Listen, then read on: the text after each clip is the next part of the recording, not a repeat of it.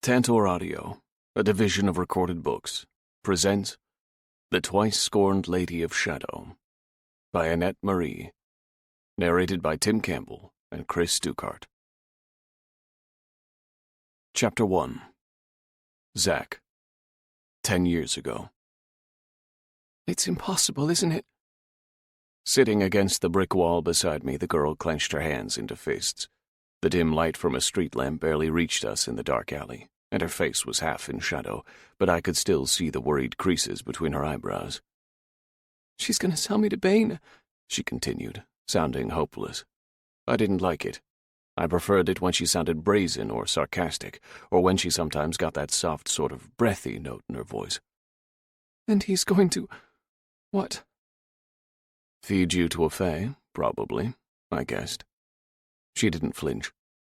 Instead, she studied me as though puzzling something out. I liked her eyes. Her blue-gray irises were so pale it was like I could see through them, but at the same time they had this intensity that made it hard to hold her gaze. Her eyes suited her much better than her blonde hair. Faint sounds of conversation leaked from the building behind us. Inside, the girl's aunt was probably cashing in. I'd overheard enough from Bane and the other regulars to know that Ruth sold expensive, rare poisons. Bane had complained more than once about her prices, even for raw ingredients. Poisoning her wouldn't be easy, but it seemed like the best option. And death by poison for an alchemist was nicely ironic. What if... I hesitated, then threw out the question. What if I could get you a poison with no antidote? The girl wrinkled her nose. Where would you get that? Fear spiked in my chest at the plan I was proposing. It's one Bane doses himself with for his Mithridatic training. I could steal it. Hope brightened the girl's eyes. Really? Could I steal from Bane? Accessing his poisons wasn't a problem. Getting away with it was the issue. Bane had trained me in everything I needed to become an evil bastard as unstoppable as he was. He'd hired the best dark arts, sorcery, and alchemy tutors money could buy, and the rest he'd taught me himself. Druidry skills, different forms of combat with and without weapons and magic, fae customs and culture, negotiation, manipulation, deception, and 100 ways to kill. I'd mastered everything he'd taught, but I was still no match for him. He had me beat in every druidry skill, and he knew almost as much about poisons as a master alchemist. Plus, he had a pack of vicious familiars at his beck and call. But the way he somehow knew what I was thinking or planning, that was what really scared me. He was always 20 steps ahead of me. I never caught him off guard. I never got away with anything. I glanced at the girl. All that training, but I was completely out of my depth having a conversation with a girl my age. Not that this counted as a normal conversation. Either way, it was fucked up. What will happen to you if your aunt dies? I asked. She twitched her shoulders dismissively. My parents are dead, and if I have other relatives, I don't know them. So she was as alone as I was. Bane might try to take you anyway, I warned her, depending on how bad he wants you. Why he wanted her, I wasn't sure. Grenier had told me she had faint spiritual energy, meaning she was probably a witch. It wouldn't be the first time Bane had bartered a live witch to a dark fae as part of a deal, but I didn't understand why he was so determined to get his hands on her. There had to be easier, cheaper options. So we have to kill them both? My attention snapped back to her. She met my eyes, her gaze sharp. Especially if you're going to steal from him. We were back to that. Killing Bane, and whether I could do it. I let out a slow breath. Killing Ruth was barely a challenge, unless I was badly underestimating the alchemist. Bane, on the other hand, stealing from him scared me. The thought of trying to kill him stirred panic in my chest. As though reading my mind, she asked, What's the biggest thing stopping you from killing him? My nerves twanged with paranoia. His fae. They're always there, always watching my every move. He knows I'd murder him in a heartbeat, so he always has one shadowing me. She stiffened. Even right now? Not now. My familiars are keeping his away, but that won't work if he's nearby. He'd notice right away. I almost reached telepathically for Grenier, but stopped myself. If Bane's Vargs had been close enough to hear our conversation, Grenier would have warned me. The girl's gaze drifted across the dark, damp alley. She tugged absently at the collar of her jacket. If you could get past his fate without them noticing you, you could kill him? Yeah, I replied, even though maybe was a more realistic answer. But it's impossible to sneak past those fae. She pulled at her collar again. Actually, you can, with the right magic. What magic? I have an artifact. Her intense blue-gray eyes locked on mine. It hides the person wearing it from fae senses. I could lend it to you. Something like that exists? Impossible. If it did, I'd have discovered it already. I'd been searching for ways to escape from or kill Bane for years. I hesitated, then asked, "You'd let me use it?" Borrow it, she corrected me, emphasizing the word. It was a gift from my parents. It's the only thing of theirs I have left. Borrow, I repeated hastily, my mind racing ahead, already planning, for one night, just long enough to... Doubts cut through my exhilarated strategizing. Are you sure that's how it works? It will hide me from any fae? My parents said it doesn't matter what kind of fae, or how powerful. As long as I'm wearing it, no fae will notice me. That's unbelievable. Was it too good to be true? I dragged my hand absently through my hair, knocking my hood back. I could test it with my familiars, figure out exactly how it works. I trailed off, thinking it through. I'd have to confirm the artifact worked, as she said, and if I combined it with other potions and spells. But what if that wasn't enough? Bane was always prepared, and he expected me to try to kill him. The training he'd put me through, the grueling, never-ending hours of physical drilling, book studies, psychological conditioning, mental games, and underhanded tests. He'd done it all to turn me into a copy of him. And when the copy was complete and I surpassed him in power, I would kill him. That was the deal. Until then, I was at his mercy in every way. He already punished me for my failures, big or small. If killing him was my ultimate test, then the punishment would be worse than anything he'd ever done to me before. But if I didn't try, I'd have to keep going as his apprentice until I was strong enough to be 100% certain I wouldn't fail. I'd have to let him train me and test me and twist me until I was just like him. He was recreating himself in me, and if I stayed, I might become him. I'd rather try, fail, and die than turn into Bane. I forced my gaze back to hers. If the spell does what you say it does, I can do it. You can kill him? I nodded, even though I felt nowhere near confident. He relies on his fae to watch me. I can slip away using your artifact, and while they're searching for me, I can kill him. And I can kill my aunt with your poison. A grin flashed over her face, but the expression quickly faded. She glanced away, ducking her head. And after they're dead, we could... I waited a moment. We could what? We could band together? She abruptly straightened, forcing a nonchalant expression even though she was still blushing. Better than going it alone, right? I mean, if you want to. Like, long-term? I asked uncertainly. She tried to meet my eyes, couldn't hold them, and looked away. Band together with this girl? She was tough enough to endure her aunt's abuse and brave enough to plan a double murder, but she wasn't like me. I doubted she had any useful survival skills. My shoulders flexed. I'd have to protect her. But was that so bad? Like she'd said, it was better than being alone.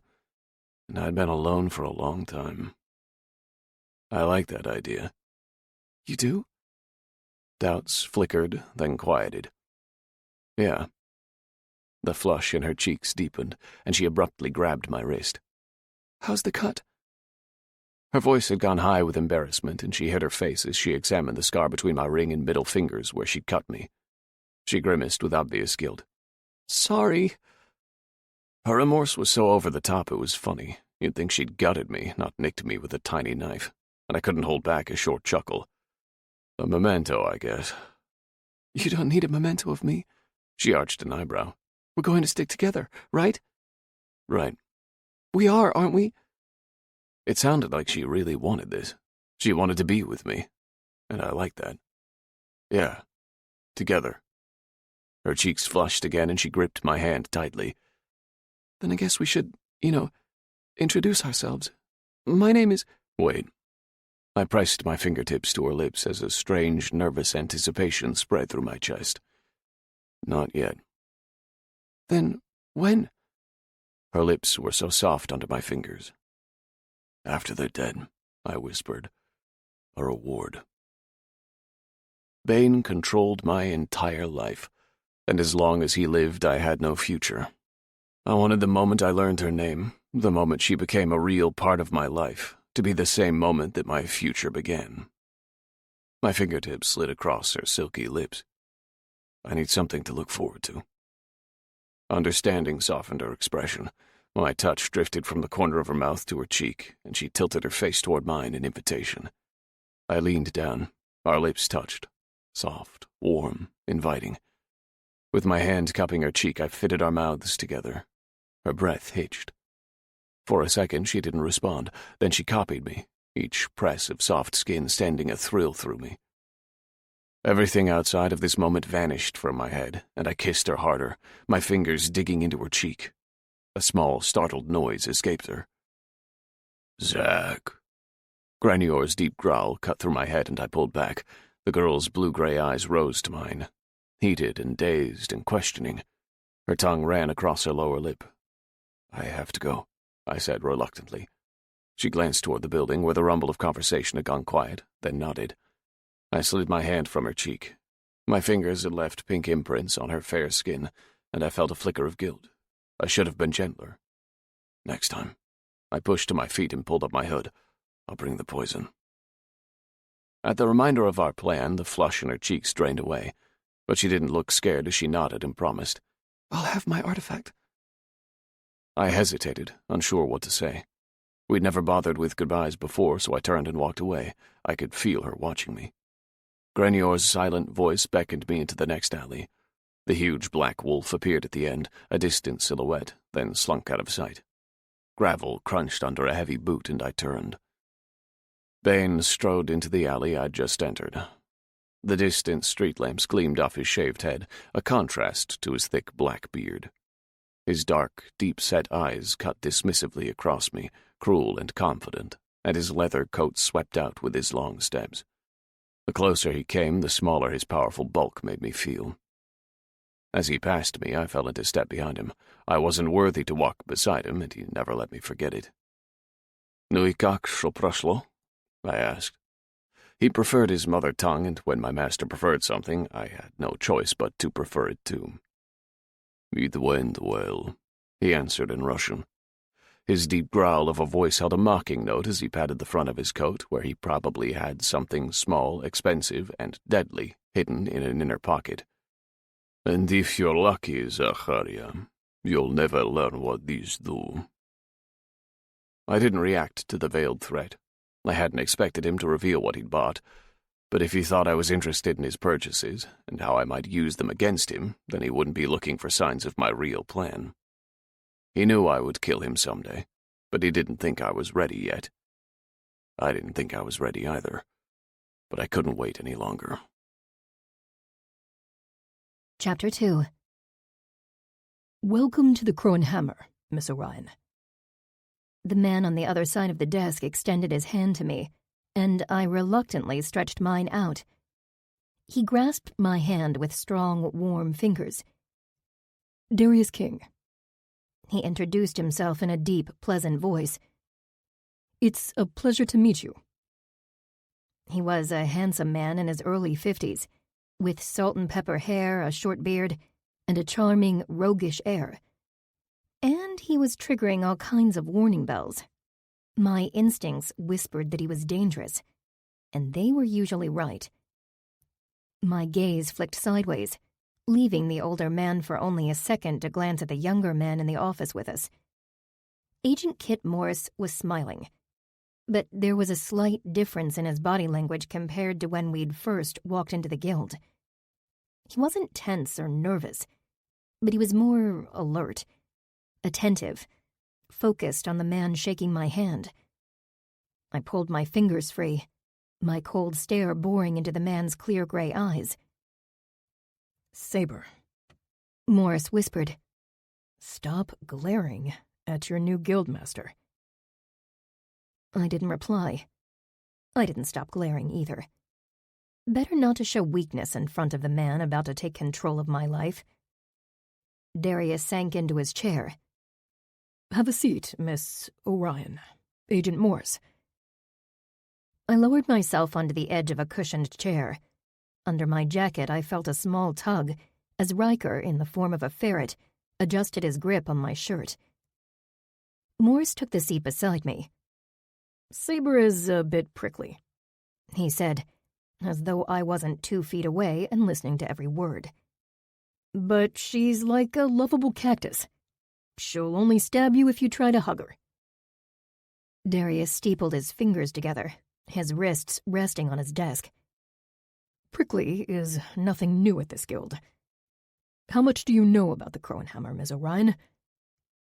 "The name," I said baldly. "There's a pub downstairs, and this is a shit part of town." "A lovable cactus," Morris stage whispered to Darius as though trying to convince him. Darius's lips twitched in a faint smile. "This location suits our membership quite well. Agent Morse thinks it will suit you, too." "Because I'm an ex-con?" "Because you're unimpressed by authority." How observant of him. I bared my teeth in a smile. I don't like playing by other people's rules. They always fuck me over. Morse sighed heavily. Darius studied me, and I glared back, waiting for his reaction. Waiting to see what kind of guildmaster he was, and what my next move would be. Would he lash out in anger? Put me in my place, intimidate me into submissiveness? "I understand your aversion to rules," he finally said. "But you'll need to follow several to be a member of my guild. Given the potentially deadly magic of a druid, my priority is the safety of my guildeds." "You think I might hurt other members?" Again he assessed me. "The first rule of the Crow and Hammer is don't hit first, but always hit back." My eyebrows rose. "Let me guess.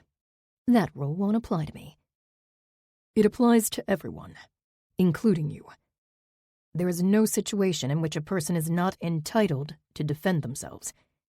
However, as one of the more powerful mythics in the guild, you have a responsibility to consider the appropriate level of force to use against others." My fingers slipped into my pocket and curled around my switchblade. I wasn't used to being counted among the powerful. Wasn't I a weak witch with nothing but a switchblade for protection?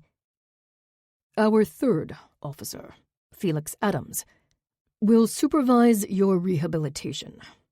To start, you'll have twice-weekly meetings with him, here at the guild, and monthly meetings with the 3 of us. You'll also be required to attend the guild's regular monthly meeting."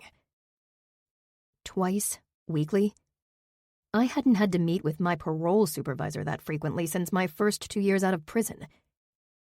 "Agent Morse indicated that you want to continue living at your current residence, near Coquitlam," Darius asked. "It's an animal rescue nonprofit," Morse offered. "Saber volunteers almost all her spare time to running the rescue." "I don't run it," I corrected. "I just help out." "I have no issues with you continuing to live there on the condition that you attend all your meetings with Felix," Darius said. "As per MPD requirements, however, your residence will be subject to short-notice inspections by your rehabilitation supervisor." "How short notice?" I asked. "An hour." Morris crossed his ankles. "Plenty of time to hide a body." I shot him a disbelieving look, then refocused on Darius. "Anything else?" Darius leaned back, his gray stare probing. "Felix will be your rehabilitation supervisor, but every guilded here is also assigned a mentor, an officer they can go to with questions and concerns. Their mentor is also responsible for their mentees' guild responsibilities, training, and discipline." I bristled at discipline. "To keep your guild membership as separate from your rehabilitation as possible, Felix won't double as your mentor. Instead, a rap on the office door interrupted him. "Come in," Darius called. The door swung open and a man breezed in. Tall, athletic, tousled copper-red hair and a generous sprinkle of freckles across his fair skin. A smile flashed over his face as his blue eyes landed on me. "Is this the newbie?" He swung around my chair and perched on the edge of the desk in front of me. Not what I was expecting. My hackles rose. "Miss Orion," Darius said, "this is Aaron Sinclair, our 4th officer. He will be your mentor at the Crow and Hammer. He'll help you settle in at the guild." Aaron grinned again. "On a scale of 1 to badass, how strong of a druid are you?" I pressed my lips together, and before I could think of a response, a ripple of shivery cold power pulsed against my side, where Riker was hiding. Frigid cold plunged over the room, and thick frost formed on every surface encasing us in bright white. The 3 men stiffened as the subarctic air sparkled. "Riker," I silently admonished. "I will expand on all the ways this charade of justice is an insult when we have the leisure," he replied. "Unless you give me leave to freeze them solid this moment." Aaron's shocked exhalation puffed white, his eyes wide. "Whoa!" Morris turned to me and his eyes were even wider, but not with shock. "Saber, there's a cryomage I really need you to crush with Fey ice magic. It's my dying wish, please." "You're dying?" Aaron asked. "I'll die of happiness when she turns Agent Park into teeny little Vincent crystals." Darius cleared his throat, and when I turned, my instincts flared, that sense of danger returning in a flash. "Miss Orion, the Crow and Hammer is a guild of second chances. You aren't the first ex-convict to join, and among us you'll find reformed rogues, delinquents, troublemakers, trouble magnets, and more. Many members are rough around the edges." He sat forward in his seat, his attention fixed on me like the unyielding press of a blade. "You won't be the only one who's defensive, aggressive, anti-authority, or provocative." I met his stare. "There are mythics here, who share similar backgrounds to you. How you respond to them will determine whether they become companions and confidants, or adversaries." I opened my mouth to retort that how they reacted to me would determine that, but I hesitated. Was this more of that reacting with appropriate force thing he'd mentioned? Darius leaned back. "Aaron, why don't you give Miss Orion a quick tour? That will be enough for this evening. We can give her a proper introduction on meeting night." "Sure." Aaron pushed off the desk. "Come on, Saber." I rose to my feet, and when my eye level came within inches of my new mentor's, he blinked in surprise, caught off guard by how tall I was. The frost on his shirt had already melted, and a faint hiss of steam emanated from his t-shirt. With a final glance at Darius, I walked out. Outside Darius's office was a larger room, packed with 5 desks in varying states of disarray. Aaron fell into step with me as we headed for the door at the far end of the room. I could feel his gaze, and when I looked over, I found curious blue eyes scanning me. "Just so you know," he said, "everyone in the guild loves to talk, meaning they all know we're getting a druid." My lips thinned. What was I, a collector's card? "But no one outside of guild leadership knows you're here for rehab," he added. I stopped. He took another step, then swiveled to face me. "Are you going to tell them about my criminal record?" I demanded. "Do you know what I did?" "You killed your abusive aunt a decade ago." He arched his eyebrows. "But you're not murdering people these days, right?" My mind flashed over the past 2 weeks. "No." He squinted at me. Did you just hesitate? No. Pretty sure you did. Are you giving me a tour or not?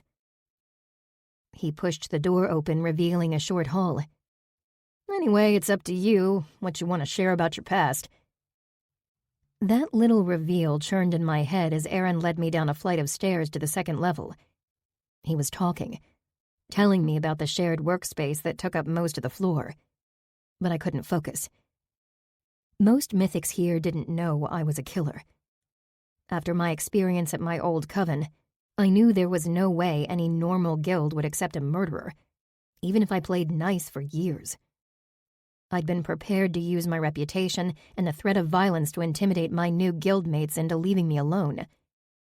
But without my ex-con status to sabotage me, did I have a chance at being accepted here? If I played nice saber, could I fit in? I was still chewing on the questions as Aaron led me down another flight of stairs. A wash of conversations rolled over me as we entered the pub on the main floor. Dark beams and wood-paneled walls gave it an intimate atmosphere, undercut by a general air of shabbiness. I didn't mind it. But I did mind the way dozens of eyes turned my way, watching my every move with interest. Even more people had shown up since I'd arrived with Morris 30 minutes ago. Aaron either didn't notice or didn't care that everyone was watching us. He guided me to the long bar that spanned the back of the pub and pulled out a stool. "Have a seat," he said.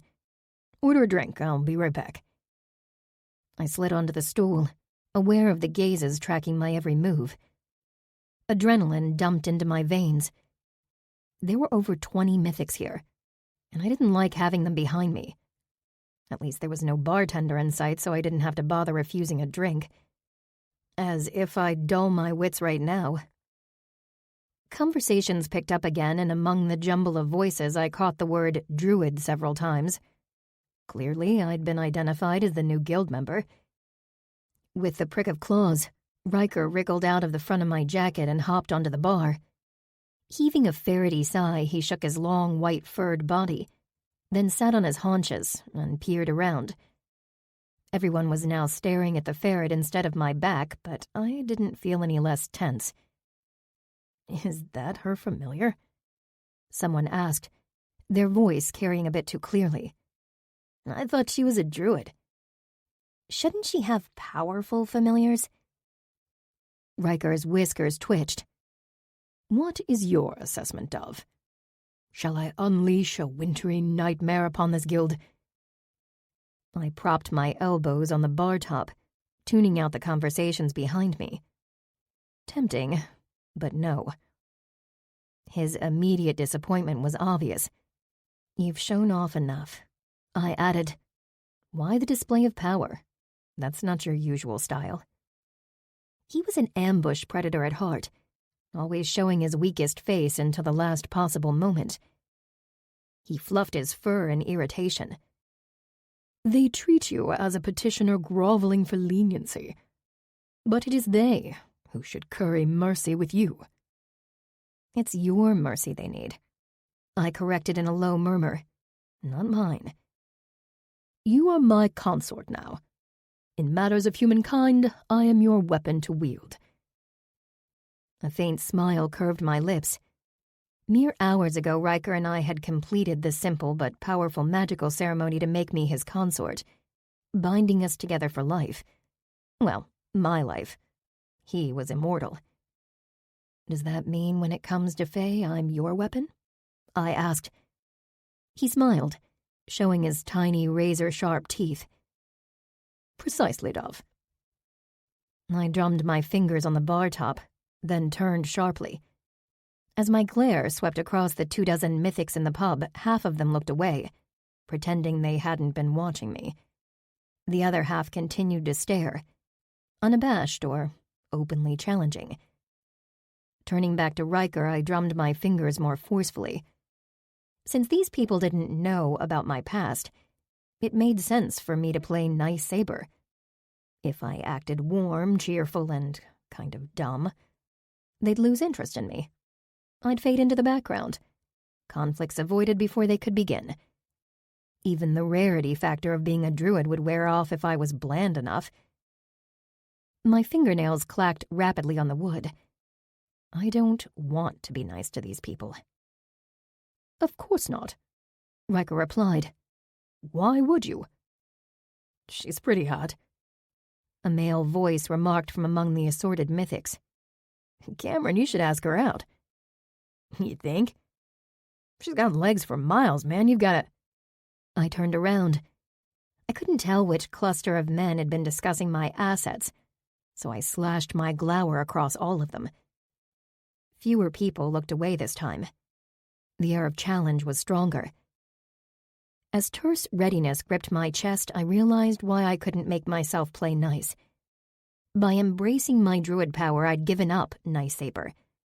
She'd been born of insecurity, of the belief that no one would accept who I really was. I'd been afraid to be at odds with the entire world, to be an outcast, to be completely, utterly alone. But now, I looked down at Riker, and my lips lifted in a faint smile. Before he could react, I patted his furry head affectionately. His whiskers twitched in confusion. Dove? Thank you, I told him. Before, I'd always been cautious about saying those words to him, but I was his consort now. The ties between us ran far deeper than debts. I pushed off my stool and swung around. Every pair of eyes snapped to me as I faced the pub. If you all keep staring at me, I'll start carving eyeballs out. Silence weighed down the room in the wake of my flat, icy declaration. Then another voice rang out, loud and with derision. You and what knife? I didn't see who had spoken, but it didn't matter. My hand drifted toward the pocket where my switchblade was nestled. But the switchblade was a weapon for taking on humans, not mythics. So I lifted my other hand. The rune on my wrist flared cold, and with a flash of blue light, a 4-foot-long ice spear formed in my hand, the crystalline point aimed at the mythics. With this time their silence was from surprise. All eyes locked on the gleaming spear. I stared them down for a moment more, then swung the spear. Everyone flinched as it struck my stool and exploded into a starburst of ice. Riker sprang onto my shoulder. As his weight settled next to my jacket collar, I strode past the jagged ice formation, heading for the door. I was done with this. With them. With all this bullshit. I'd show up for my rehab meetings. I'd attend the monthly guild meeting. But that was it. Morris had said this place could be a home for me, but I didn't want a home.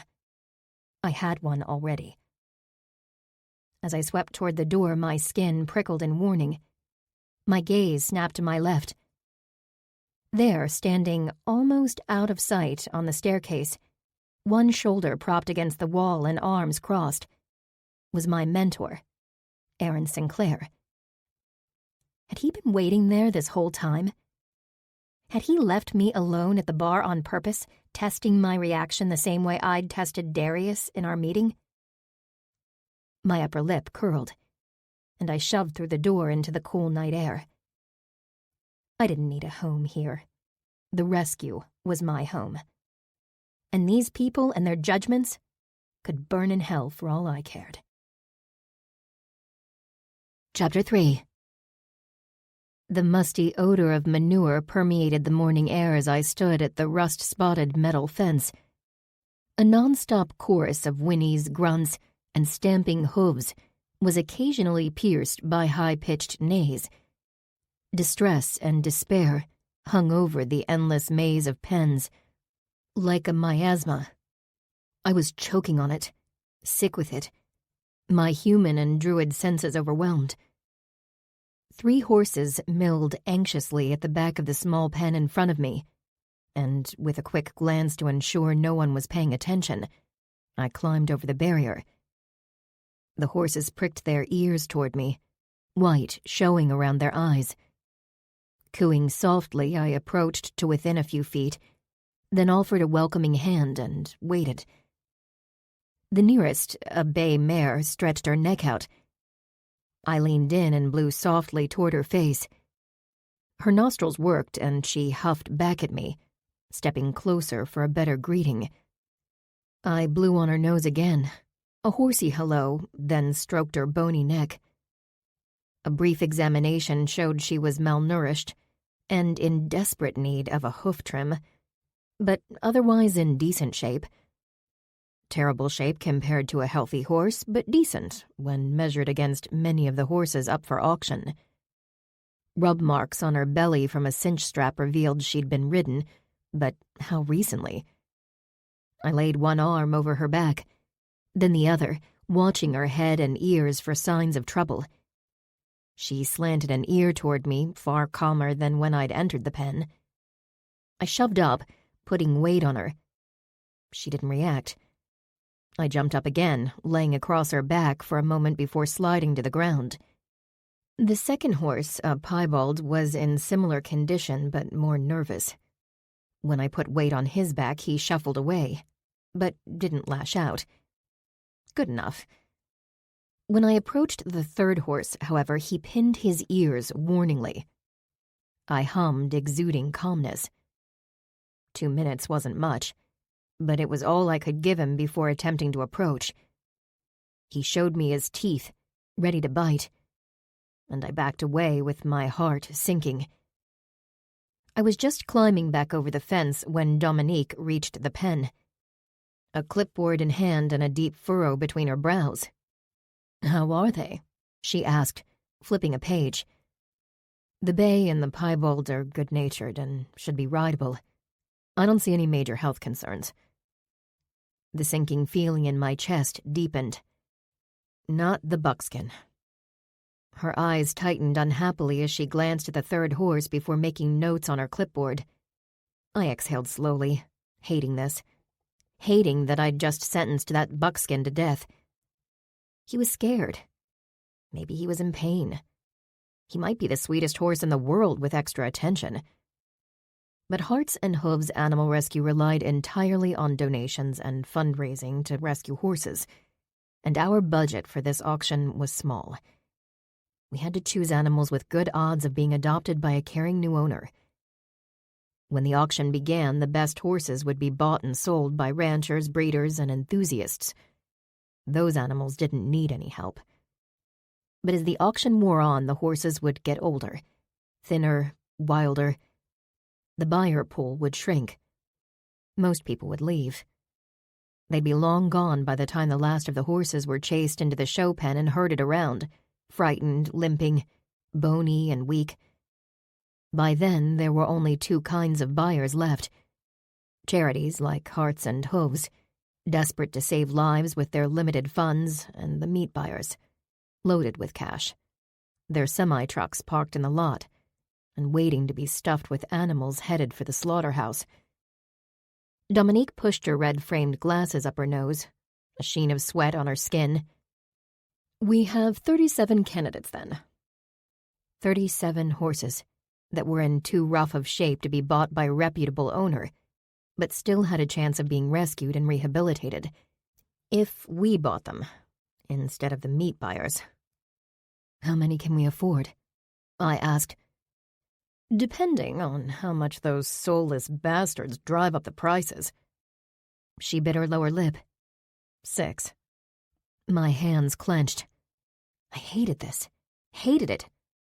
Hated it, hated it. "Thank you for coming, Saber," Dominique whispered. "I know it's hard." I forced my limbs to relax.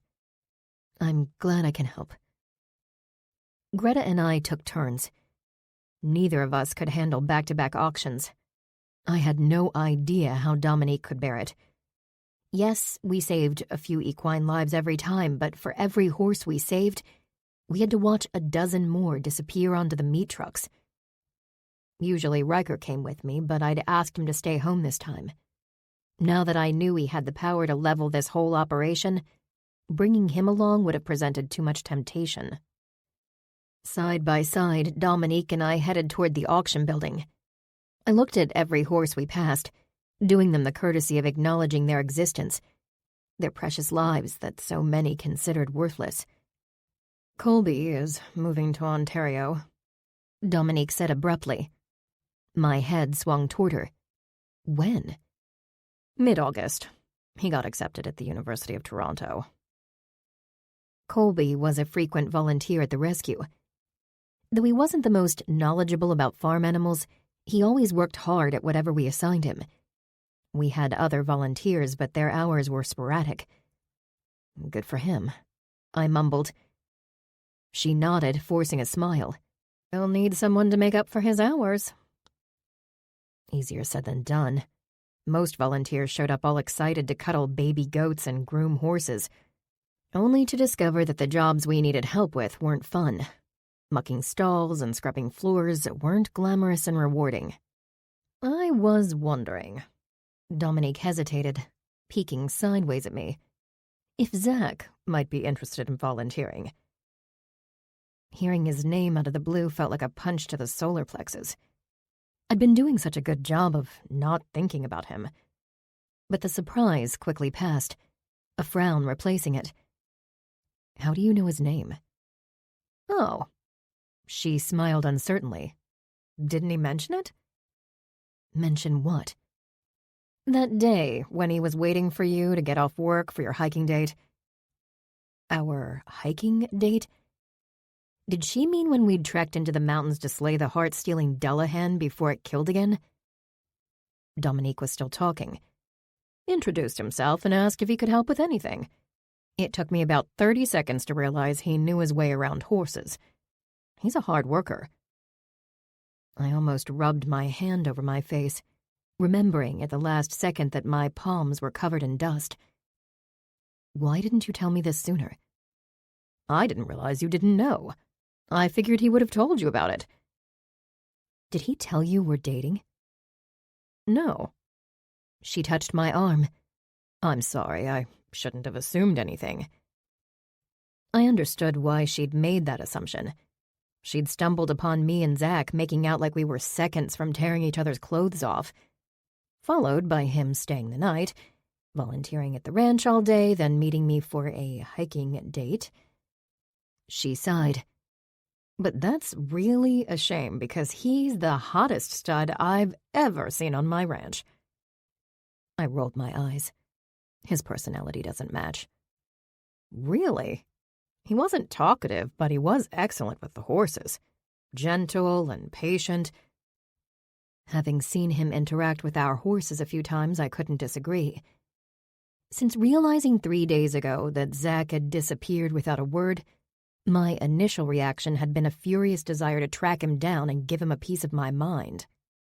But with no clue where he'd gone and no way to contact him, I couldn't even try to find him, which really pissed me off. Since then, I'd been trying hard not to think of him, and I'd been doing a pretty good job until Dominique had brought him up. I refocused as we neared the auction building. Ahead, 2 stocky men in stained shirts were laughing together, and my fingers curled, aching to shove my switchblade between their ribs. Meat buyers, the heartless scum. If killing them would have changed anything, I'd have done it. If leveling the auction building could have saved the horses, I'd have asked Riker to turn this whole place into a nice Armageddon. But it wouldn't fix anything. There were a dozen livestock auctions within driving distance. The horses would simply be moved to another one and sold off the same way. Even if I could somehow take every single horse back to the rescue, we didn't have the space, manpower, or money to care for them. I breathed through a sharp-edged surge of impotence. I might have more power now, but not enough to change the things I really cared about. Although I might figure out a way to make those meat buyers bleed before the day was over. As Dominique and I were about to step through the open doors into the auction building, a distant frenzy of panicked whinnies erupted from the far end of the pens. We spun toward the sound. "What's going on?" she asked. The commotion was coming from the same direction as the bay mare and the piebald gelding I'd examined. "I'll check it out," I said. "You go in." She nodded and I sprinted back the way we'd come. The farther I ran, the more agitated the trapped horses became. Rolling eyes, pinned ears, jostling each other in the metal fencing. "Who's got a gun?" Someone shouted. "Hurry up and—" The hoarse bellow of a stallion cut through all other sounds, and I pumped my legs faster. The maze of fencing and pens ended abruptly, and a barren field stretched toward a line of trees, the forest spilling down from the mountain slope. A group of men, several wearing polo shirts with the auction facility logo, were shouting and waving their arms as though trying to scare something off. Another screaming cry erupted, followed by a resounding metal clang. I expected to see a horse trying to kick its way out of a pen, so I was shocked to spot a black stallion smashing his way into a pen. Not just any stallion. His coat was as glossy as polished obsidian, and muscles rippled over every inch of his magnificent body. A mane like silk flowed down his arched neck, and his long tail streamed like a black banner. He had to be 20 hands tall, but he was built like a show jumper rather than a draft horse. He was gorgeous. And he was angry. Spinning in place, he kicked out with his back legs.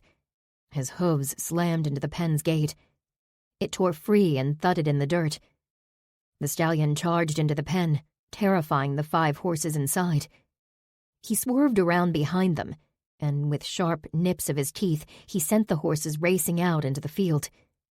He sprang effortlessly over the fence and into the next pen. Another double kick, and another gate broke.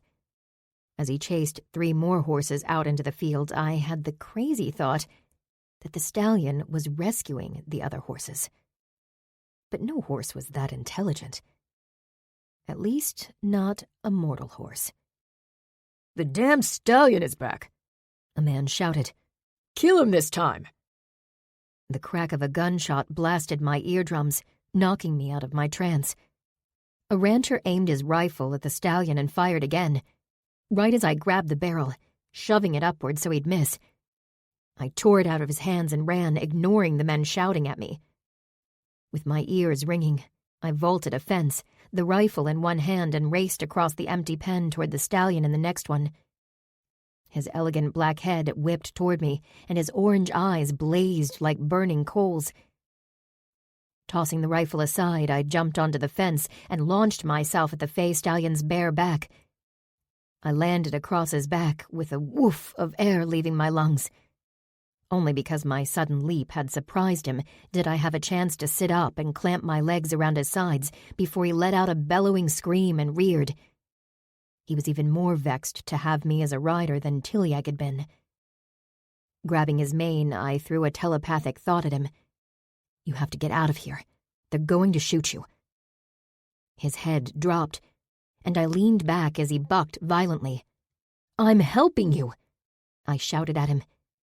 With me on his back, the auction staff wouldn't shoot, hopefully. He spun in a tight circle, trying to dislodge me, then reared again, throwing his head back to try to smash me in the face. Front hooves kicking, he reared even farther until his back was vertical and I could barely hang on. Men were running toward us. More guns. The moment the stallion threw me off, they'd fill him with bullets. I grabbed him around the neck and shoved my face against his mane. Instead of words, I pushed my druidic power toward him, filling it with everything I felt. The desire to help, hatred for these humans who wanted to kill him, urgency, and fear. The stallion dropped his front hooves to the ground, his sides heaving and both ears slanted toward me. I sat astride his back, breathing just as hard, my hands fisted in his mane. A dozen feet away, 3 men had rifles aimed at us, and 6 more stood behind them holding ropes and whips. "You've been causing trouble, haven't you?" I murmured. A man had shouted that the stallion was back. Had he tried to save horses before? The horse's ears flicked, and a voice brushed across my mind in a jumble of unfamiliar sounds. Another language. Did this fae not speak English? "You, girl!" A rancher with a gun shouted. "Get off that horse before you break your neck!" I leaned forward, urging the stallion to move. His ears swiveled again, then he sprang into a canter. I held on tight as he thundered toward the fence. With another easy leap, he cleared the barrier and thumped down on the other side. The open field stretched ahead of us. "Run," I told him, hoping he could feel the meaning of the word. He took off at a gallop, faster than a Kentucky Derby winner. The 8 auction horses he'd freed from their pens scattered fearfully as he sped past them, streaking for the trees at the far end of the field. In seconds, we reached the woods, and I ducked low as branches whipped past. The stallion slowed to a death-defying canter as he bounded over the uneven ground, swerving around trees and leaping fallen logs. After a minute that felt like 10, we burst into a small clearing and the stallion slid to a stop. I fell onto his neck before pushing myself upright and hastily sliding off his back. One ride was enough for me. His head swung toward me and I was caught off guard by his beauty in the dappled light beneath the trees. Cautiously, I raised my hands and cupped his flat cheeks, his coat silky under my palms. "You can't do this," I told him, trying to share the meaning of my words. "You can't save those horses. You'll just end up dead." He pinned his ears. "I know. But even if you set them free, they won't survive out here. The mountains are no place for domestic horses." He nudged me hard in the chest with his nose, and a wave of his unfamiliar language rattled through my head. I couldn't understand him, but I could feel his question in the sounds. I can't save them either. Pain, fury, and helplessness thickened in my chest, dulling the grind of sharp edges. "You need to take care of yourself, okay? Head that way." I pointed north, "and keep going until there are no more humans." A puff of warm breath blew strands of sweat-dampened hair off my forehead. The stallion stepped back, pulling away from my hands. His burning orange eyes gazed into mine, fierce and furious, but somehow sad. An odd, uncomfortable feeling prickled up my spine. Then, recognition hit me. Stunned by the realization of where I'd seen this fae before, I didn't react as he turned. His tail swished, raven hair streaming. Then he trotted into the trees. The shadows engulfed his dark form, and I lost sight of him. Chapter 4. "The Dullahan steed," Riker repeated disbelievingly. I nodded as I picked a comb through the tangles in Wicker's mane. The gray gelding was doing much better. He'd gained weight over the past few weeks, and the thrush infection had cleared up. When Lalakai knocked the Dullahan to the ground, his horse ran off. I glanced at the white cat sitting on the side of the tack stall. I didn't give him a second thought, to be honest. I assumed he went back through the crossroads to wherever the Dullahan came from. "That would have been my assumption as well." Riker gave a slow, thoughtful blink.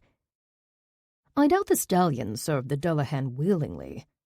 He may have been unprepared for his sudden freedom." I wonder if that's why he's still hanging around. I smoothed Wicker's mane. Rescuing auction horses. I've never seen a fae go up against humans like that. It is uncommon in this age of deadly human weapons. But not many centuries ago, humans feared us. Riker stood and arched his back in a stretch. Perhaps the stallion was in the Dullahan's power for so long that he is unaware of how humanity has evolved. In medieval Europe, a horse with fiery eyes would have terrified villagers. But nowadays, he was lucky he hadn't been riddled with bullets. I hope he goes north. I murmured, patting Wicker's neck. He needs to get away from people. Indeed. It will be inconvenient if he continues to cause mischief on the doorstep of our territory. Our territory. It was a strange thought. I'd been his consort for 3 days, and he already had me practicing aura spheres on the hour every hour, attuning the land to my power, he'd said. A memory reared up in my head of the aura sphere I'd created at Lothair's crossroad. I could feel Zach's hand grasping mine as he'd added his power and aura. For those brief moments, we'd been in perfect harmony. My hands clenched. Wicker's head turned as he caught my attention, and I hastily reassured him with another pat on the neck. "Riker, were you able to find out anything?" He swished his tail. I gleaned nothing about Zach's movements. He must have traveled in his vehicle, either to cover more distance or to avoid notice. Or both, I muttered, unclipping the cross ties keeping Wicker in place. "Do you think he went back to Hell's Gate?" I cannot imagine why he would. Riker hopped to the ground, following as I led Wicker to his stall. Zach's thoughts I cannot guess, but whatever drew him and his lady away must have been of great urgency, for Lalakai to leave without the power of the Undying. Unease twinged in my gut at the reminder that Riker had promised to share the unique magic that made him near impervious to death. I couldn't imagine anything good coming out of Lalakai gaining the same level of invincibility. But Riker had agreed, and it was his call whether he wanted to keep his word. At least, the deal had been that he share his power and not give it away entirely. What could possibly have drawn them away? And so soon after our return from Hell's Gate. Zach hadn't even stayed the night, though he must have been exhausted. I bit my lower lip, trying to convince myself that I only cared because Zach owed me an explanation for what had happened between us 10 years ago. I suppose that almost guarantees they'll be back, sooner or later, I said as I closed Wicker in his stall. He stuck his head through the opening in the door and I rubbed his forehead. "Lalakai won't forget about your promise." "Maybe she'll perish before she can return," he suggested hopefully. "That would eliminate several inconveniences at once." If Lalakai died, Zach would probably suffer the same fate, and I had too much unfinished business with him. I headed toward the stable doors. Speaking of inconveniences, I need to leave soon. "For the guild meeting." Riker trotted beside me, his feline paws silent on the concrete floor. "The sooner you demonstrate your supremacy, the less time we will waste cowing them." I grimaced as I walked into the yard. Clouds hung low in the sky, threatening rain. I don't even know how many guild members I'd need to intimidate. I brushed my bangs out of my eyes. Some of them might not be intimidated at all. Like Darius King, the guild master, and Aaron Sinclair, my mentor. Neither seemed like the type to back down from a challenge. I stewed in my thoughts as I trekked up the stairs and into my small apartment above the tack room. As Riker hopped onto the sofa, looking for all the world like a house cat intent on a late afternoon nap, I slid my switchblade from my pocket. The olive green handle was smooth and polished. It still looked brand new. I didn't regret skipping my switchblade and summoning an ice spear at my last visit to the Crow and Hammer, but I also felt a bit weird about it, like it hadn't been the best move. I'm not sure intimidating them is what I want to do. Riker lay down on the sofa, paws tucked together. "What do you wish to do?" "I don't know." I tapped the switchblade against my palm in a nervous rhythm. But intimidating them seems... well, it might backfire for one. And aside from that, It does not seem necessary," Riker suggested. My brow furrowed.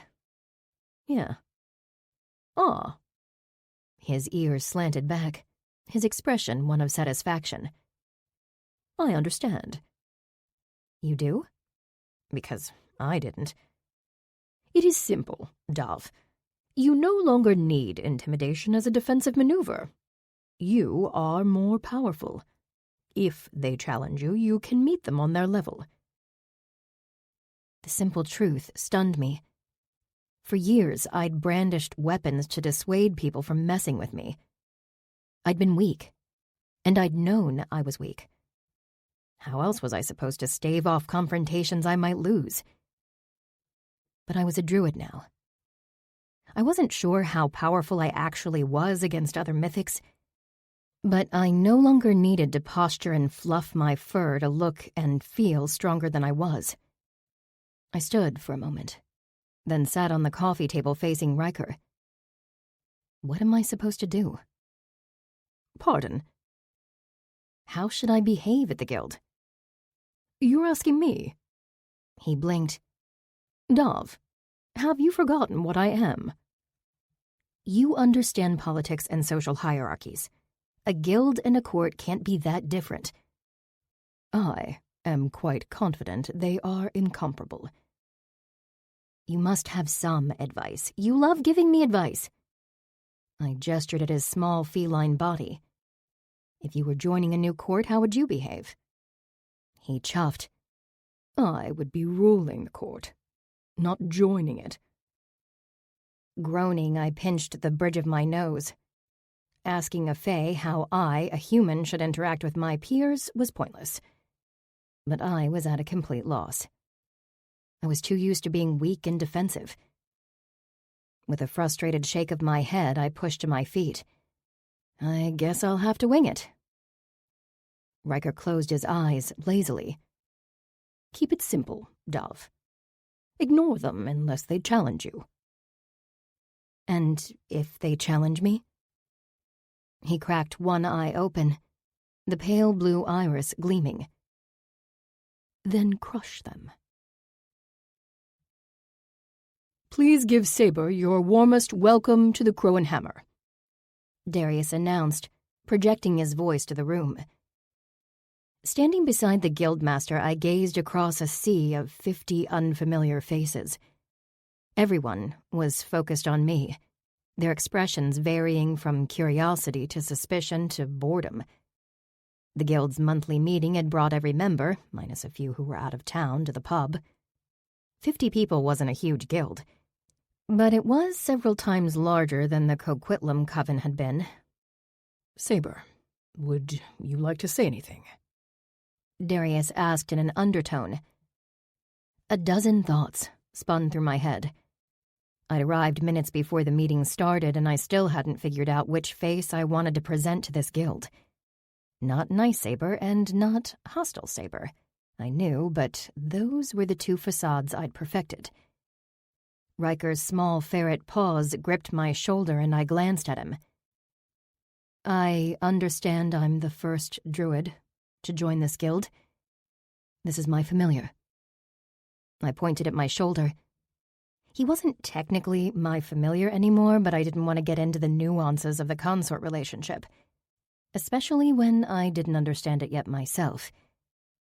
If you mess with him, I am not responsible for what he does. A beefy man in his early 30s laughed. Are we supposed to be scared of a ferret?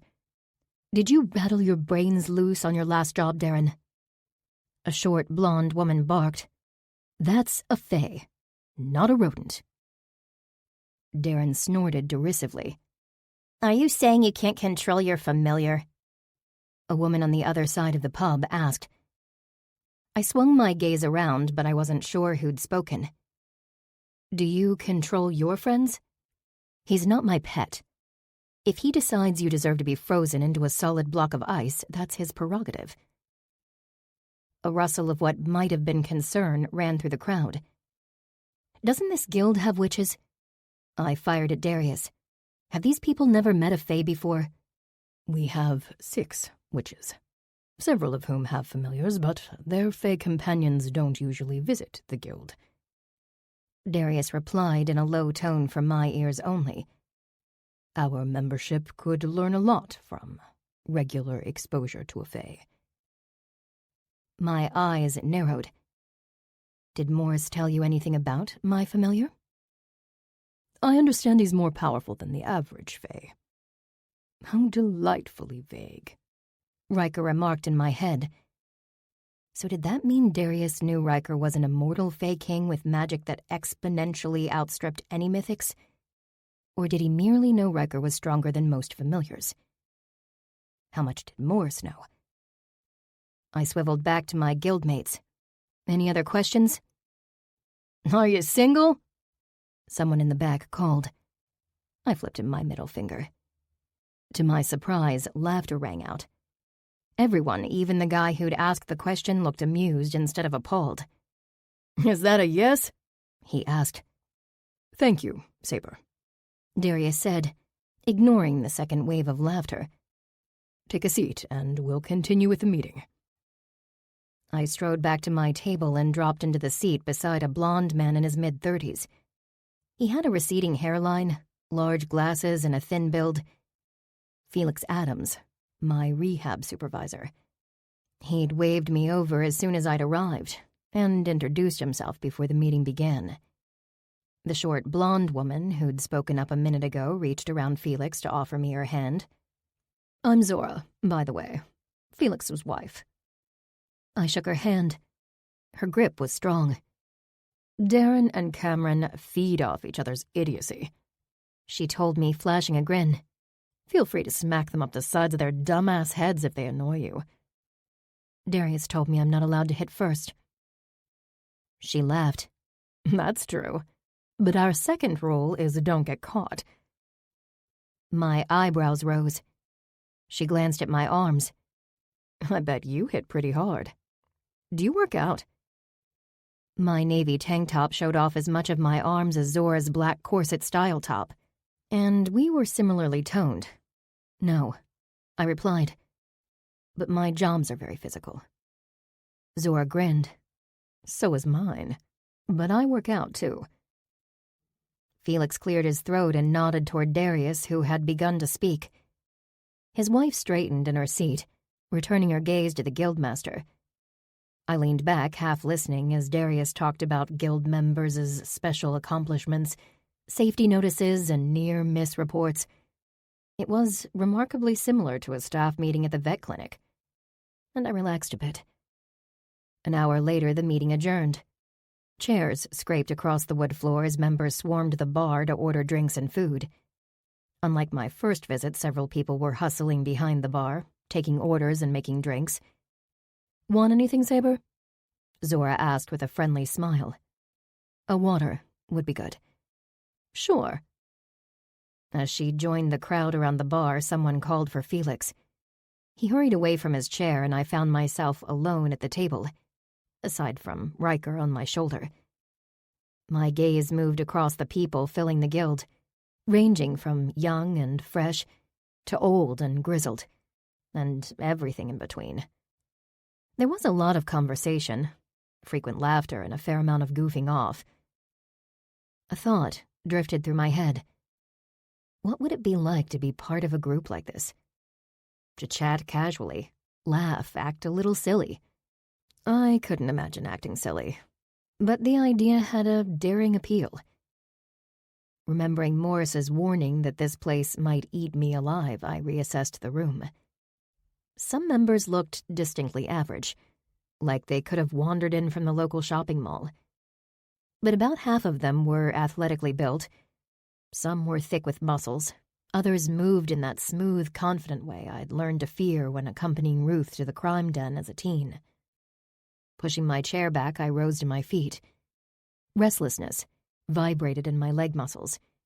I'd done too much sitting lately. I needed to move. The shout came a second before something small slid into the side of my shoe. I looked down. A throwing dart? Turning, I found 4 people standing near a worn dartboard on the wall. A guy, who couldn't be much older than 18, held a handful of matching darts, his expression guilty. On the scrawny side, and with a mop of bleached blonde hair, he was not among the potentially dangerous mythics I'd been assessing. Sorry, he called sheepishly.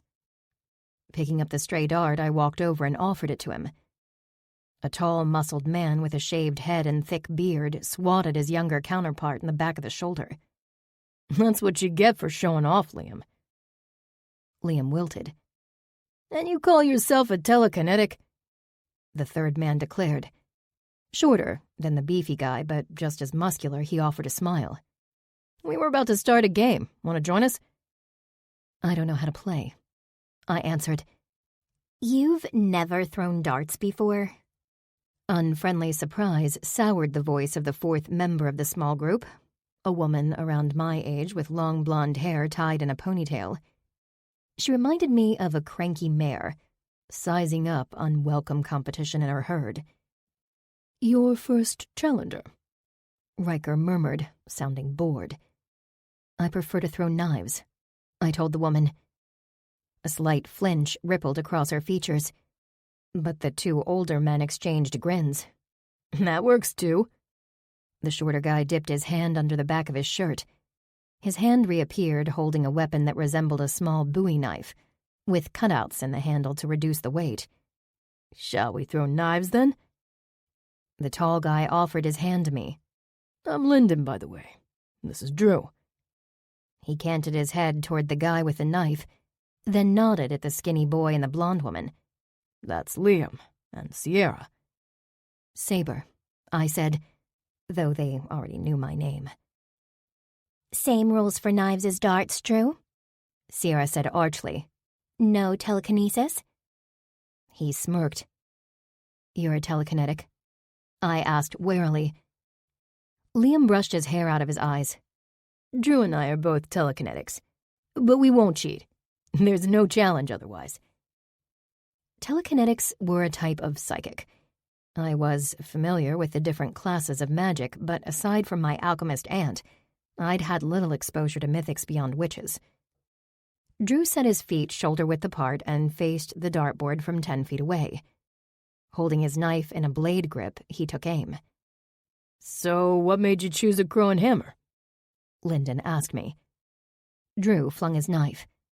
It stuck in a black section just above the bullseye. I didn't choose it. He and Liam looked at me in confusion. Sierra appeared to be studying the dartboard, but she was easily within hearing range. "Then why'd you join?" Liam asked. I hesitated, unsure how to salvage my thoughtless answer, then threw caution to the wind. I was assigned here. "Assigned?" He repeated blankly. "Oh, you're a parolee?" Lyndon asked. "Same." Same. "Well, not anymore. But I first joined the Crow and Hammer while I was on parole, or rehab, or whatever the hell their feel-good term for it is now." What were you arrested for? I asked, not caring if the question was rude. "Possession of illegal magic," he answered with a shrug. "Assault using illegal magic, theft, extortion. My old guild was a bad crowd."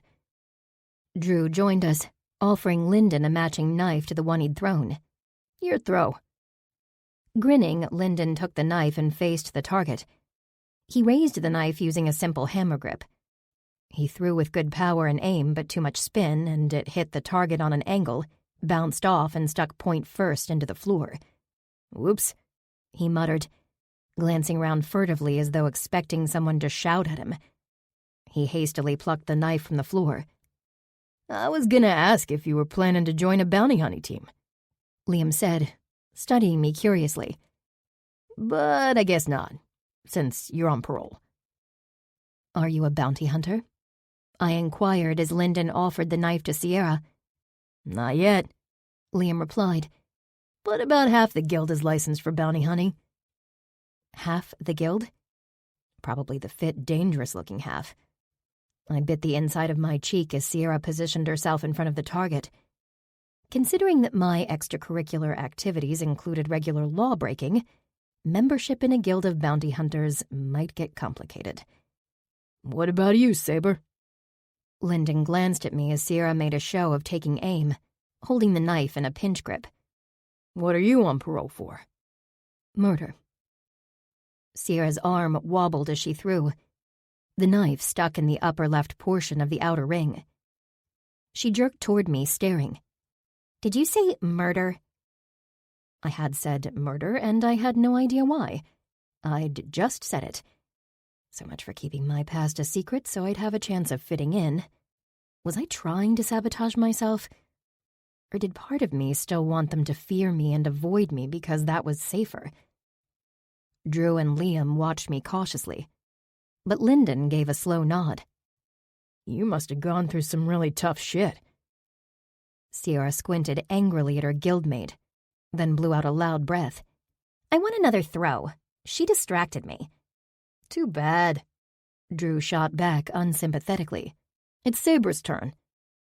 Liam grinned. Yeah, let's see your skills, Saber. That was it. I'd admitted to being a murderer and they wanted to continue our game? A game which involved deadly weapons. Lyndon nudged Drew. Got another knife for her? I pulled out my switchblade. At the snap of the blade, the other four looked at it in surprise. It wasn't a throwing knife, but I'd been practicing with switchblades for years. I could throw it more accurately than a knife I'd never touched before. Stepping in front of the target, I honed my attention on the bullseye, but it was intended for darts, not knives. If I hit it dead center, the wire that defined the sections of the board would prevent the knife from penetrating and sticking. Choosing a spot just below the center point, I threw my knife. It thunked into the target right where I'd aimed. Nice! Lyndon exclaimed. He beat mine, Drew observed. My turn now, Liam said eagerly. Not bad for a druid. The last voice, unfamiliar and male, spoke near my right ear. I looked up as a man stepped close beside me. Around my age, a couple inches shy of 6 feet tall, and with raven hair falling into his eyes, he was one of the mythics I'd identified during my surveillance of the room as extremely fit, confident, graceful, and likely dangerous. He ran his dark gaze over me from head to toe, then faced the dartboard. A smooth black blade appeared in his hand, and without pausing to aim, he threw it in one graceful motion. His knife flashed end over end, and slammed into the board dead center and stuck. He'd thrown it so hard it had cut through the section wire. That kind of power, with that level of accuracy, he was either very lucky or a true expert. Drew sighed. I should have just used telekinesis. The newcomer faced me. His cool expression somehow made him more strikingly handsome. Kayamata. Saber, I said, shaking his hand. Hey, Lyndon said with a mischievous grin. Speaking of mythics on the wrong side of the law, have you ever offed anyone for the Yamadas, Kai? Kai's gaze slid to Lyndon. If I told you, I'd have to kill you. Lyndon snorted in amusement and Drew rolled his eyes.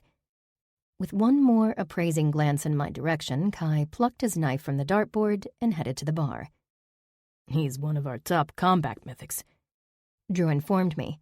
He's also from a mythic mafia family. I stiffened. Is everyone here an ex-criminal? He and Lyndon laughed. No, but we're all misfits, in one way or another. Lyndon clapped me on the shoulder with a large hand, his smile warm. Welcome to the club, Saber. Chapter 5. I propped my elbows on the bar top. I'm exhausted. Perched on my shoulder as a ferret, Riker leaned against my neck. I am remarkably fatigued as well. So much for showing off my supremacy, I grumbled. That is still an option. I shook my head. After the knife-throwing game, Aaron had introduced me to the guild's other officers.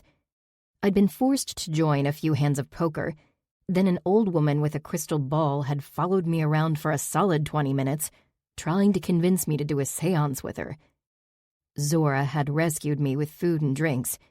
Then several of her teammates had joined her, and they'd reminisced loudly, and with a lot of energy, about their recent jobs involving more vampires than this city could possibly contain. No sooner had I escaped that group than I'd been pulled into another one, this time by the guild's witches. Philip, a man in his 50s, had introduced another man, and 3 women under 30 who'd been cautiously friendly. I was surprised they hadn't been more hostile. In my experience, witches saw druids as agents of chaos and corruption, instead of as magical cousins. Stares and whispers had followed me around the pub, but they'd come from a minority of members. Most of my new guildmates had welcomed me, and more than the forced interactions, I was exhausted by uncertainty. Did they genuinely want to include me in their group? Would that change once the murderer on parole news spread to everyone?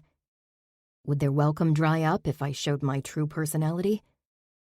How long until they realized I wasn't friend material? I'd resisted my deep-seated urge to drive people away through aggression, and I wasn't going back to faking niceties.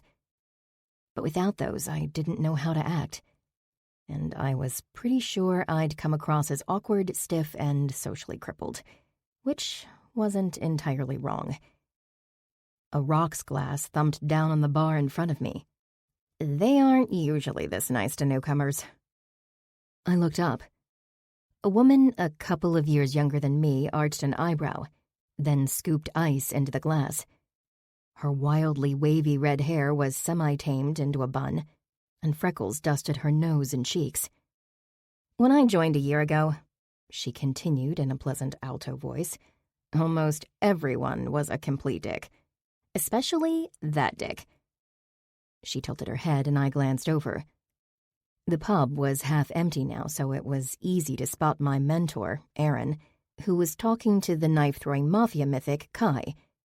She could have been indicating either of them, but I was betting she meant Aaron. Things have changed around here. She aimed a soda gun over the glass and cola gushed over the ice. "We're a little friendlier now. Plus, everyone is really curious about you. Especially after you threatened half of them with a giant-ass ice weapon."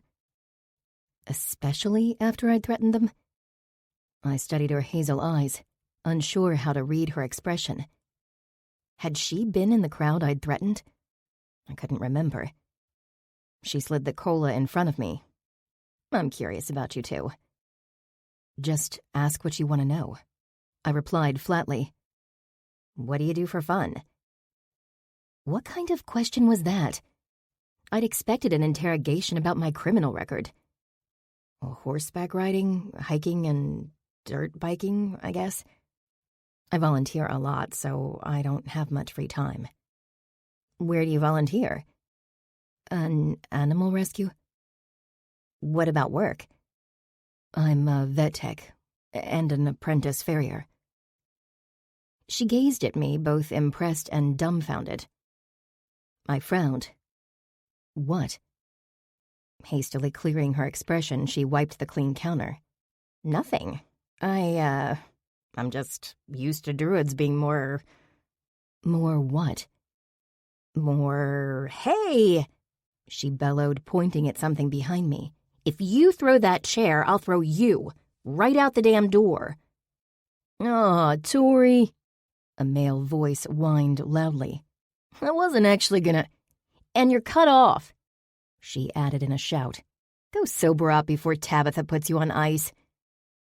I glanced over my shoulder at a rowdy group of guys at the back. One of them was positioning a chair at a table with exaggerated drunken precision. Those idiots. The bartender, Tori, I was assuming, muttered, "Sorry. What was I saying?" "I'm not what you think druids are like." She laughed ruefully. "I didn't mean it in a bad way. You seem really cool." "Cool?" "Yeah, my skills are limited to bartending, yelling at people, and a major league umbrella swing," Aaron finished, stepping up beside my stool. "Your right hook is also pretty wicked." Tori grinned at him. "Be glad I haven't used it on you." "Don't use it on Saber." Another guy appeared on Aaron's other side. It's statistically impossible for one person to punch 2 druids in the face, so you'd better not try. Or else what? The new guy widened his eyes. It'd probably break the mythic universe, as we know it. As Tori snorted, the new guy leaned around Aaron to smile at me. He was a similar height to Aaron, with bronze skin and dark curly hair. A ridged scar cut across his left eye, which was pale white, instead of warm brown like his right eye. I'm Ezra, he said in a quiet, smooth voice. Nice to meet you. Saber, I said shortly. Kai, the ex-Mafia mythic, was coming over too, and I was ready to make my escape before I had to navigate another group conversation. A slow shiver ran across my skin. I went still, stretching my senses out. Are we having another round of drinks? Kai asked, joining the other 2 guys. Saber, what would you like? I didn't answer as subtle power trickled over me. I homed in on the direction. My hand curled into a fist. Spinning on my heel, I flung my arm out in a punch at the empty space behind me. The air shimmered, and my fist smacked hard into a gloved palm. Familiar green eyes met mine as Zack appeared from a swirl of shadows. His long leather jacket hung open, partially exposing his combat belt loaded with potions and spells. Mud splattered his clothes from the knees downward. Shock rippled through me, then flashed into alarm. Zack, a.k.a. the Ghost, was a wanted fugitive with $1 million bounty on his head, and he'd just walked into a bounty-hunting guild. His hood was up, but his face was clearly visible to anyone standing nearby, which included Aaron, Kai, and Ezra, all of whom were probably bounty hunters. If anyone recognized him, he'd have 20 mythics on him in an instant. Holy shit! Tori exclaimed. Zack! Still holding my fist, Zack shifted his attention to the red-headed bartender. Half panicking, I looked at them too. Tori and the 3 guys appeared pleasantly surprised, as though an old buddy had shown up. Glancing at me, Tori bit her lip uncertainly. Zack, we have a new member. A low note of warning threaded her voice as though she were trying to caution him about something. Did they realize he was the infamous Ghost? The most wanted mythic in Vancouver? Was she warning Zack to hide his identity from me? Our evening has become more entertaining, Riker remarked. Zack glanced at my fist trapped in his hand, faint amusement sparking in his eyes. No knife? Or are you waiting for me to save your life before stabbing me again? No way! Tori gasped. You 2 know each other. Wasn't that my line? I wrenched my hand out of Zack's as conflicting emotions assaulted me. Who were these people to him? Why was he comfortable walking into a bounty hunting guild? How had he known I would be here? Or was it just a coincidence? Was this place a frequent hangout spot for him? His favorite pub to grab a beer after a long day doing whatever the hell he did when he ditched me without warning? And why were these thoughts making my throat close and my eyes burn? Saber, Zack rumbled quietly. He was watching me. The others were watching me too, and their eyes felt like needles piercing my skin. I sucked in a breath, struggling to keep my face blank. I'm leaving. Don't follow me. Stepping around him, I swept toward the door.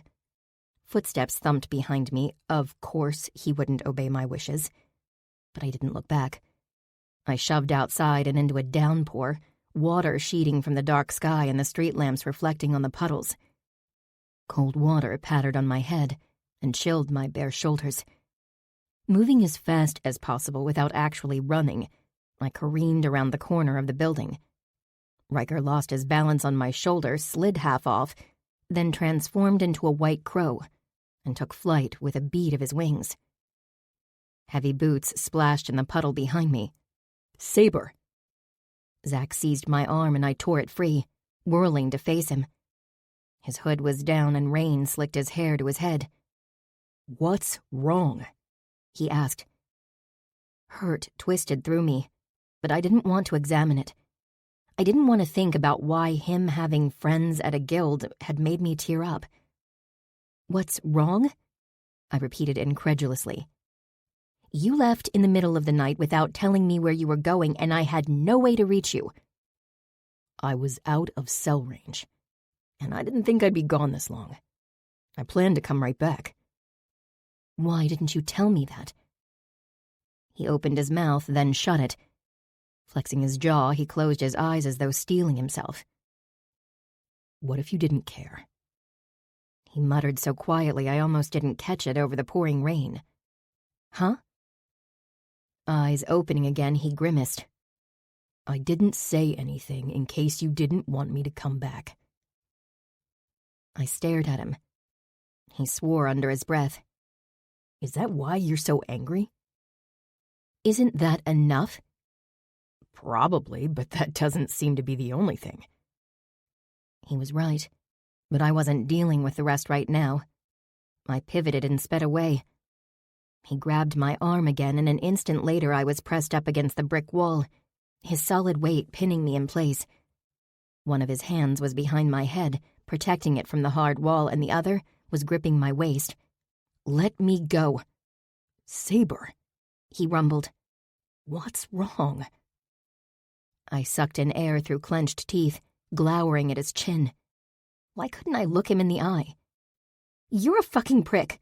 That's what's wrong." "Saber," he growled. My mouth bobbed. The irrational hurt I felt rising in my throat and threatening to spill from my mouth in a tide of angry accusations. I choked them back, and a question slipped out instead. "How do you know those people at the Crow and Hammer?" "It's a long story, but we've helped each other out a few times." "So they're your friends?" "One of them. Maybe two." "Is that what's bothering you?" I looked away. Shame spread down to my fingertips. "Saber." His fingers pressed into my side. "Does that bother you?" "No," I lied. "Why does it matter whether I—" "Because! I thought you needed me." He'd lost everything and stopped caring about anyone except me. That's what he'd told me, and I'd felt needed. I'd felt like someone irreplaceably important to him. Until the moment I'd seen his other friends and realized I'd gotten it all wrong. Humiliation suffused me. I shoved against him, forcing him half a step back. But he rammed me into the wall, my head bouncing off his gloved hand. And then his mouth was crushing mine. I gasped against his lips, and his tongue pushed past my teeth. His hand fisted in my hair, pulling my head back, and he kissed me harder, consuming me, like I was his last meal before his execution. His hot tongue thrust against mine, sending molten shockwaves rippling out from my core. My legs trembled, my hands clutching his sleeves, my fingernails scraping the smooth leather. He pulled back, leaving my lips cold and aching. For an eternal moment I gaped at him, caught completely off guard. My heart thundered against my ribs and heat burned inside me. I tried to unclamp my fingers from his sleeves, but I couldn't make them move. "What was that?" I asked hoarsely.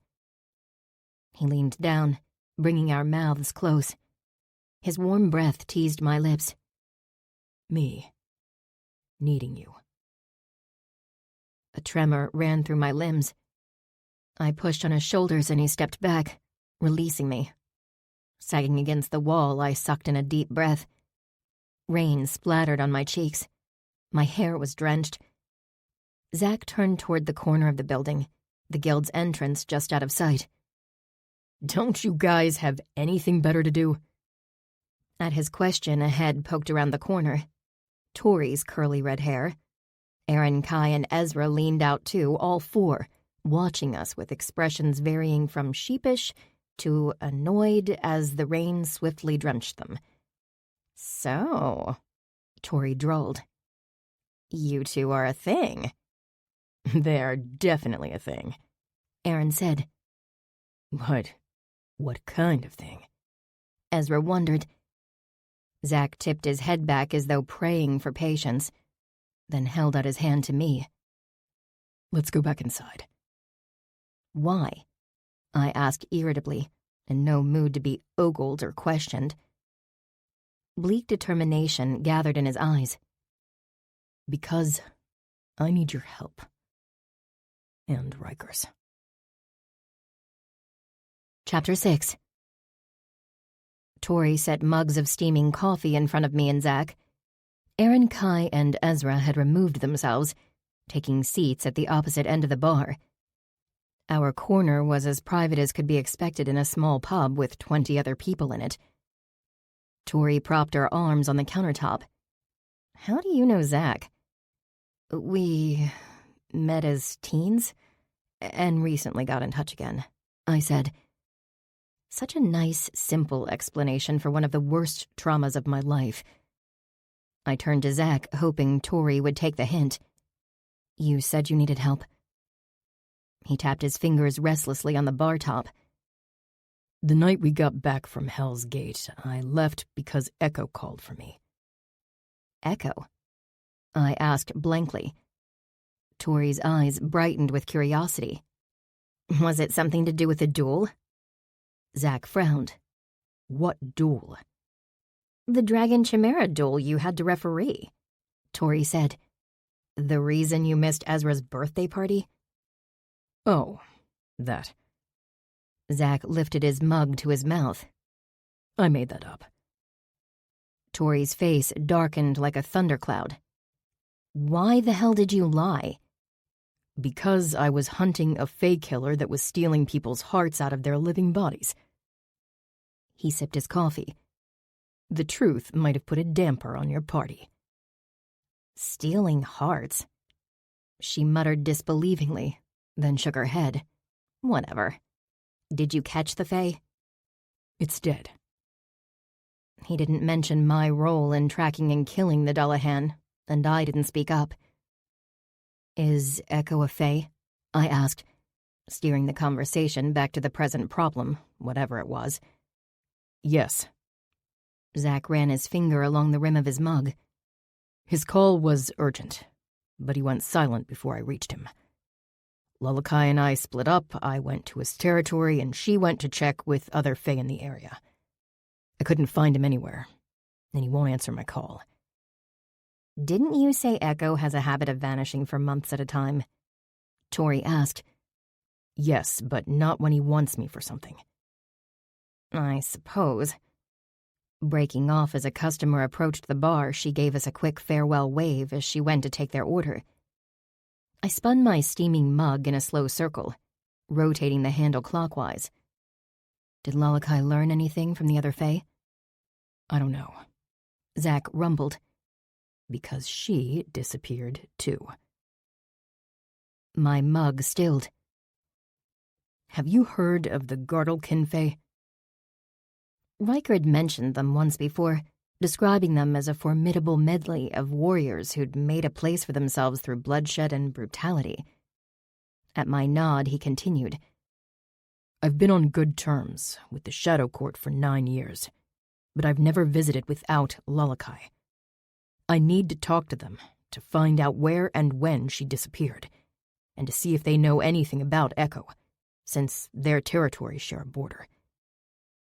So you want me and Riker to go with you, to ensure the Shadow Court doesn't eat you alive? Yes. Even without revealing his true identity, Riker could be intimidating. And with my aura sphere to boost his power, he alone could make a fae court think twice about attacking. I'll have to discuss it with Riker, I said. Zach's gaze slid between my eyes. Did you accept his offer to become his consort? Yes. His expression didn't change, revealing nothing. He took a long drink of coffee. Did you drive here? I took a cab. I'd abandoned my broken-down truck in a public parking lot, and by the time I went back for it, it had been towed. Considering it was worth less than the impound fees, I was considering whether to claim it. I'll drive you home. Let's go. Tightness spread through my chest at the word home, and the feeling was as absent of logic as all my other emotional reactions tonight. Saying nothing, I followed him to the door. I didn't know how to behave around my guildmates, and it turned out I didn't know what to do with myself around Zach either. I was a complete mess. Rain drummed on the stable roof as I leaned on a stall door. I wasn't hiding, per se. I just didn't want to sit around in my apartment while Zach used my shower. No other reason. At the other end of the stall, the bay mare I'd examined in the auction pen stood with her ears twitching nervously toward every sound. Dominique had purchased the mare, plus 5 other horses. A larger rescue had bought another 10, including the piebald gelding who'd shared a pen with the bay mare. I'd last seen the biting buckskin in a large pen packed tight with horses, to be loaded on the slaughterhouse trucks. I exhaled roughly, trying not to think about it. There was nothing else we could do, though the temptation to burn the whole auction operation to the ground was intense. Or, better yet, burn down the meat factories. A swirl of familiar magic brushed across my senses. I turned. Riker's heavy cloak swished around his legs as he glided sedately down the length of the stable aisle. His white hair shone like moonlight, and his short golden antlers flashed in the harsh fluorescent bulbs overhead. I blinked at his beautiful, otherworldly face as he stopped in front of me. Blue markings, part of his undying magic, ran down the left side of his face, like shimmering tattoos. "Dove," he murmured in his low, even voice. I blinked again. "Why are you in that form?" He spread his arms, the wide sleeves of his cloak fluttering. "Does this form displease you?"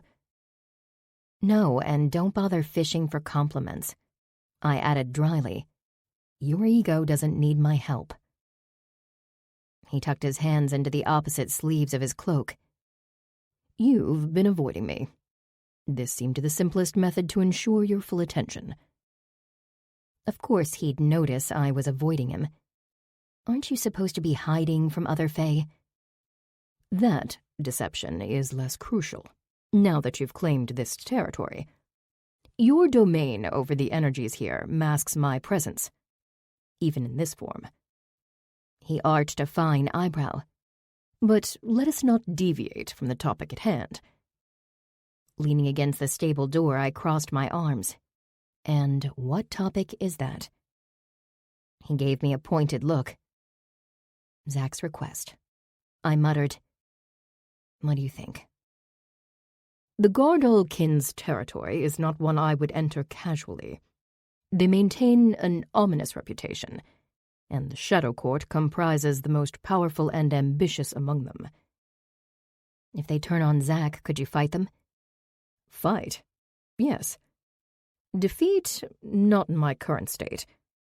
A faint smile brightened his pale azure eyes. In my prime, I would have enjoyed their cowering obeisance. In this age, however, I am but a crippled old man who likes to reminisce about his glory days. Old man, I scoffed. His face was ageless and perfect. He didn't look any older than me. With a clop of hooves, the bay mare stuck her head through the stall door's V-shaped opening. Her ears pricked toward Riker, her nostrils working as she tried to determine what sort of strange creature he might be. That said, he continued, they will not needlessly offend me. I am no longer the Winter King, but I remain a Lord of Winter. I rubbed the mare's neck. And you're unkillable. An advantage to which we need not forewarn them. Turning toward the mare, I picked a bit of straw out of her mane. What do you think we should do? Should we help? My opinion is of little consequence. What do you wish to do? Pursing my lips, I fiddled with the mare's mane, combing my fingers through it. Separating 3 locks, I started to braid them. Saber. I kept braiding. Saber. Huffing, I abandoned the braid and turned back around. Riker gave me a piercing stare. I will not make this decision for you, Dove. But you understand the dangers better than I do, I pointed out, hearing the note of desperation in my voice. And you'd be taking the big risks, not me. And it's up to you whether you owe Zack a favor for helping you against Lothair. Yet you must still decide, he said implacably. My teeth pinched my lower lip. I'd been afraid he'd take this stance. I wanted him to decide for us both. I didn't want to decide. I wasn't sure I could. Turning my back on the Fae for a second time, I rested my forehead on the post between stalls. I didn't give a shit about Lalakai, but she wasn't the one asking for help. Zack was. And over the past 2 weeks, he'd helped me in ways I could barely quantify. Not only had he risked his life by going against Lothair, but he'd been beside me for every step into Hell's Gate, and the painful discoveries about my parents and childhood. And he'd done all that while I was blaming him, hating him, dismissing him, and treating him like a physical and emotional punching bag. Fuck, I was a horrible person. On the other hand, Zack's support over the past couple of weeks didn't erase his past actions. He'd betrayed me and left me for dead. My understanding of what happened 10 years ago had crucial gaps. But he hadn't once denied either of those facts. Did the boy who'd shattered me deserve my help? Doing favors for the person who'd hurt me so deeply felt like a betrayal of my 15-year-old self and her suffering. My eyes slowly opened, unfocused and distant. Absently, I ran my tongue across my lips, remembering the feel of Zack's mouth and how different it had felt from kissing him as a teenager. Then my hand moved to my pocket. I slipped my fingers between the layers of fabric and brushed them across the rune-etched face of my Riverstone pendant. I'd discovered it in my childhood home, only to lose it later. Zack had found it somehow and left it for me before vanishing for 3 days. My thumb rubbed across the rune. As long as I didn't put the pendant around my neck, its magic would remain dormant. Carrying it accomplished nothing, especially since I was done hiding my druid power from the world. But I'd been putting it in my pocket every day anyway. Pulling my hand out of my pocket, I pivoted back to face Riker. I'm going to help him. He nodded, unsurprised. Are you okay with that? Uncertainty crept into my voice. Is it what you would have decided? Me? An ancient, pitiless chill permeated his pale eyes. I warned you before that I am not a benevolent being, Dove. I would leave Lalakai to her doom, keep the undying gift, and take her consort as mine alongside you. My eyes widened. However, if you gave me permission to devour him, that would also be acceptable. I swallowed a faint surge of nausea. It is your choice, he concluded, lips curving up and eyes softening. And I will thusly dedicate myself to fulfilling your desire. You don't mind?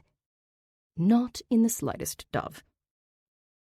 A hint of that primeval chill lingered in his gaze. My turn will come. Before I could ask what he meant, blue light swirled over him.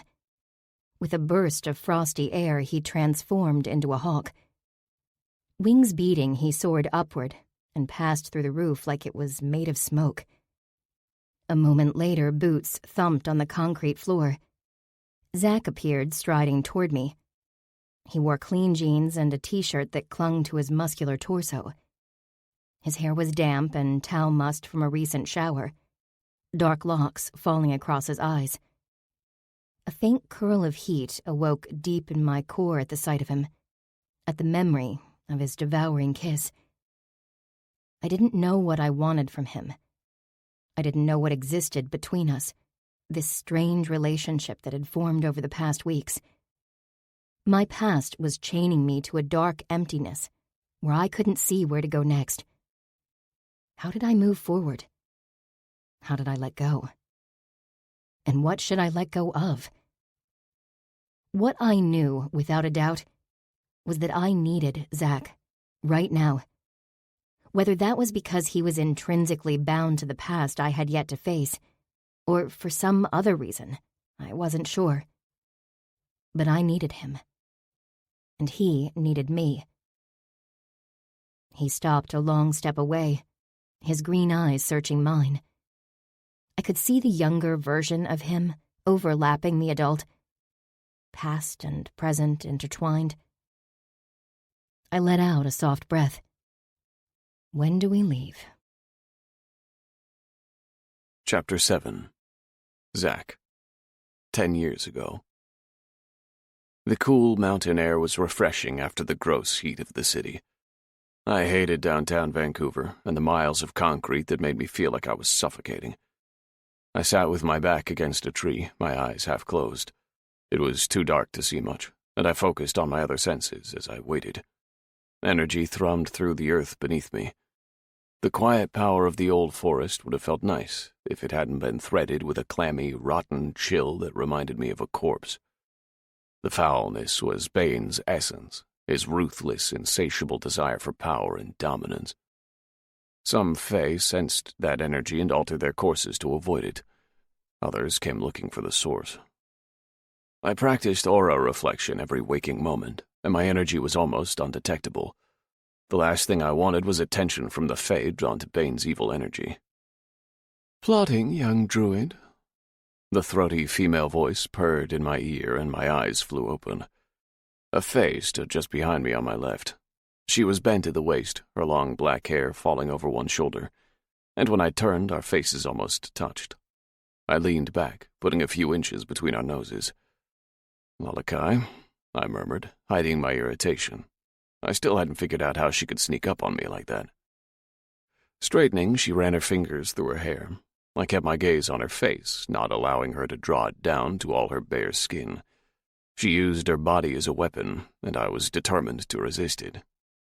Her full lips curved in a teasing smile as she crouched beside me. "You have the look of a scheming mind. Perhaps I can assist." Instead of answering, I stretched my mind toward Grenior, Keelar, Yardir, Ranor, and Dreadir, checking that they were all in position. A warm, smooth fingertip brushed down my cheek. "So unfriendly, young druid," Lalakai complained. "You have no response for me." Her tone wasn't offended. We'd been playing this game once or twice a week for a few months now. "What are you offering in exchange for an answer?"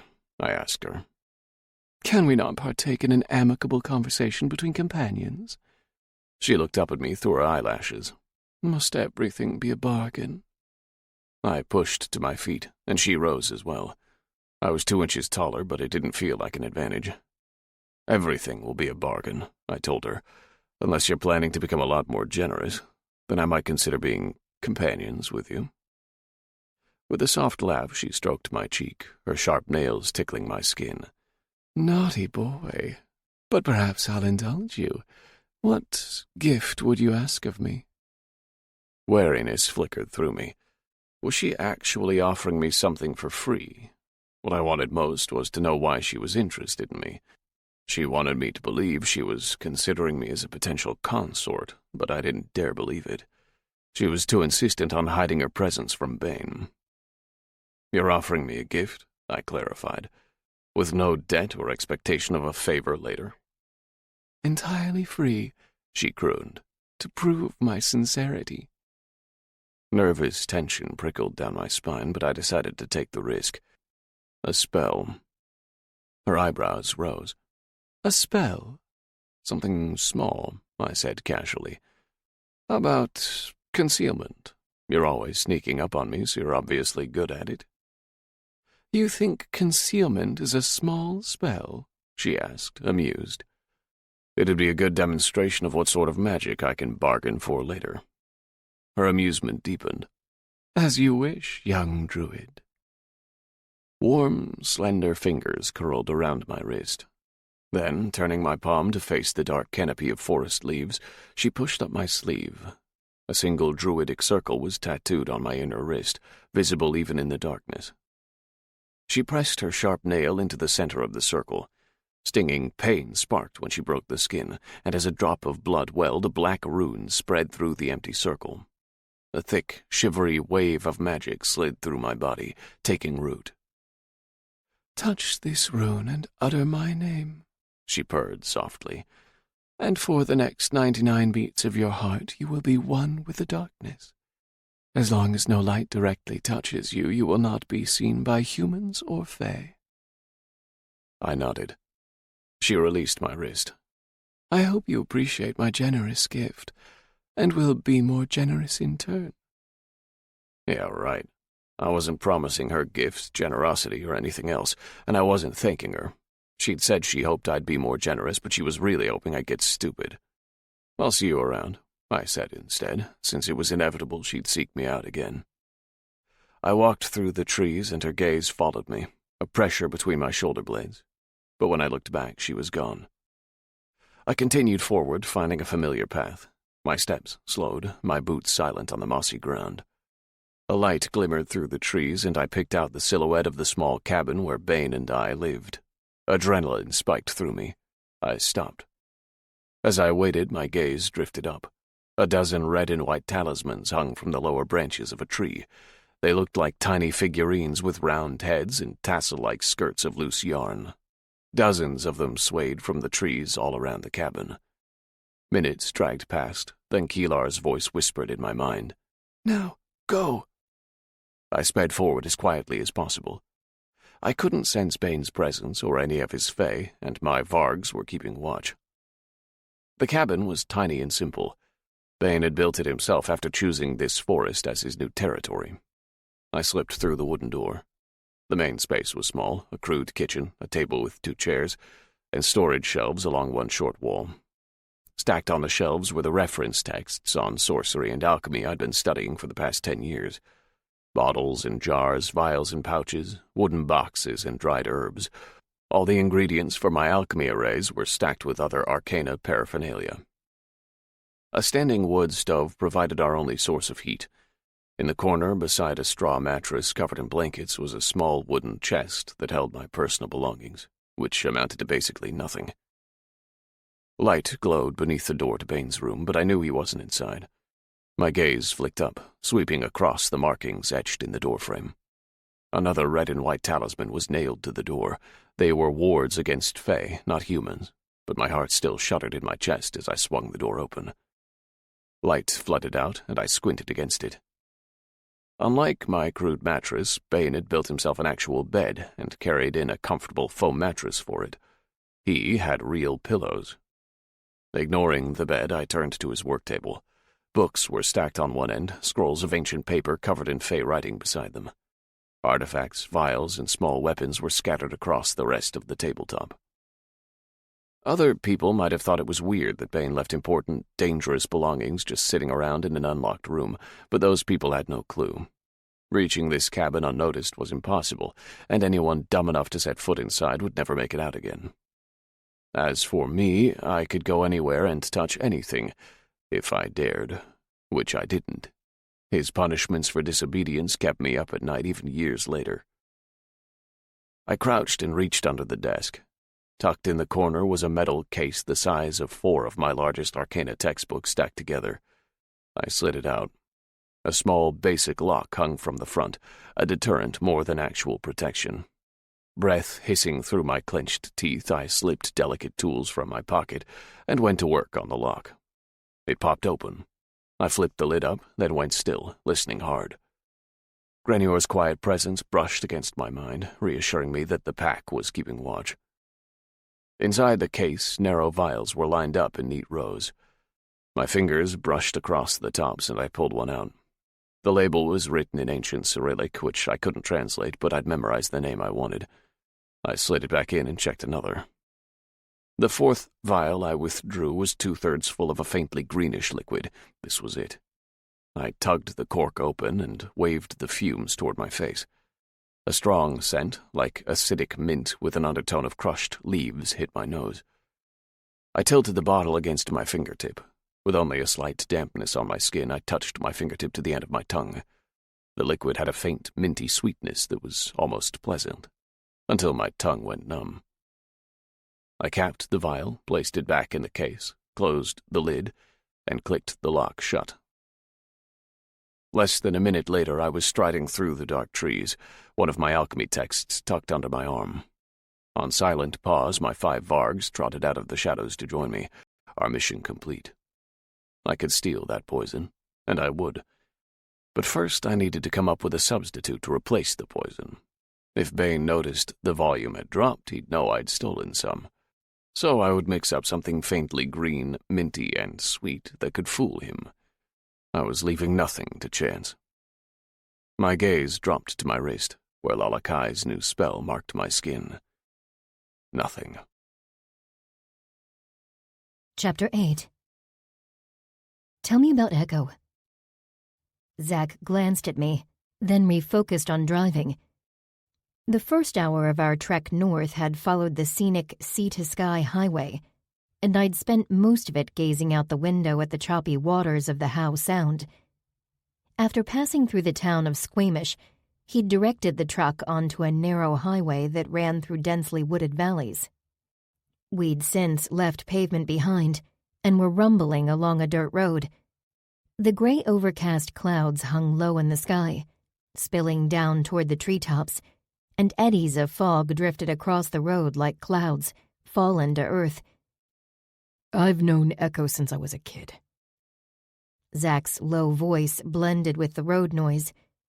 His territory is north of Bane's old territory, so we were neighbors, in a sense.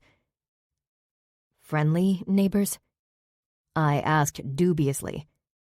I wouldn't call Echo friendly.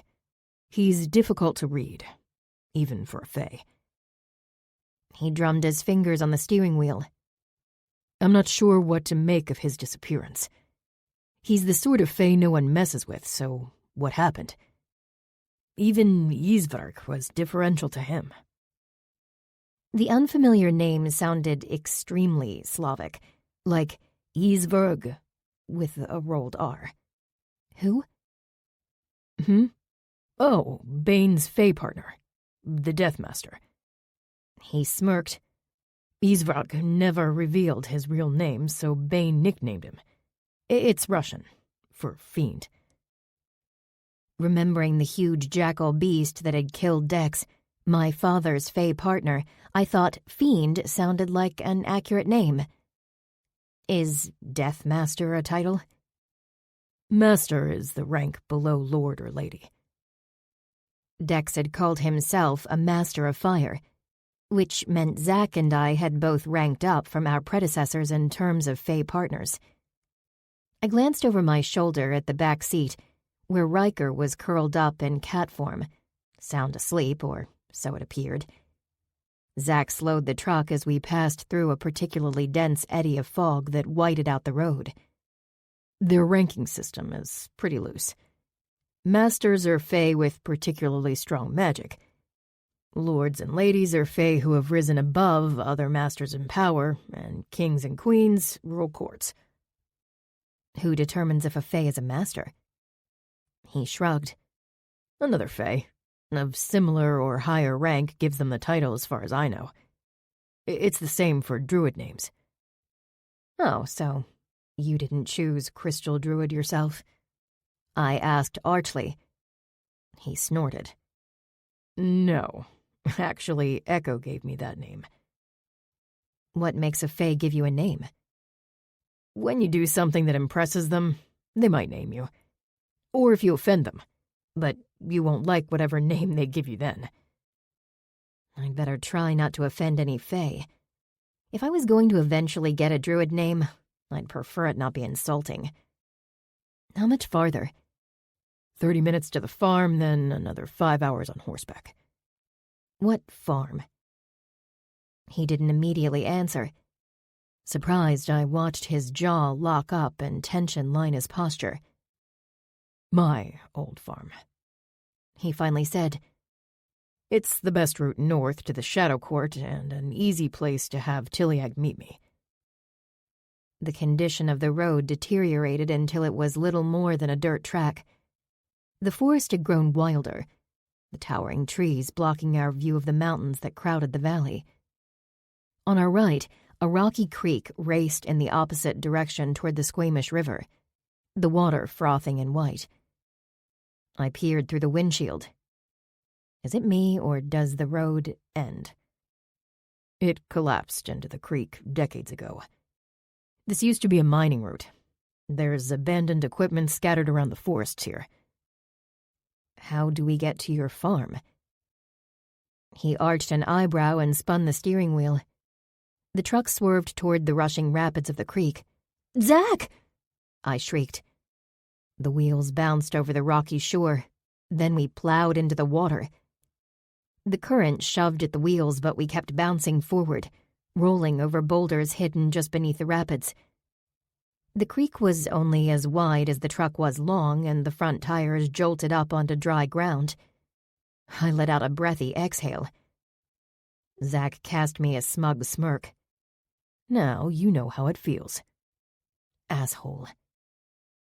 As an innocent party in your reckless driving competition, Riker growled from the back seat, I would have appreciated some warning. I pried my fingers off the handle above my seat. How'd you know you could cross there?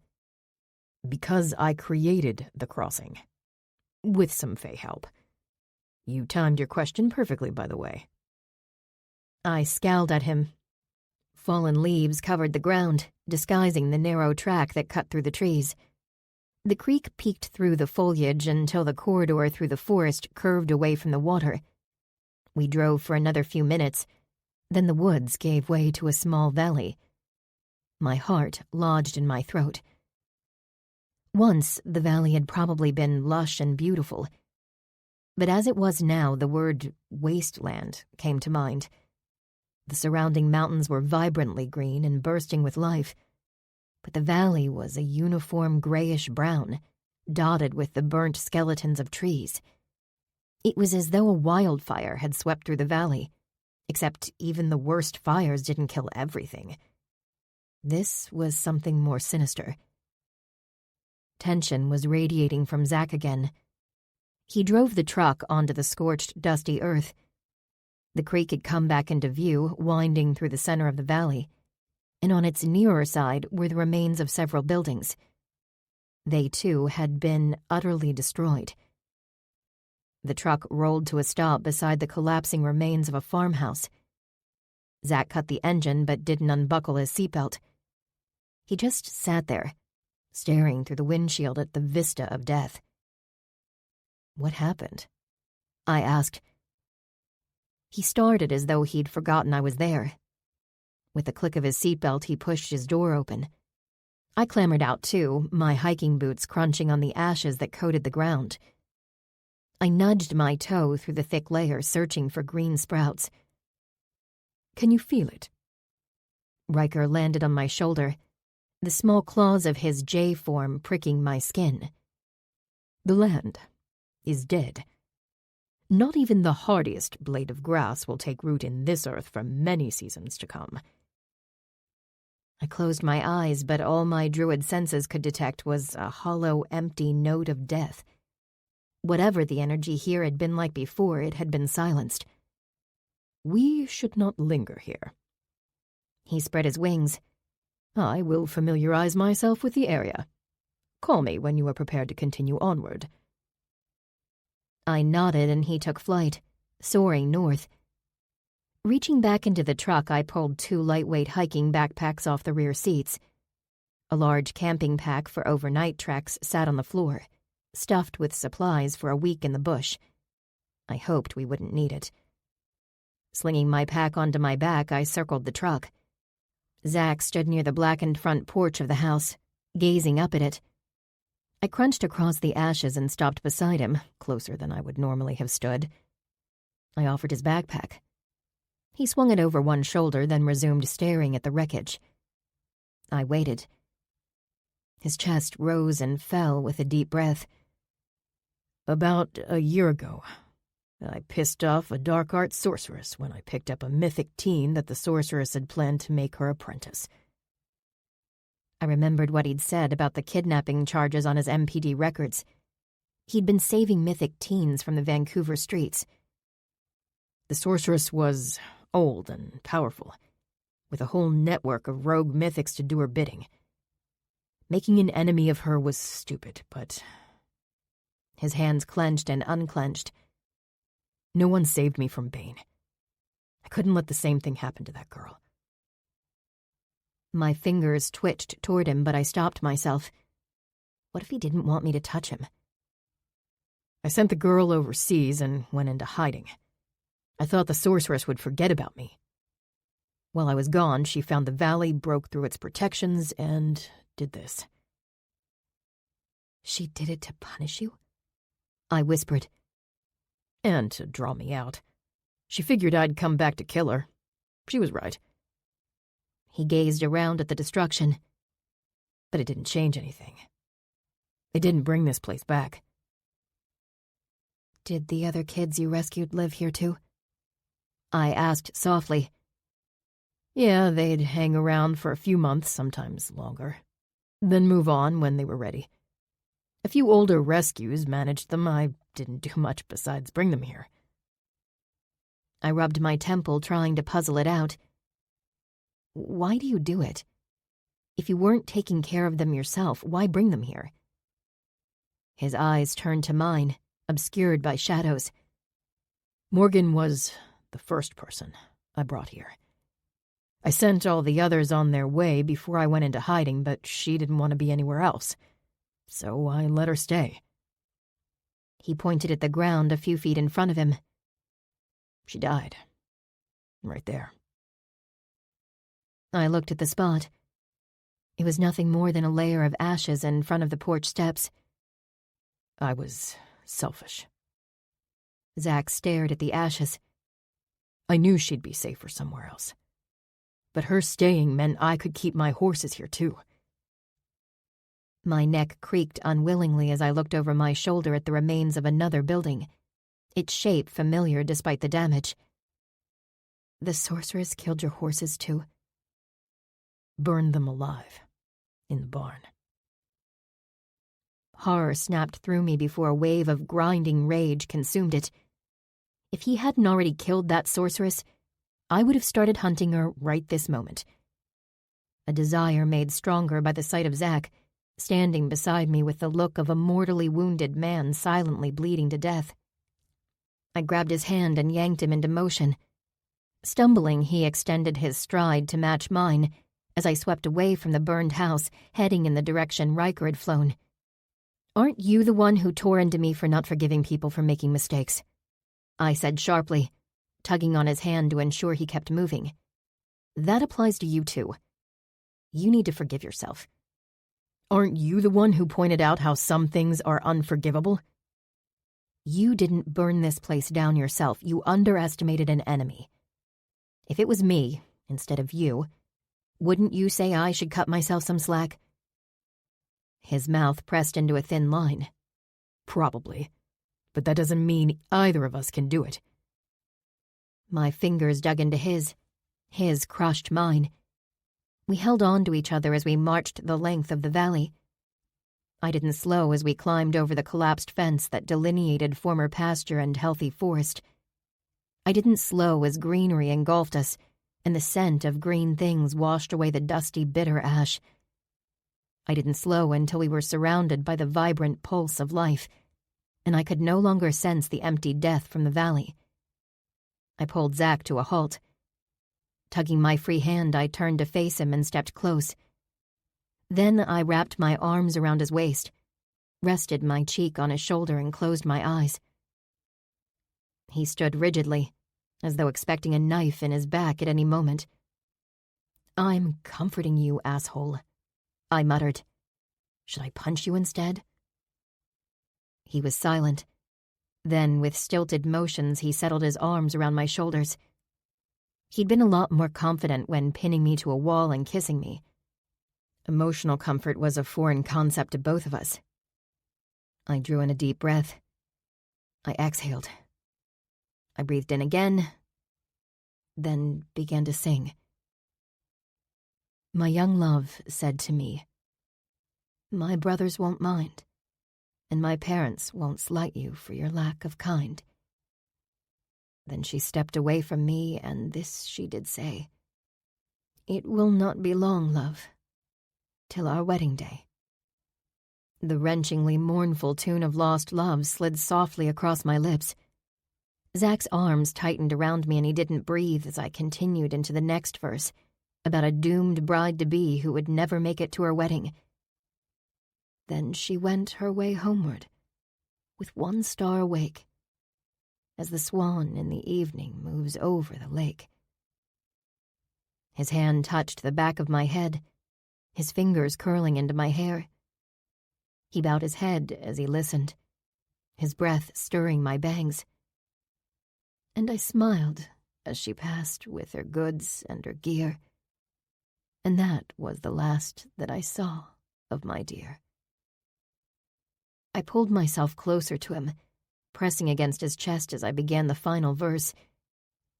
"I dreamt it last night that my young love came in. So softly she entered, her feet made no din. She came close beside me and—" "Stop," he whispered hoarsely. That's enough." Falling silent, I turned my head, pressing my face into his neck. I could feel his pulse throbbing under his jaw, and his throat moved as he swallowed. I was hoping it'd be cathartic. I mumbled, "Singing works on horses." "Saber, I'm not a horse." "I know that, I don't—" Embarrassment infused me, and I pushed away from him. "Forget it. I shouldn't have—" He clamped his arms around me, pulling me back in so forcefully that air rushed out of my lungs. "Thank you for trying. It helped." I hesitated, then relaxed in his hold. "Zach, I didn't say it before, but thanks for everything last week with my parents and Riker and Lothair. I couldn't have faced all that alone." My teeth pinched my lower lip. What I should have said was, "I couldn't have faced all that without you." I drew back. This time he let me. I put 2 feet between us before peeking at his face. He was gazing into the trees. Lines of grief creased the corners of his mouth, his eyes dark with sorrow and regret. Reaching out, I entwined our fingers. He glanced at our hands, then curled his fingers around mine. Considering how much we'd hurt each other, he was the last person I should be comforting. And I was the last person he should be accepting comfort from. Yet here we were, just 2 broken people trying not to fall apart. "Any sign of Tiliag?" I asked. "I called for him. He'll be here soon." I frowned. I hadn't heard him telepathically calling for the Fey Stallion. Why didn't I hear anything? "Because you weren't listening." "How come you can snoop in on my Fey conversation so easily?" I demanded. "Is there a trick to telepathic eavesdropping?" He tipped his head back in a husky laugh. My fingers spasmed around his, holding on tight as though his laughter might blow me off my feet. "If you don't know how," he said with a final chuckle, "I'd rather you didn't learn." "That's not fair. If you can do it, I should be able to as well." "Life's not fair." "Zach!" He laughed again, and I couldn't do anything but stare at him as he started walking. Our hands entwined as though neither of us intended to let go.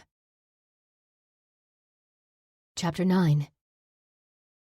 Tiliag's hooves thudded steadily against a thick layer of fallen leaves and brown pine needles. Astride his back, I sat behind Zach, with my hands on his waist. The air had grown steadily cooler as we moved north, the sky threatening rain. I'd zipped my sweater up under my chin, and I wished I could press against Zach's body heat without getting a face full of his slim backpack. We'd been traveling northward for hours, and I knew we were well into the Shadow Court's territory. I could sense it in the air, the thrum of fey power. It wasn't a pleasant feeling. The Gardalkin Fae had a harsh, slippery energy that tasted of night and decay. The woods weren't noticeably different from the landscape we'd passed through on our way here, but the shadows beneath the forest canopy were inexplicably darker. The trees were more twisted, the air thicker than it should have been. Even without my druid senses, I would have found this place eerie. The ominous aura didn't appear to affect Grenoir or Keelar. The two Vargs trekked silently through the trees on our left, noses dipping toward the ground as they checked scents. They'd met us a kilometer beyond the destroyed valley that had once been Zach's home, and Tiliag had appeared a few minutes later, stomping his hooves and complaining about having to wait so long for Zach's return. My gaze flicked to the right. Ghosting through the underbrush was a pale shape, larger than the Vargs and even more graceful. Riker padded through the forest in his stunning wolfhound form.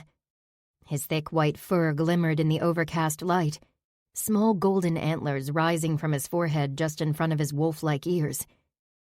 He'd decided on the wolfhound for its intimidation factor, and also to reserve his human-like form in case we needed another card to play. I hoped we wouldn't. But with not one but two nasty druids walking right into their arms, the Fae of the Shadow Court might decide on an impromptu feast. "Should we expect an immediate audience?"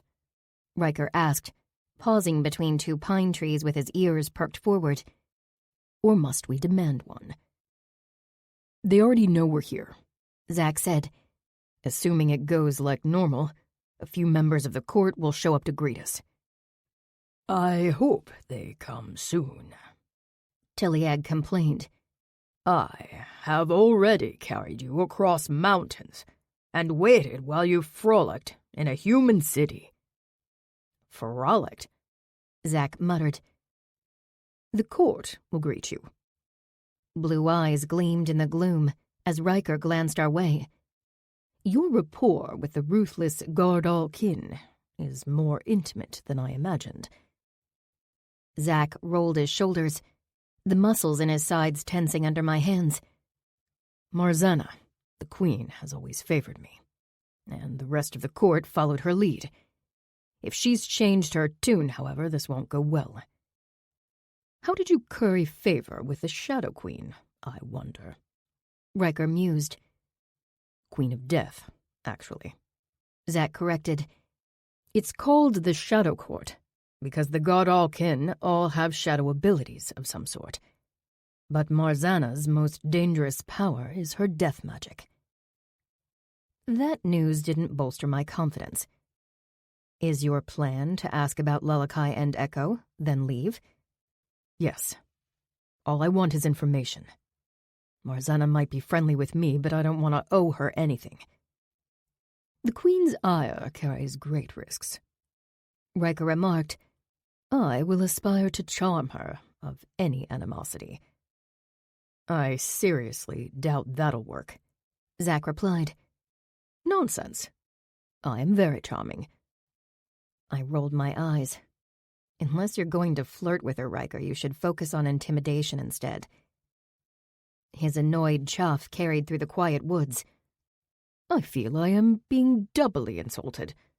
Your canine form lacks appeal," Tiliag told him. "It bears no majesty or elegance." "Elegance of mind is required to recognize elegance of form," Riker replied. "You possess neither." "Enough." Zach pointed ahead. "They're waiting." I leaned around him to squint through the trees. An intangible darkness blanketed the forest, and as Tiliag continued forward, it was like we were walking into an unnatural night. The gray sky faded to a midnight blue hue, and faintly glowing electric colors shimmered over the tree trunks. The undersides of the leaves shone silver, and the delicate fronds of ferns sparkled fluorescent pink. We drifted out of human reality and into the borderlands of the Fey domain. Mist eddied among the trunks, and the buzz of Fey power in the air thickened until I could taste it in the back of my throat. The trees parted, revealing a dark glade dotted with 1,000 white flowers. Hovering above them, hundreds of neon-purple fireflies fluttered in an endless dance. The remains of an ancient structure rose from the ground, smooth columns covered in moss and vines, grand archways and carved railings. I couldn't tell what sort of building had once stood here, but what remained was alien and beautiful, even as it crumbled. Standing among the ruins, the Fae of the Shadow Court observed our approach. My hands tightened on Zach's waist. "Didn't you say a few Fae would meet us?" "It's usually just a few," he muttered. "Stay on your guard." I was already guarded, tension and adrenaline winding my muscles tight. Jewel-like Fae eyes tracked our every movement. The members of the court were all vaguely humanoid, but one had flesh made of twisted black vines. Another had pale skin covered in a network of bloated veins, her grayish-white hair falling in a tangle down to her bony elbows. Another had a head reminiscent of a plucked rooster, with dark skin, a stained beak dominating his face. There were a dozen in total, all monstrous, all powerful. If this went wrong, we were dead. Tiliag halted, the Fae of the court still 30 feet away. "Dismount." Zach swung his leg over the stallion's neck and dropped to the ground. I followed suit, my boots landing in the soft layer of flora and crushing flowers that released a sweet perfume. Back on ground level, I felt much smaller and more vulnerable. Then Riker stepped up beside me, and I felt even smaller. His wolfhound form was larger than a tiger, his shoulder level with my elbow. The gazes of the Shadow Court shifted to him. Zach took the lead, striding toward the waiting Fae. I followed 2 steps behind, Riker pacing at my side. Tiliag waited where we'd dismounted, setting himself apart from us. But Grenoir and Keelar had flanked Zach, their hackles raised warningly. A hush fell as we passed beneath a stone arch and into the ruins. The shadows deepened, turning the drifting mist black. It felt like we were walking through watery ink. The Shadow Court stood in a rough half-circle facing us, with a wide gap in the middle directly ahead, as though someone had yet to arrive. Zach drew to a stop. He surveyed the line of Fae, then focused on a male standing beside the empty gap. He was less monstrous than the others, with sleek ebony hair in a messy braid, 2 dark stripes running down his face, and black eyes. Half a dozen horns in 2 rows starting at his temples curved toward the back of his head. "Lord of Shadow," Zach said quietly. "Is the Queen coming?" The horned male parted his lips, revealing a line of shark-like fangs in his mouth. "An arrogant and presumptuous question, Crystal Druid. Marzana has always welcomed my visits. Has that changed?" "Much has changed, Druid. Much." His black eyes shifted to me. "You bring others. Name them." "The other druid is unnamed," Zach said. "She is consort to the Lord of Winter beside her." "Lord of Winter? I know of no such lord in these lands." "Omniscience is a rare talent." Ancient power thrummed through Riker's voice. "Unless you wish to challenge my title, Lord of Shadow, withhold your senseless protests." My eyes widened at his imperious order. "The Crystal Druid seeks an audience with your queen," Riker continued, his tone as regal as if he were still the king of Anon. "If she will not grant it, we will waste no further time in such boorish company." My eyes went even wider before I controlled my expression. So much for Riker using his charm. "Boorish," the horned male replied quietly. "Should you find us so lacking in refinement, Lord of Winter, then I bid you share your judgment with our ruler." He pivoted to face the open gap in the line of courtly fae. A moment later, a sound reached my ears. An odd rustling, like something dragging across the ground. The darkness was thick and cold, obscuring my vision. The sound grew more distinct, accompanied by the soft crunch of footfalls flattening the flowering plants that filled the glade. A silhouette, darker than the shadows, took form. It drew closer and closer, and as it stepped into the gap beside the horned male, the thick darkness parted, revealing the new arrival. Zach's whole body went rigid. Grenoir and Keelar lowered their heads, hackles raised and muzzles ridged as they snarled. At the sight of that fae, my lungs stuttered, and when I breathed again, it was with fierce determination. "Welcome to my court, Zaharia." The fae's voice was a hideous blend of a high-pitched whine and a deep-throated growl. Cruel amusement lined his mocking declaration as black lips pulled back from a long, narrow snout. "Isvarg," Zach rasped. The brutish jackal let loose a high, cackling laugh. I knew Zach had killed the Wolfsbane druid, and I'd assumed his beastly fae partner was dead too. Clearly, I'd been wrong. The vision I'd seen of Dex's death hadn't done justice to Isvarg's 10-foot-tall frame. He towered over the other dark fae, his ribs pressed against his ragged fur coat and his shoulders bulging above long arms. Unlike in the vision, he'd accessorized with 2 matching gauntlets of a steel-like metal that ran up his sinewy forearms.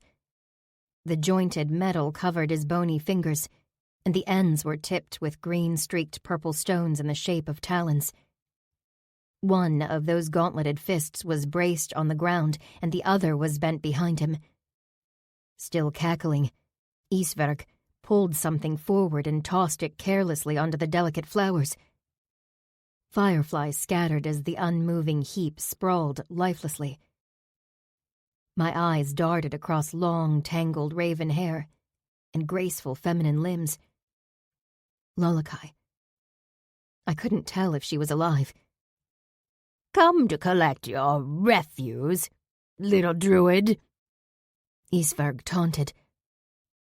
Zach's hands curled into fists. "I see you're as twisted as ever." "And you smell as mouth-watering as always, Zaharia. It's been so long since I've had a taste." Looming over Lalakai's unmoving form, he ran his black tongue over his snout. "Care to bargain?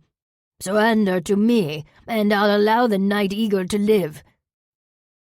"Is that why you haven't killed her yet?" Another evil cackle. Riker's shoulder brushed against my arm. "Prepare an aurasphere." I focused inward, gathering the ferocious inner strength I'd channeled before unleashing my screaming aurasphere in the Hell's Gate crossroad. Isvarg stretched out one long arm. He curled his jeweled talons into Lalakai's hair and pulled her head up. Her face was smudged with dirt and blood, her green eyes dull and staring. "Are you not moved to protect your lady?" His jackal snout parted in a fang-laden smirk. "Heartless still, Zaharia. Bane forged you well, I remember." "Now," Riker commanded. I threw my head back and screamed. Pain ripped into my throat with the force of my cry as my rage swept out like an invisible tidal wave, washing away the slippery, rotting magic of the Shadow Court. As my aura sphere and my voice snatched the attention of every fae, the temperature plunged below freezing. Riker's azure magic flashed. Sheets of ice shot upward from the ground, forming a thick wall in front of the enemy fae, blocking them from view. Except Isvarg. Zach charged forward, his black sword coalescing in his hand. He leaped over Lolakai's limp form and slashed at Isvarg's belly. The jackal caught the blade, his steel gauntlet gleaming, and threw Zack backward. He landed on one shoulder and rolled. As he went down, Grenoir and Keelar lunged in, teeth snapping at the jackal's legs, and I flung an ice spear at his face. Isvarg's claws snapped around the projectile in midair, and it exploded into a starburst around his hand. His arm dipped with the weight, and Grenoir took advantage of his disarmed left side to tear a chunk out of his leg. Zack grabbed Lolakai around the waist and heaved her over his shoulder. Sword in his other hand, he backed away. I called up another ice spear, aiming for Isvarg's head again. The jackal's chest swelled. Then he let out an ear-splitting roar. My aura-sphere faltered and vanished as his power rippled out. The darkness deepened and the stench of rot clogged the air. The blanket of delicate white flowers melted into decaying mush, the wave of death spreading out from the jackal's feet. Riker's walls of white ice turned murky gray and crumbled as though they'd turned to mud. "Kill everyone but Zaharia," Isvarg snarled. "Now!" Looping circles of blue light erupted beneath his feet. Then Riker's ice surged upward in jagged spires, engulfing the jackal. But he'd already commanded his court. Chapter 10. Riker's ice wall was still collapsing as the Fae of the Shadow Court leaped over the barrier. Half of them went straight for Riker, but the pale-skinned female spun toward me, her hands lifting. Silvery magic glowed over her fingers, and a matching glow lit beneath my boots. I leaped backward, but the glow followed me. Smiling malevolently, she pointed her palm at me, her magic brightening. A deathly chill rose up from my feet, numbing my limbs. The horned Lord of Shadow appeared beside her. He shoved her, knocking her on her ass, and pointed a claw-tipped finger at me. A spear of black magic launched toward my chest. I dove to the ground, and the shadow spear struck the earth behind me in an explosion of dirt. With a loud crack, the starburst of ice encasing Isvarg shattered. He appeared amidst the broken fragments, snarling furiously, and with a flash of blue light and a burst of swirling snow, Riker transformed from wolfhound to his humanoid form.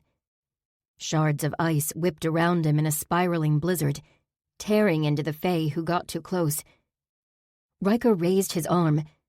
The flying shards coalesced into a ribbon that twisted around him, the ice shattering and reforming so fast it was more liquid than solid.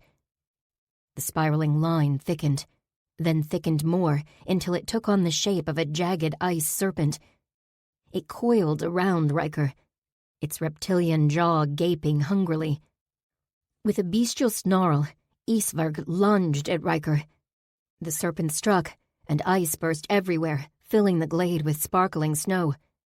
A dark bolt flashed past my right cheek, just missing me. I lurched around. The horned male was stalking toward me, magic swirling over his hands and up his arms. I summoned an ice spear, hurled it at him, then cast out my aura-sphere again, trying to push back Isvarg's foul energy. The horned male sidestepped my spear and kept coming.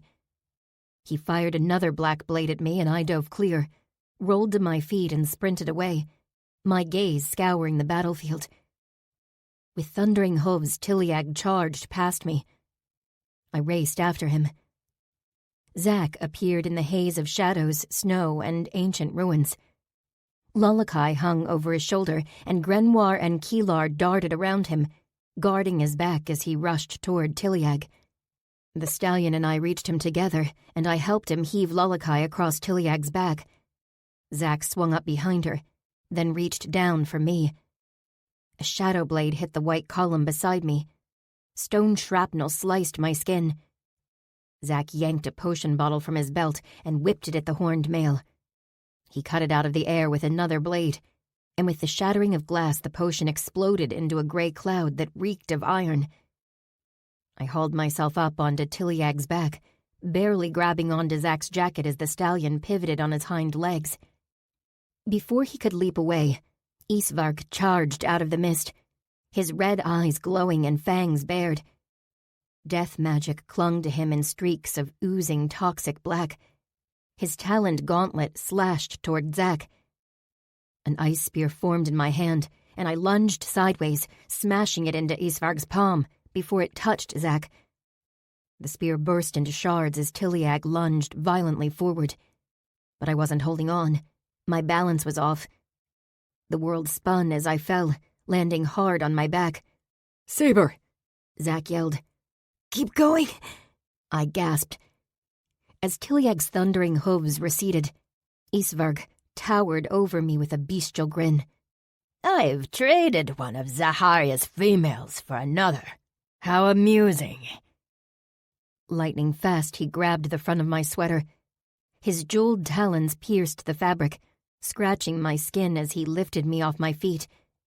Tongue dragging over his lips, he breathed his foul, rotten breath in my face. "Perhaps you would make a better pet than Zaharia. He has so many bad habits." I bared my teeth. So do I. Grabbing his gauntlet with one hand, I rammed my switchblade into the exposed underside of his wrist up to the hilt. I got in one good twist of the blade before he hurled me to the ground. My back slammed down on the hard earth, knocking the wind out of me a second time. The jackal's foot stomped down on my chest, squeezing the last of the air from my lungs. The leaves and flowers surrounding me browned and melted with accelerated rot. A horrific chill spread through my chest. I could feel death creeping through me. I could feel my cells starting to wither and die. With a soft hiss of intense cold, frost formed over Isvarg's dark fur. His eyes widened, then he stepped off me and whirled around, just as Riker drove an ice spear at his chest. Isvarg caught it with both hands, and ice flashed over his arms. My ex-familiar, and now Fey partner, had transformed himself yet again. Ice armor glittered on his shoulders and torso, protecting his vitals. His spear was no longer a crude length of ice, but a polished weapon as perfect as glass, except for the copious blood staining it. "Flee, Saber." Riker's telepathic voice was calm. "I will follow momentarily." "You will not," Isvarg snarled. "Shadow Court, the Winter Lord is mine. Capture the female druid now." I shoved to my feet and bolted away from the ruins, and the Shadow Court came behind me. 4 nightmarish monsters pursued me, closing fast. One had transformed into an insectile creature resembling a black, spiked praying mantis, and it sped forward on 4 jointed legs, drawing ahead of the others. I ran harder, arms pumping. The trees were too far. I wouldn't make it. I glanced back, and the mantis was right behind me, its long, clawed arm reaching for my back. The horned male dropped out of nowhere. He landed with both feet on the mantis's head, slamming it face first into the ground. His shadow magic swirled around his arms. I skidded to a stop and spun to face him, knowing I couldn't outrun his projectile magic. As I formed another cold ice spear, Riker's magical gift had never felt so insufficient. 6 beasts formed a line behind the horned male, none daring to step past him after he'd crushed the mantis into the ground. He raised his hand toward me, shadows rippling over his slender claw-tipped fingers. Hoofbeats exploded behind me. The sound erupted out of nowhere, almost on top of me. I jerked sideways, shocked that Tiliag had returned. But the horse galloping toward me wasn't Tiliag. He was lean, leggy, graceful, black as night and with burning orange eyes. His hooves slammed down and fire ignited beneath them. The raging flames shot forward in burning lines, blasting by on either side of me. The horned male leaped away. I spun, half blinded by heat and smoke. The beating hooves were close. My reaching hand met silky hair. Grabbing the stallion's mane, I swung up onto his back. He turned sharply, hooves tearing at the earth, and charged for the trees. But there was no path, just a wall of foliage. A blade of shadow magic shot past us, chilling my left ear. The impassable underbrush loomed as the stallion galloped without slowing. A strange, tingling rush of magic swept up through my body. My vision blurred, and the trees turned to semi-transparent silhouettes. The stallion ran full tilt into the ghostly forms, like they weren't even there, leaving the shadow court behind. My lungs heaved as I caught my breath. The Dullahan steed trotted tirelessly through the trees, following a winding game trail, and I gripped his sides with my legs, grateful that his trot was so smooth. We were alone in the dark woods, and I couldn't sense Riker or Zack. Head spinning with everything that had happened, I tried to think what to do next, but until Riker caught up to me or I found Zack, my best option was to keep moving away from the hostile Fae of the Shadow Court. "So," I muttered, focusing on my mount instead, "I guess you went north, like I suggested." The stallion rotated an ear toward me and rambled off something in an incomprehensible language, his telepathic voice a pleasantly soft tenor. "Or did you follow me?" I asked him with a frown. It didn't seem likely.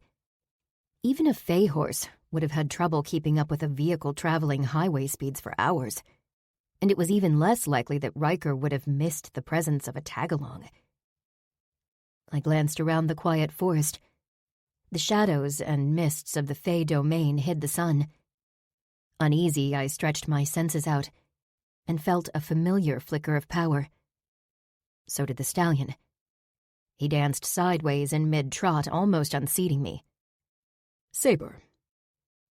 With a flash of feathers, a white jay landed on my shoulder, and I let out an explosive breath. "Riker, what took so long?" "I ensured I wasn't followed." He peered at the horse I was riding. "Would this be the Dullahan's former mount?" Resuming a smooth trot, the stallion replied in his language. Riker listened carefully, then replied in the same language. They went back and forth for a minute. "His name is Artir," Riker informed me, switching back to English. "He traveled in the direction you recommended, and while in the midst of navigating the Shadow Court's territory to more hospitable lands, he sensed your aura sphere." Oh. I wanted to thank the Fae for his help, but that was risky. Fae sometimes interpreted thanks as an admission of debt. His timing was excellent. "Artir has inquired as to whether his aid was sufficient to settle the debt between you." "Yes, of course. More than enough. He'd saved my life." The stallion bobbed his head in a satisfied way. "He's now transporting us to the other druid," Riker added. A few minutes later, Keelar ghosted out of the shadows, her red eyes gleaming. Artir huffed restlessly, but he was willing to follow the Varg. As we trekked through the forest, the sky lightened to a more natural overcast gloom and the darkness lifted. Keelar pushed into a lope. Squinting ahead, I glimpsed Tiliag through the foliage, his neck arched and one hoof scraping impatiently at the ground. I couldn't see Zack or Lullakai. As Artir trotted closer, Tiliag looked our way. His ears flattened. Artir pinned his ears, too. His trot lost its smooth flow and turned jarring and choppy as he shifted into an aggressive gait.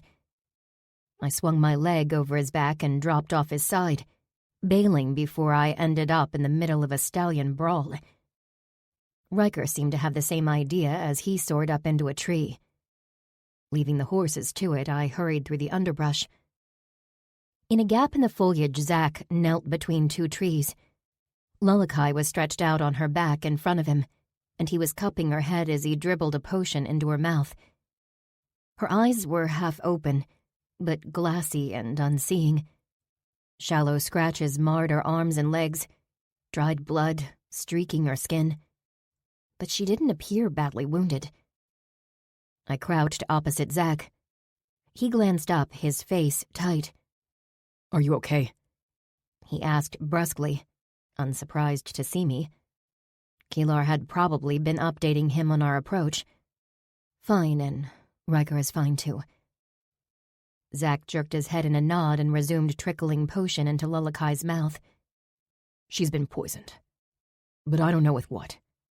I gave her a universal antidote, and this detox potion will help her body purge the toxin." I glanced over her pallid skin and lifeless face. Will that be enough? Lines creased his jaw around his mouth. "Knowing Isvark, probably not." A dozen feet away, one of the stallions snorted angrily. I could hear a lot of hoof stamping, but no screaming and squealing. So they must be at the intimidation phase of the challenge. I hoped that would be the extent of it. "Did you know Isvark was alive?" I asked. Zack set Lulakai's head gently on the ground, then sat back on his heels. For a moment, he just sat there, gazing at Lulakai. Then he pressed his hand over his eyes. "Fuck!" He exploded. "What the fuck is going on? How is that monster ruling a fucking court? What happened to Marzana? Why—" He broke off into a string of profanity, his voice growing rougher with each vehement curse. The sharp edge beneath his anger prickled along my nerves. Exhaling violently, he squeezed his temples, his hands still hiding his eyes. "The night I killed Bane, Lulakai and I split them up. She fought Isvarg while I took on Bane. I succeeded, she failed. But I escaped before Isvarg returned. I never saw him again. Until today." He didn't come after you for killing his consort? Bane was just a plaything for Isvarg. Not that Bane ever realized it. Bitterness coated Zack's voice. Or maybe he did, and he was making the best of it. To Isvarg, every living thing is a toy to slowly destroy, or quickly and violently destroy. My finger slipped into my pocket, but my switchblade wasn't there. I'd left it lodged in Isvarg's wrist. Now what? Zack slowly lowered his hand from his face. His green eyes were hollow and haunted. "We need to get the hell away from here." My lips pressed together, but before I could decide how to reply, darkness flooded across the ground between my hiking boots. My shadow thickened and rippled upward. I recoiled, shooting to my feet, and my shadow surged up, solidifying into a solid body taller than I was. The horned Lord of Shadows stood in front of me. "Hold," he cried sharply. His demand came as Zack's shadow blade formed in his hand, my ice spear formed in mine, and Riker plunged out of the trees, transforming into his humanoid form in a flurry of frost. In the next instant, Grenoir and Keelar were flanking Zack, snarling softly, and Tiliag and Artir had both closed in, hooves stomping. Surrounded, the horned male stood with his hands raised and palms out in surrender, unmoving. I leveled my ice spear at his throat, the jagged point inches from his dusky skin. "Where the hell did you come from?" His black eyes held mine. "I hid in your shadow. No other in the court can utilize that ability. I was not followed, and neither were you." Behind the Shadow Lord, Zack held his sword at the ready. "Why are you here, Yiliar?" "I bid you not to depart, Crystal Druid." The Fae's dark gaze flicked to Riker, then back to Zack. "Marzana yet lives.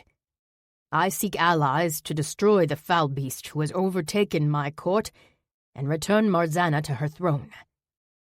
"Ah," Riker crooned. "The sweetly treacherous intrigues of court life. How I've missed those long nights of ardent scheming." Why did he sound completely sincere? Shaking my head, I focused on Yiliar. "All your attacks missed me, and you stomped on the other Fae who were attacking me.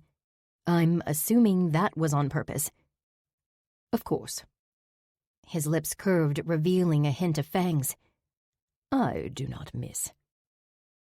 Zack raised his sword, holding it over Yiliar's shoulder with the blade angled at his neck. If you want to discuss the possibility of cooperating, then make us some promises. Yiliar's dark eyes seemed to suck in the dim light.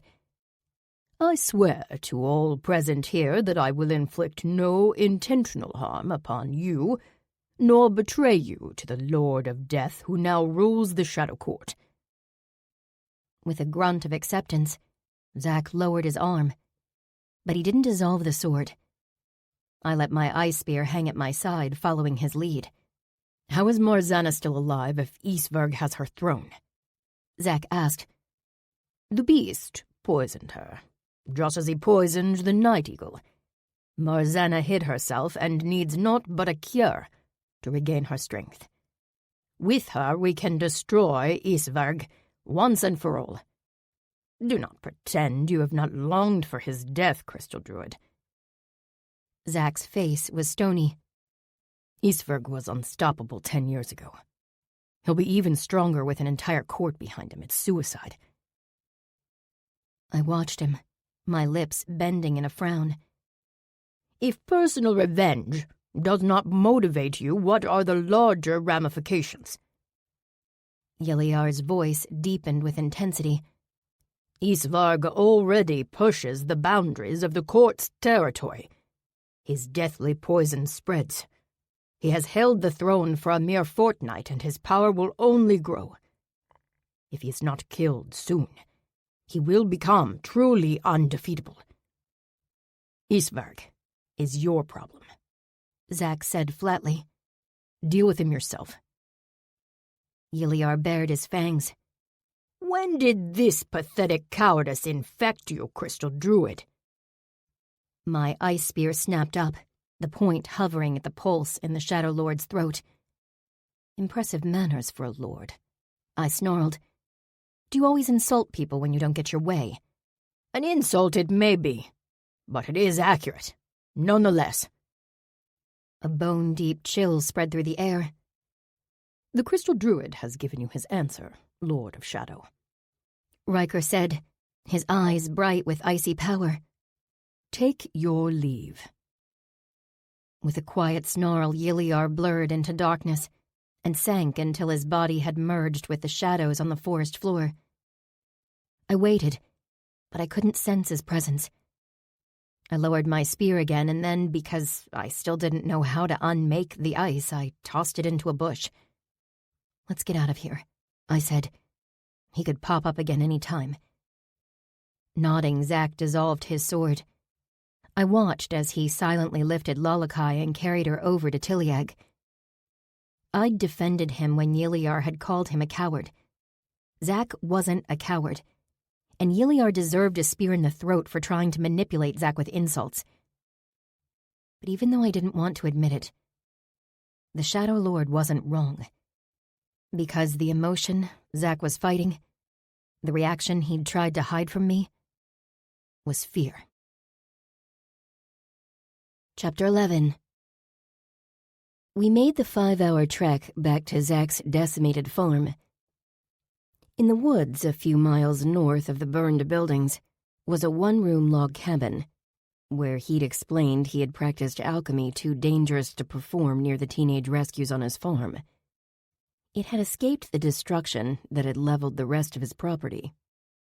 Inside the cabin was a dusty counter with cabinets beneath it, a work table at standing height, a long wooden chest that doubled as a bench, and a freestanding wood stove. That was it. Zack opened the chest and pulled out a tightly rolled sleeping bag. While I spread it out along the far wall, he carried Lalakai inside and laid her down on the bedding. He checked her pulse, then pulled her eyelids back to examine her pupils. Rapid pulse, he muttered. Shallow breathing, fever, chilled extremities, loss of consciousness. Shaking his head, he walked to the cabinets and opened them. It could be almost anything. Her symptoms aren't specific enough to narrow down a toxin. Is the universal antidote helping? I asked, moving to stand at the table. What about a talk screen? Is it possible with alchemy? To an extent. He started pulling things off the shelves, and I'm not sure if the universal antidote is helping. Her breathing is more normal, but that's it. As he stacked bottles, dried herbs, drafting paper, protractors, rulers, and a set of scales on the table, I glanced toward the open door. Riker had taken his hawk form to keep an eye out for any pursuers, and Grenior and Keelar were doing the same on foot. We were almost 5 hours of hard travel from the Shadow Court, but that wasn't far enough to count this location as safe. Though if Yiliar was to be believed, no one aside from him had followed us. I picked up a bundle of dried leaves, recognizing them as mountain ash. Will Isvarg hunt you down? If you'd asked me yesterday, I would have said that Isvarg doesn't give a shit about me. He shrugged off his long coat. But I can't think of any reason he wouldn't kill and eat Lolokai unless he wanted her alive to lure me in. He set his coat on the counter, his black, long-sleeved shirt stretching across his shoulders with the movement. Digging into the coat's interior, he pulled a small leather book from a hidden pocket. I watched him open the grimoire, momentarily lost in a memory of the same book in his hands 10 years ago. His green eyes gliding aimlessly across its pages while I played with my red-handled switchblade. Lure you in, I repeated slowly. Do you think Isvarg might have something to do with Echo calling for you? Zack looked up from the grimoire, and that same sharp tightness darkened his eyes. Fear.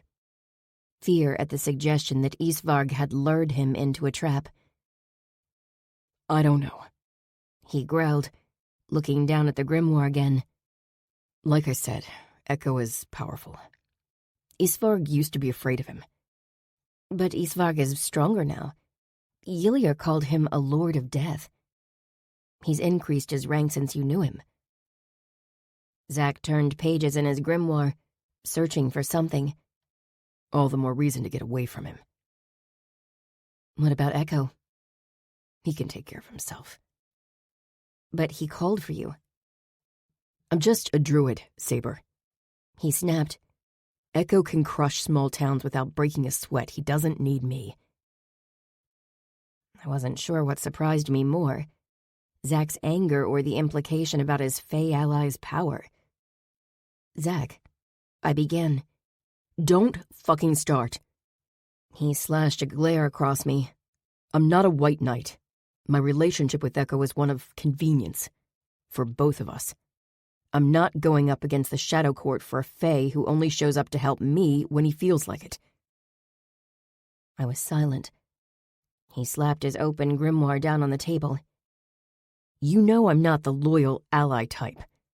I put myself first 10 years ago and I haven't changed. If you want me to be the kind of person who turns into a self-sacrificing fool the moment their friends are in trouble, too fucking bad. That is not who I am. Bitterness suffused me at his casually cutting reference to his betrayal. But again, I said nothing. My silence only angered him more. For fuck's sake, Saber! He was almost shouting.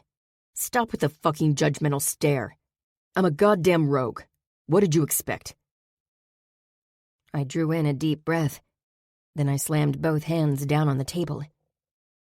If you yell any more bullshit at me, I will break your jaw. He recoiled slightly. His fury interrupted, I jumped on his hesitation. That's all complete garbage and you know it.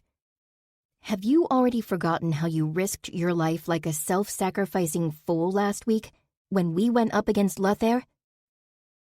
Expression darkening, he opened his mouth, but I slammed my hands down again, cutting him off. This has nothing to do with how fucking noble you are. You aren't walking away because you're a cold-hearted bastard who can't be bothered to help his allies. You're running away from Isvarg. Zack's hands curled into fists. And I finished, my voice softening. That's fine. That's your choice. But quit trying to convince me it's because you're selfish, when it's really because you're scared. I'm not... He cut himself off, then swore under his breath. I walked around the table. Zach watched me approach. His mouth twisted and his eyes shuddered. I stopped in front of him. Is Isvarg more powerful than the Dullahan? Or Lothair? I doubt it. But the Dullahan and Lothair never tormented you when you were young and vulnerable. Of course, Isvarg scares you, Zach. How could he not? His jaw clenched and unclenched, a muscle ticking in his cheek. Looking away from my steady gaze, he turned to the table, unable to face me. Saying nothing, he pulled his grimoire closer. After a moment spent staring at the page, he reached for the drafting paper.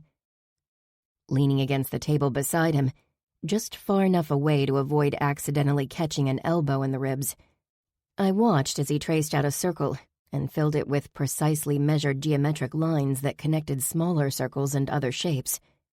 He drew in alchemic symbols with smooth proficiency, then set the charcoal pencil aside. The Gordalkin Fae originated from Eastern Europe, he said quietly as he pinched a leaf off an herb bundle. From the same region as Isvarg and his kin. They're all related. Competing courts or something. The Gordalkin were driven out, so they resettled here. That's all I really know about it. I never bothered to find out more. He crushed the leaf into tiny pieces and sprinkled it on a small oval inside the alchemy array. When Bane moved to this country, he chose a territory close to the Gordalkin. That wasn't a coincidence. He and Isvarg were scheming from the start, and it centered around the Shadow Court.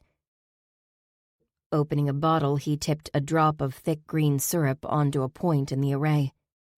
That's how I met Lalakai. She's a member of the Shadow Court. She is? He nodded. An absentee member now, but back then she was trying to uncover Bane and Isvarg's plans. She contacted me in secret, and tried to manipulate me into revealing what my master was up to. I was trying to manipulate her to get whatever I could out of her. It was mostly a stalemate, but kind of fun. A faint smile touched his lips, there and gone. She should have tried harder to get to the bottom of Bane's plans. Pinching off several leaves from another herb, he set them on an old-fashioned scale and checked their weight. He added another leaf. It was all coming to a head around the time you and I met. He inhaled, then released it. The Shadow Court then was ruled by Marzana and Marzaniak, twin fae, king and queen. They were more like one being in two bodies than individuals. With Bane's help, Isvarg captured Marzaniak, killed him, and ate him. I swallowed a surge of revulsion. Zach added the small pile of leaves to his array and chanted quietly in Latin. Picking up a small vial, he poured 6 drops in a small bowl and set it on the spell. Isvarg. Zach pressed his hands to the table. A master of death like him never should have been able to kill a king of death. But he did. Consuming Marzaniak increased his power a shocking amount, and I... His face went strangely blank. Concern pinched my brow, and I waited only a moment before reaching out and squeezing his arm. He jolted, his wide eyes swinging toward me, and for a second, I saw the exact same look in his eyes, the exact same fear as I'd seen 10 years ago, when we'd first discussed the impossible challenge of murdering his druid master. Then he blinked and the teenager was gone. The adult Zach pulled away from my hand, checked the instructions in his grimoire, then reached for another ingredient. He didn't speak again except to chant in Latin. Adding a bowl to the bottom of the array, he filled it halfway with water from his backpack, then added 3 drops of his blood to the circle's center point. He rumpled through another incantation, and a soft, almost imperceptible glow emanated from the array lines. The spell ingredients crumbled into ash as swirls of light spiraled into the bowl of water. The liquid turned golden yellow, and the light faded. "Help me feed this to Lalakai," Zack murmured as he picked up the bowl. I followed him to the comatose night eagle. "What is it?" He knelt by her head. "I can't cure her yet, but I can treat her symptoms. This will help with the fever and calm her rapid heartbeat. Then I'll start testing for toxins to narrow down the poison." I held up her head while he fed her the golden potion a sip at a time. "Do you want to do those tests here?" I asked as we returned to the table. "Or should we get farther away from the Shadow Court first?" He set the empty bowl on the table, his gaze distant. He was lost in thought, his shoulders flexing every few seconds. "If I figure out what poisoned Lalakai," he finally said, the words slow and quiet, "I could give the antidote to Yiliar." And Yiliar could give it to Marzana, whom Isvarg had also poisoned.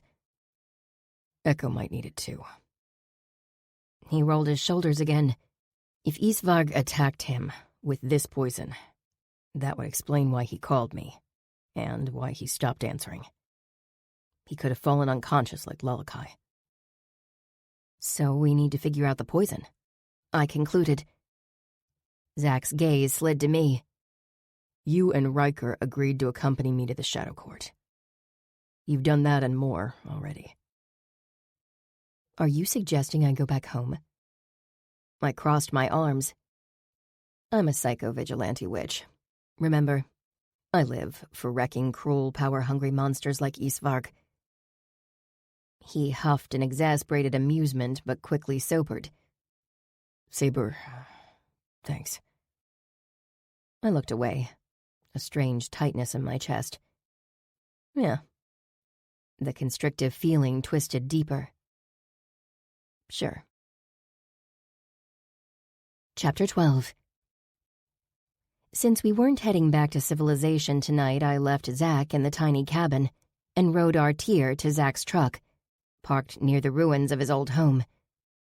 I collected our large pack of overnight supplies, slung it over my shoulders, then mounted the stallion again. Artir swiveled his ears.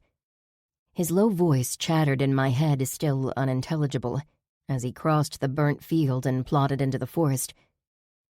The sun had set, turning the overcast sky black. Faint light glowed around the cabin's door, guiding us back.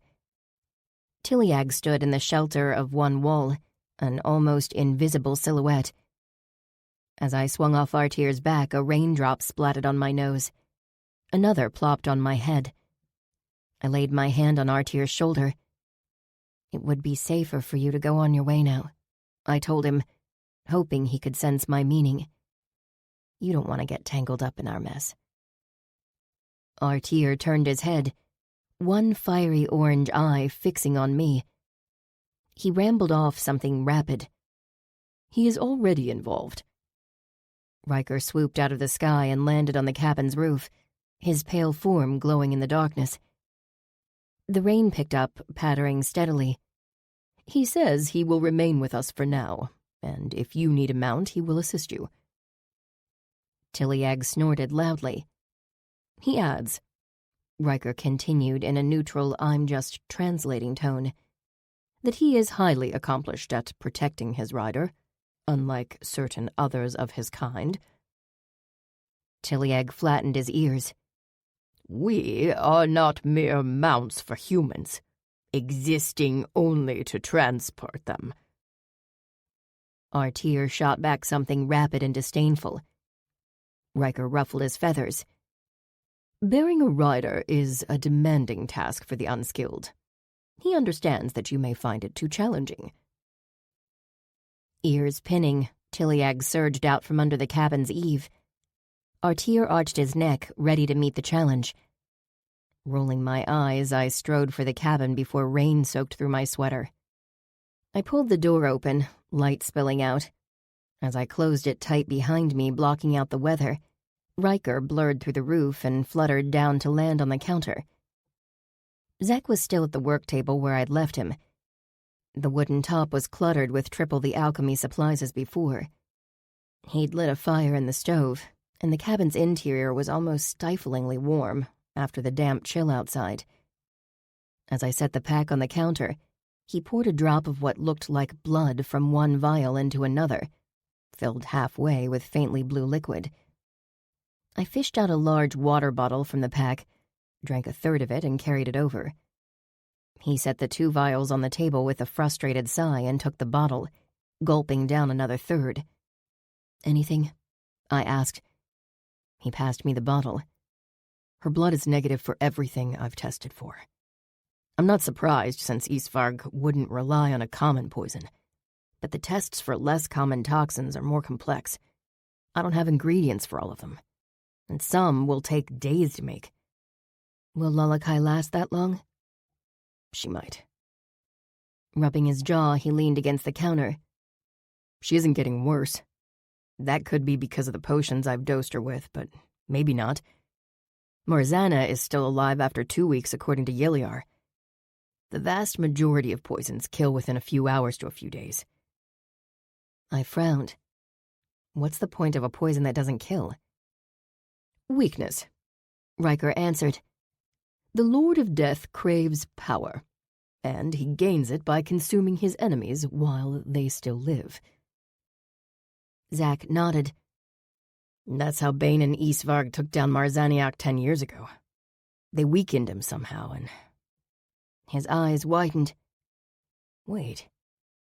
Was it the same?" "The same poison, you mean?"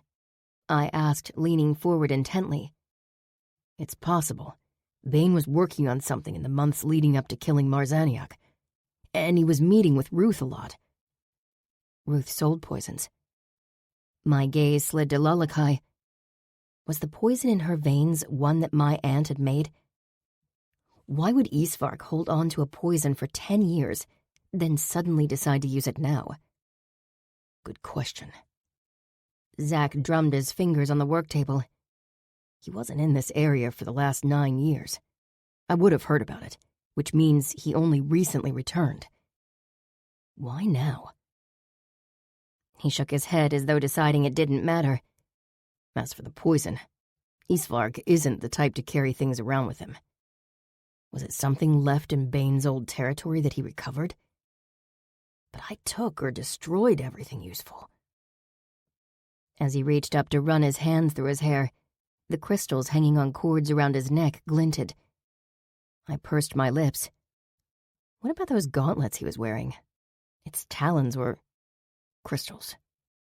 Zack hissed, jerking away from the counter. Why didn't I realize it? Those are the poison. Crystallized into a weapon. That's what Bane had Ruth make. And he froze. Oh, fuck. What? He pushed his sleeve up. 2 angry red scratches ran across the back of his wrist. He grabbed me when I was picking up Lalakai. I seized his hand, examining the scratches. The surrounding skin was red and inflamed. It looks like he barely broke your skin. Maybe that wasn't enough for the poison to enter your bloodstream. His mouth thinned. He pressed down on a scratch, turning the pink skin white with pressure, then tapped his fingers sharply against the scabbed line. It's gone numb. Probably deliberate to ensure the victim forgets about the injury and doesn't start treating for a poison immediately. I swore, anxiety building in my gut. You're the poison expert here. If you lose consciousness, then what? That wasn't my only concern. A poison that was debilitating but non-lethal to Fae might be very lethal for a human. We better not waste any time. He opened the cupboards again. I have supplies to make another detox potion, but I gave Lalakai my universal antidote, and that one takes 2 weeks to mature. I took the vials he handed me. Do you have any other symptoms? Fatigue, but I've hardly slept in days. He passed me a bundle of herbs before digging into the cabinet again. Aside from that, loss of appetite, I guess. How long has it been since we ate? We had snacks while we were riding to the Shadow Court, but we haven't eaten a proper meal since breakfast in Squamish. So, about 12 hours. He rose, his mouth creasing in a frown. Aren't you hungry? No. His frown deepened. He set a bottle of clear liquid on the counter and took the supplies he'd handed me out of my arms. Did Isvarg touch you? No. Wait. My hand rose toward my chest. He grabbed the front of my sweater. Strip, Zack ordered. I didn't argue. I unzipped my sweater and slid it off. Even as I set it on the counter with his coat, I knew. I could see the small tears in my tank top that hadn't been noticeable in the thicker fabric of my sweater. I pulled the neckline down to the top of my sports bra. 3 small nicks from Isvarg's first 2 fingers and thumb marked my chest, just below my collarbones, angry red against my fair skin. Fuck, I muttered, dread cooling my blood. Riker, did Isvarg scratch you? He landed not a single blow upon me. He replied immediately. I am as hale as can be, which is fortunate, as I will need to sharpen my nursemaid skills for when I am the only one left standing. I arched an eyebrow. You have nursemaid skills? Minimally, yes. I once attended to Pwill for a day after he was wounded in a hunt. And how many hundreds of years ago was that? He ruffled his feathers. I may be out of practice. I closed my eyes, searching for logical thought. Zack, how long until we lose consciousness? I have no idea. He pulled out a new piece of drafting paper. I can make a better guess once we start showing more symptoms. It's already been hours, but a detox potion can still slow the poison. But we don't have time for those complicated toxin tests. No. Silence stretched through the cabin. Zack measured a line in his new alchemy array. I see 3 options. 1, we go to Isvarg and bargain for the antidote. He should have one, or he risks poisoning himself when he eats his victims. I grimaced. Whatever price Isvarg demanded in exchange for his antidote would be more than any of us could pay. What are options 2 and 3? We ally with Yiliar and see if he can help us get or make an antidote, or we go back to the city and hope the Crowenhammer's healers can save us. I'd rather take my chances with the Crowenhammer. He nodded. Then, no. At the breathy protest, Zack and I whirled toward the cabin's far wall. Lullakai's eyes were open and turned our way. Zack abandoned his alchemy array and rushed to her. You're awake. He knelt at her side. How do you feel? Her feverish eyes fixed on his face. You must seek Marzana. What? Her twin perished because of this poison. She knows more about it than anyone alive. If she cannot reveal its secrets, no one can. He pressed his wrist to her forehead, checking her temperature. Are you sure? Yes. Find Marzana. With an unsteady exhale, she offered a weak smile. Your potions are helping. You need hydration. He glanced at me, and I hastily passed him the water bottle. He helped Lullakai drink several mouthfuls. Rest for now. Riker flew to the work table and perched on it, peering down at Lullakai. What an unexpected reversal, Lady of Shadow. So recently I was the one languishing in weakness. She narrowed her eyes. Had you given me the power of the Undying immediately, I would not be in this condition. You left without it, I am not to blame. Scoffing, she closed her eyes. Why not test your immortality against Isvarg? His death magic will be no match for the Undying, will it? He clacked his beak. I did not survive this long by gambling with my life. While Zack resumed working on his alchemy, I crouched beside Lullakai. What happened after you and Zack split up? She didn't look enthused to be talking to me, but answered anyway. I entered the Fey domain and flew swiftly toward Marzana's residence. Many court members were present. Bitterness roughened her normally sultry voice. but none warned me of what waited. Isvarg ambushed me. You can assume the rest. What I could assume was that Lalakai wasn't well loved by her court. Otherwise, someone would have tipped her off about their new leader. Where are we supposed to find Marzana? I asked. How would I know? You told us to find her. Ask Gilear. She closed her eyes, ending the discussion. Rising to my feet, I studied Zack as he measured an angle in his array. My fingers rose to my chest, prodding the scratches Isvarg had left. I couldn't feel anything. My skin numb, as though the beast's claws had been coated in anesthetic.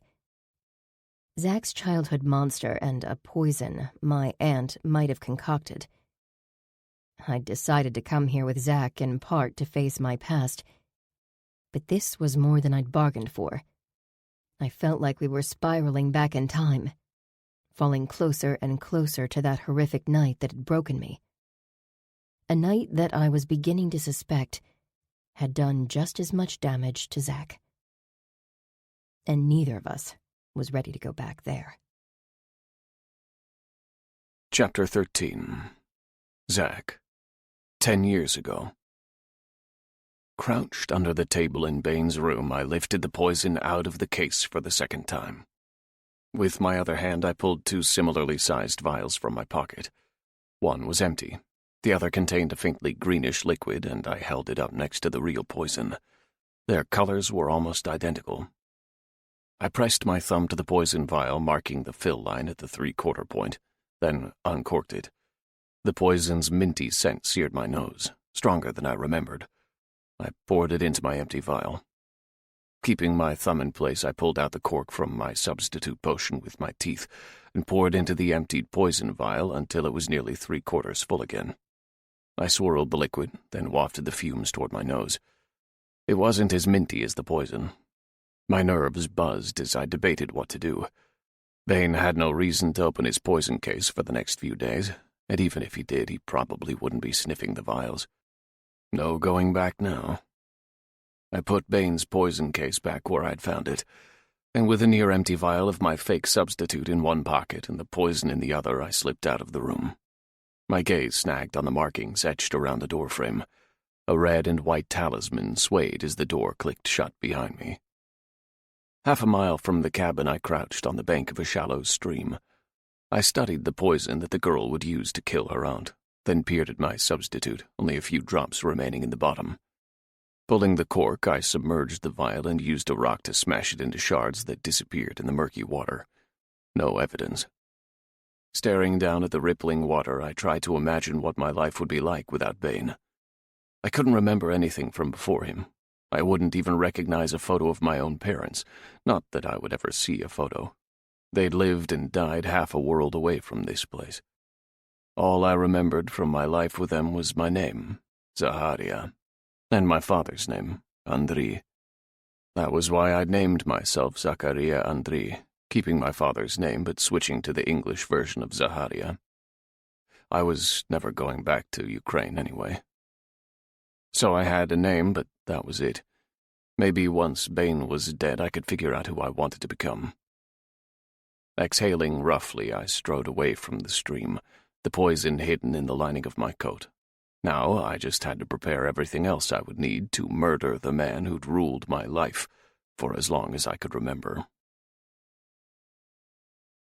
Following behind Bane, I rubbed 2 fingers over my inner wrist, where Lalakai had embedded her spell.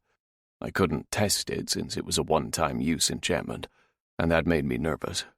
I wouldn't use it tomorrow night unless I had to, but everything else was ready. In 24 hours, I would kill Bane. Adrenaline made me jittery, and I resisted the urge to check that the poison I'd stolen 4 nights ago was still hidden in my coat lining. "Zaharia," he said, his deep voice harsh and commanding. I extended my stride until I was walking in his shadow. "Yes?" "Говори по-русски," he barked crossly. "Извини," I muttered, angry at myself for slipping up. I was too distracted. "Да?" "Tomorrow is an important night," he said in Russian. Shocked terror rippled through me before I could stop it, and I was glad he wasn't looking my way. I cleared my expression. "It is?" "You know I've been working on something." He glanced back at me, ambition burning in his dark, dead eyes. "Tomorrow is the night." Was he being deliberately vague? Why say anything if he wouldn't share the details? "All right," I said. "What do you want me to do?" He turned so fast I couldn't react.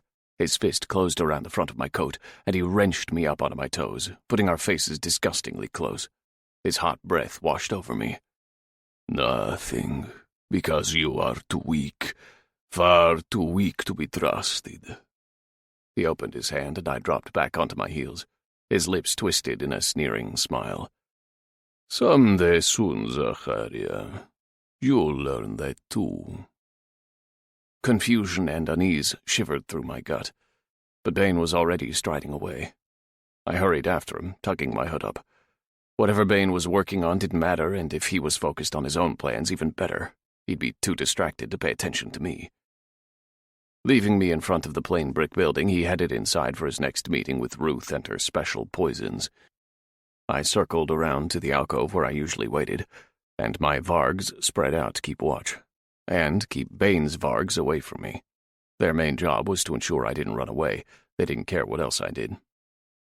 Leaning against the wall, I fished the small vial out of my coat's lining and examined the green liquid in the dim light of a street lamp. If only killing Bane was as simple as slipping this into his food.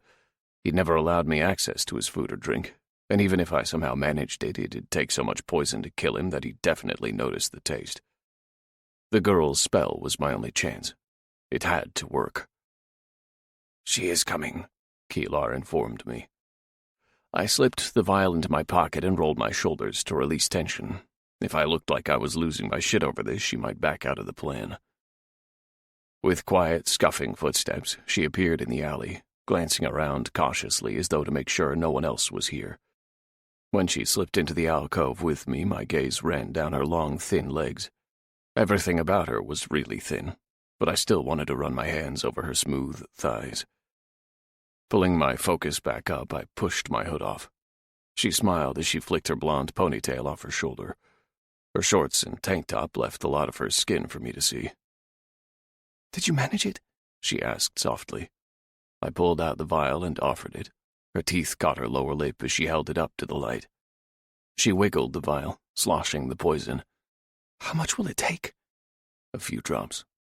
It smells minty, so put it in something with strong flavor." "Like coffee?" she suggested, arching an eyebrow. She was so blasé about committing murder. I liked it. "Coffee is perfect."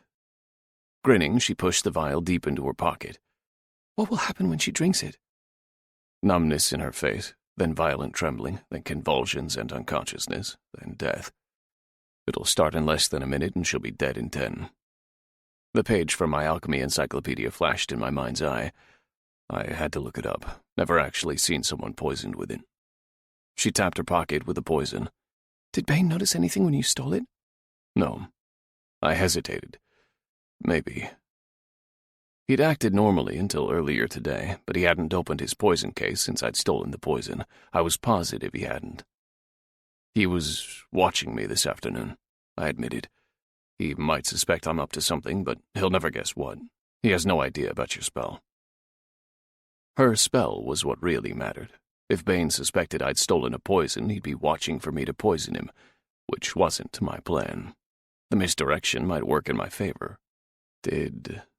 Sudden unease hit me as I realized I'd handed over the poison without getting her artifact first.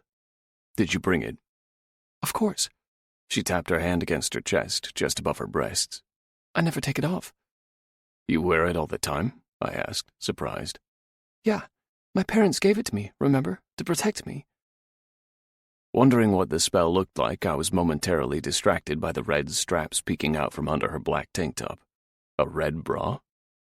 I yanked my gaze back up, focusing on her face. "What happened to your parents?" "They were helping search for a missing hiker in the mountains north of our home."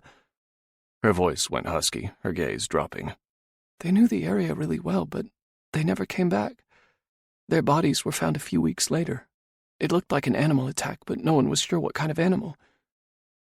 Assuming her parents had been witches like her, there was only one plausible explanation. Probably a fae, then. She nodded. What about your parents? Bane isn't your dad, is he?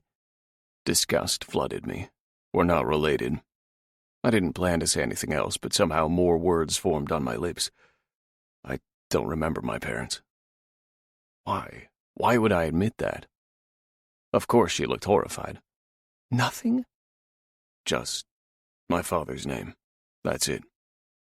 Straightening, I changed the subject. Will you be okay without your artifact? Yeah, I'll be fine. There are no fae in this city to bother me. Not many. So she lived in the city, then. I filed that away as another tidbit about her. I wanted to know more. I wanted to know her name. She lifted her hand toward her throat. For a second she hesitated, then she pulled a small, dark pendant from under her shirt. A smooth, brownish stone hung on a fine silver chain. That's it? I asked, watching it swing back and forth. It had to work. It had to. Yup. She lifted the chain over her head and held it out to me. I cupped it in my hands, the stone warm from her body heat. I expected to feel a surge of arcana energy, but what flowed into my fingers was the unmistakable hum of fae magic. I traced a swirling rune etched in the front of the stone. Definitely fae. The magic in this is really powerful, I muttered, questions piling up in my head.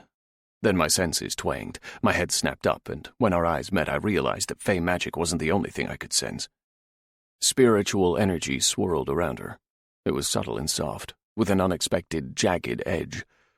I hadn't sensed her power until this moment, meaning the artifact had been hiding it, and hiding what she was. I stared at her. Why didn't you say you were?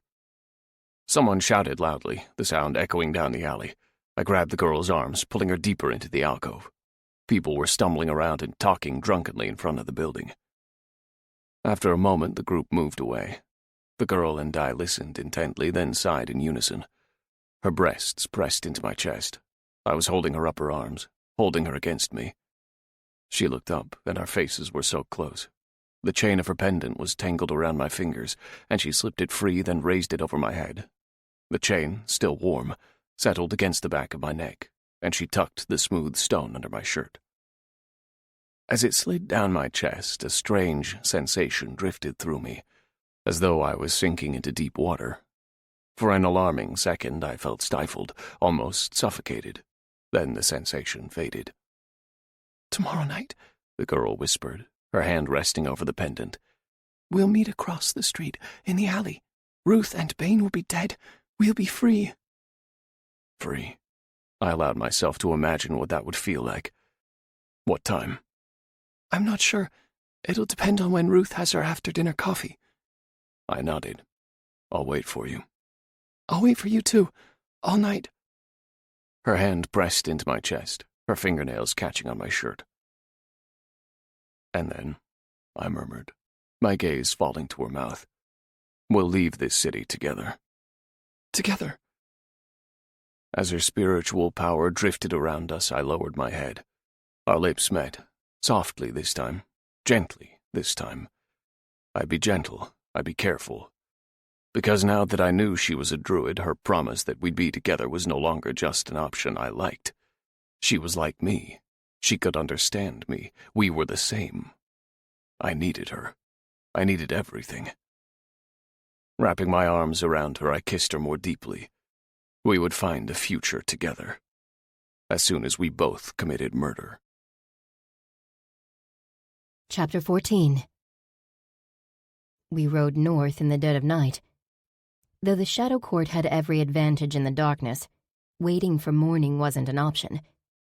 Zack and I had no idea how long it would take Isvarg's poison to render us unconscious. Before we left, we'd forced down some trail mix and filled our smaller backpacks with supplies. Lulakai had continued to drift in and out of awareness. It was an improvement over her previous state, and it gave me hope that the detox potions Zack had made would help us fight off the poison. But she was in no condition to travel. Leaving Grenior and Kilar at the cabin to watch over Lulakai, Zack and I had set out alone, me astride our tier and him riding Tiliag. Flashlights would have given away our position to any searching members of the Shadow Court, so we'd split a dose of his night vision potion. It was just enough that I could make out silhouettes and shapes. Our Fey mounts moved quickly despite the darkness. Spurts of rain drummed on the hood of my jacket, a waterproof one this time. Our plan was flimsy, at best. Since we didn't know where to look for Marzana, we were heading toward the area where Echo had called for help. According to Zack, there was a decent chance Echo knew what had befallen Marzana. He might have been calling Zack toward her, or if we found him, he might know her location. Instead of traveling with us, Riker had flown ahead in the form of an owl. He would attempt to contact Yiliar, and the Shadow Lord would hopefully reveal where Marzana was hiding, before Zack and I wasted too much time wandering around the wilderness. Being separated from Riker made me nervous. Even when I'd believed he was a mostly powerless shapeshifter, his presence had been reassuring. His craftiness and confidence always gave the impression he could handle any situation. And now, knowing how powerful he was, I'd grown to rely on him even more. I wound my hands through Artyr's silky mane. Tiliag walked ahead of us on a game trail, and I watched Zack's shoulders flex and relax, only to tighten up again. How did he feel, being separated from Lalakai, Grenior, and Keelar? Did they reassure him the way Riker's presence reassured me? How did he feel knowing Isvarg was somewhere in these dark woods? The thought unnerved me, and I didn't have a history with the beast. The dense underbrush, barely visible in the darkness, thinned as we followed the trail into a shallow valley. I leaned forward, urging Artyr to extend his gait, and he obliged, drawing level with Tiliag. The two stallions pinned their ears and tossed their heads, but they seemed past the bickering phase of their rivalry. In case we run into Isvarg again, I murmured, keeping my voice quiet so it wouldn't travel. What's the best way to fight him? Does he have any weaknesses? As far as I know, he doesn't have any weaknesses. Zack gazed straight ahead. Everything is a game to him. If he gets to hurt or kill someone, he wins. If he doesn't, oh well, there's always tomorrow. So we probably can't make him angry and stupid then. I have never seen him lose his head. He's a twisted sadist to the core. He only wants power, so he can play games with stronger victims. What about physical weaknesses? He's a death fae. The more you injure him, the stronger he gets. What? He glanced at me, but it was too dark to make out his expression. You didn't know? He feeds off pain and death, including his own. What he did earlier this evening was nothing. It's when he takes a few wounds that his power really amps up. Shit, I muttered. And considering his affinity for death, I don't know what would happen if Riker used his undying magic in Isvarg's vicinity. I rubbed my chest through my jacket, pressing on the numb scratches Isvarg had given me. Rain pattered down and Zack tipped his head back, letting it pepper his face. I bit my lower lip as the stallions thumped across the valley, long grass swishing against their legs. If I'd run into Isvarg a year ago. Zack's voice was a low, husky rumble. I was stronger then. I had powerful fey gifts, stockpiles of spells and potions, and 5 Vargs in my pack. Stockpiles? I repeated under my breath. According to the MPD bounty page I'd looked at a few weeks ago, the majority of criminal charges against Zack were related to possessing, stealing, or trafficking illegal dark magic. He must have dedicated most of his time to his stockpile, until he'd lost it, along with his safe secret farm in the mountains. And that's when his old, undefeated nemesis had reappeared. No wonder he didn't want to go up against Isvarg. Our mounts pushed into a fast trot to cover more ground. The miles crawled past as we rode from valley to valley, heading steadily northeast toward Echo's territory. The rain stopped, and the clouds broke up, giving the moon a chance to peek through the wisps. We descended into another valley, scraggy lodgepole pines surrounding us. I stretched my legs out, then settled them against Artier's sides. "Are we in Echo's territory yet?" I asked Zach. "I'm pretty sure, unless we're too far north." He peered around at the trees. "I've only been to see him a few times. He usually comes to visit me instead." "At your farm?" "Yeah." I fiddled with the zipper of my jacket. "I've been wondering. You mentioned you didn't have much to do with the homeless kids you brought to your farm. But why do it then? I can't imagine rescuing animals, then ignoring them." "That's because rescuing animals was your intent from the start. I never planned to turn my farm into a group home for teens. It just happened." "How does something like that just happen?" Dappled moonlight drifted over him. He gazed ahead, seeming to weigh something in his mind, weighing whether he wanted to reveal more. "It started when I was 18, about a year after I killed Bane." He glanced at me. "I was 16 when we met." My eyes widened slightly. So after I'd killed Ruth, he'd spent another year as Bane's apprentice? "Bane's death caused unexpected issues for me," he continued. "It took me a while to get things under control. Once no one was actively trying to kill me." "Why?" I started to ask, but he was still speaking. "I tapped into Bane's old contacts in the city, and I made new contacts of my own. I asked them for any information they could find on blonde female spiritualist mythics around 17 living on the streets." A strange, terrifying stillness engulfed my chest, as though all the broken shards in my lungs had frozen solid. We rode in silence for a long minute. "A few weeks later, I got my first tip." His eyes turned to mine, silvery light dancing across his face. "But the girl wasn't you." A tremor shook my body. Artier's ears turned back in concern. "It was Morgan," Zach said softly. "She looked nothing like you. And she was too old. A few years older than me, but she had the same toughness. She was scared, alone, and in a dangerous situation. She wasn't you, but I couldn't leave her there.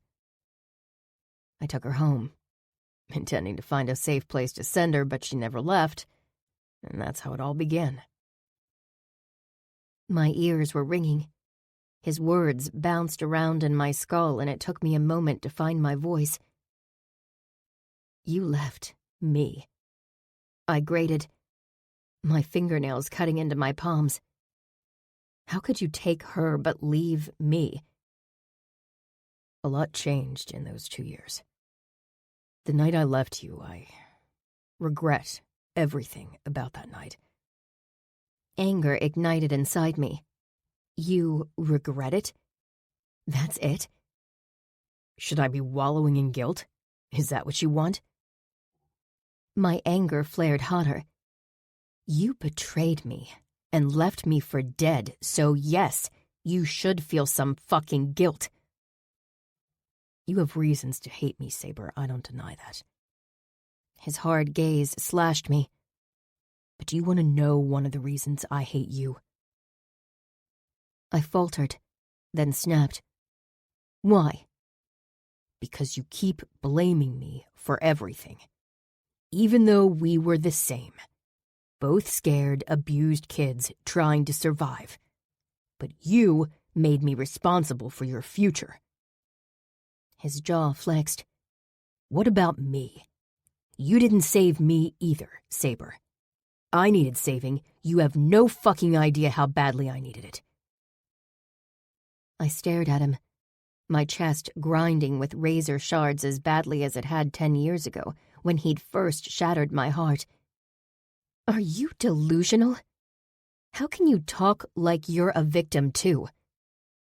My temper ripped free from my control. "You lied about everything and tricked me." Artier tossed his head, unhappy with my sudden shout. "You gave me a fake poison. I yelled. "You broke the only thing I had left of my parents. You showed up just to throw it in the mud and walk away. You made me trust you and love you, then you went out of your way to crush me. How are you a victim here, Zach?" Shock rippled over his face, and I realized what I'd blurted out. The confession I'd sworn to never speak aloud. "What do you mean, a fake poison?" My mouth hung open for a second. I snapped it shut. "You think I don't know? You gave me peppermint oil, not poison. I still can't believe I didn't guess." "No." He leaned sideways toward me, his eyes boring into mine with sudden intensity. "I stole the poison from Bane." "It was fake," I repeated furiously. "Ruth knew I'd try to poison her coffee, and she knew the poison was fake. She even drank some of it to mess with me." "Then she must have switched the poison I gave you with a fake." "Impossible. I never once let that vial out of my sight until I poured it in her coffee maker." "But I gave you real poison." "Quit fucking lying." "Lying?" he yelled. "What could I possibly gain from lying at this point? Why do you villainize me like this? Fuck! This is why I can't stand you." "The feeling is mutual," I shouted. "How can you pretend to—" "Shut up, Saber. Just fuck." Snarling profanity, he threw his weight forward. "Tilia, go." The stallion grunted and sped into a ground-eating gallop, his hooves pounding, and before I could tell Artir to turn back, to carry me as far away from Zach as possible, he surged after Tiliag. The wind whipped at my hair as dark trees flashed past. Blind rage burned through me, and I let out a wordless scream. Bending over Artir's neck, I urged him faster, not caring how dangerous it was to gallop in the dark. The cold wind cut across my face, stinging the dampness on my cheeks. Why couldn't Zach just admit he'd betrayed me? How was I supposed to accept the past and let it go when he kept changing the story? How could I have thought, even for a second, that I didn't hate everything about him? Ahead, Zach and Tiliag were a dark shape, galloping over the uneven ground. The trees had thinned, and the few that remained were even more stunted. A rotten stench hit my nose. Moonlight gleamed on water peeking through the low vegetation. A frothing wave exploded upward, and a monster surged out of a hidden pool into Tiliag's path. The stallion swerved away from the attacking creature, his hooves splashing into water. With a harsh bellow, he went down. Zach was thrown. Artir didn't slow. Heat radiated off him, and his orange eyes glowed like embers. His hooves slammed down, and lines of fire shot forward along the ground, racing toward the creature, the mantis-like shadow court fae. The mantis recoiled from the flames. Summoning an ice spear, I hurled it at the distracted creature. As the weapon left my hand, a feminine shriek of laughter erupted on my left. The pale-skinned female fae leaped out of the darkness, long talons on the ends of her fingers slashing at me.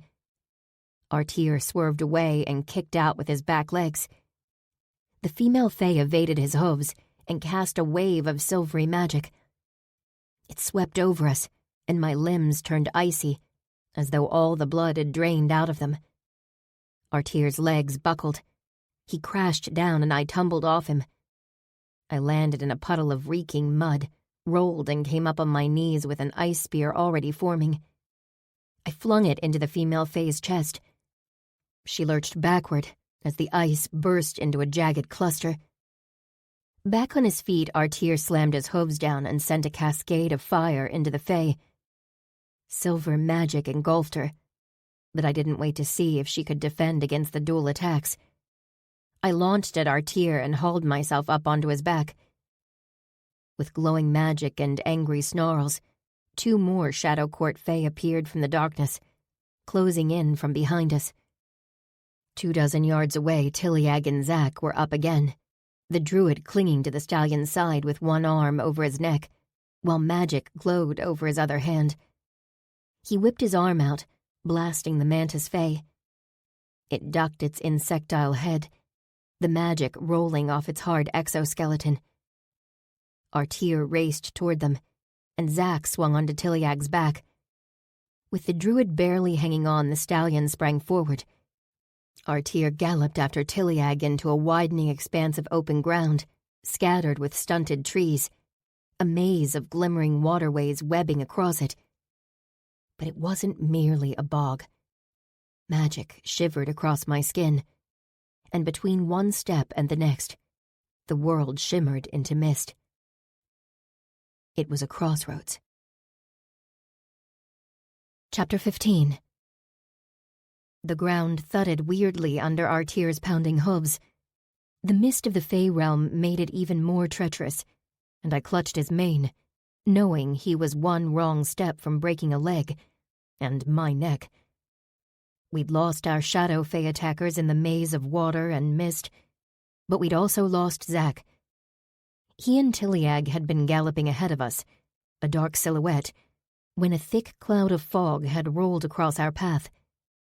I'd lost sight of him and he hadn't reappeared. High-pitched laughter echoed through the pale haze. I couldn't tell which direction it was coming from. Artir slowed to a trot, his ears swiveling nervously. Knee-high plants with narrow leaves blanketed the lumpy moss-covered ground, and his hooves splashed in hidden pockets of water. I scanned the mist again for movement. Zack couldn't be that far, could he? Unless he and Tiliag had veered in a different direction. The pathways through the bog were more twisted than a labyrinth, and distances in a crossroads could be deceiving. Artir's hooves splatted into deep mud. His trot faltered. Then I was flying through the air.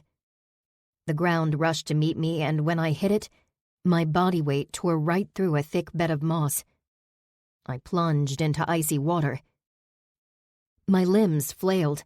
Then I found the bottom, a mucky layer of decomposing mush that sucked my feet down into it. My head burst out of the water and I gasped in a breath, then gagged as a hideous stench of rot and mold clogged my airways. Panting, I grabbed for the nearest hump of land to pull myself out of the water. It bobbed and floated away. It wasn't solid earth. It was a mass of floating vegetation. I turned, water sloshing at my chest and my lower legs sticking in the mud and silt. A few yards behind me, Artir had sunk up to his chest. He struggled toward the solid path he'd been running on. I wrenched my left leg free and stepped forward. When my foot touched down, it sank even deeper. The water rose to my armpits. It was way colder than it should have been, and the stink was beyond comprehension, suffocating and unbearable. Artir got his knees up on solid ground and struggled to pull his rear legs out. I took another wading step toward him, shivering violently. He clambered out, water sloshing in his wake. I wrenched my foot free from the rotting vegetation beneath the surface. Artir's head jerked up, ears pricked to the south. His voice rushed into my head, an urgent command I could easily guess. Hide. Trapped in place, all I could do was bend my knees until my chin touched the water, but I was still visible. I could hear them coming. Thudding steps, a growl, a strange clicking noise that had to be the mantis fae. Artir's orange eyes scoured across me. Then he spun and trotted off into the mist. The quiet noises of the approaching fae grew louder. Shadows appeared in the mist, rushing forward. They'd spotted Artir, and they would see me too. I sucked in the deepest breath I could and ducked beneath the surface. Cold, slimy water engulfed my head. I held my breath as long as I could, then slowly exhaled a few bubbles at a time, fighting the screaming in my lungs. When I couldn't hold it any longer, I pushed my face back above the surface, spitting and gasping. The mist swirled quiet and empty. I couldn't see or sense any fae, including Artir. The shadow fae must have followed him. With difficulty, I waded to the same spot where our tear had escaped the water and crawled onto the spongy moss. My breath heaved in and out, and I had to fight the urge to vomit. Throwing up wouldn't lessen the reek of decomposition.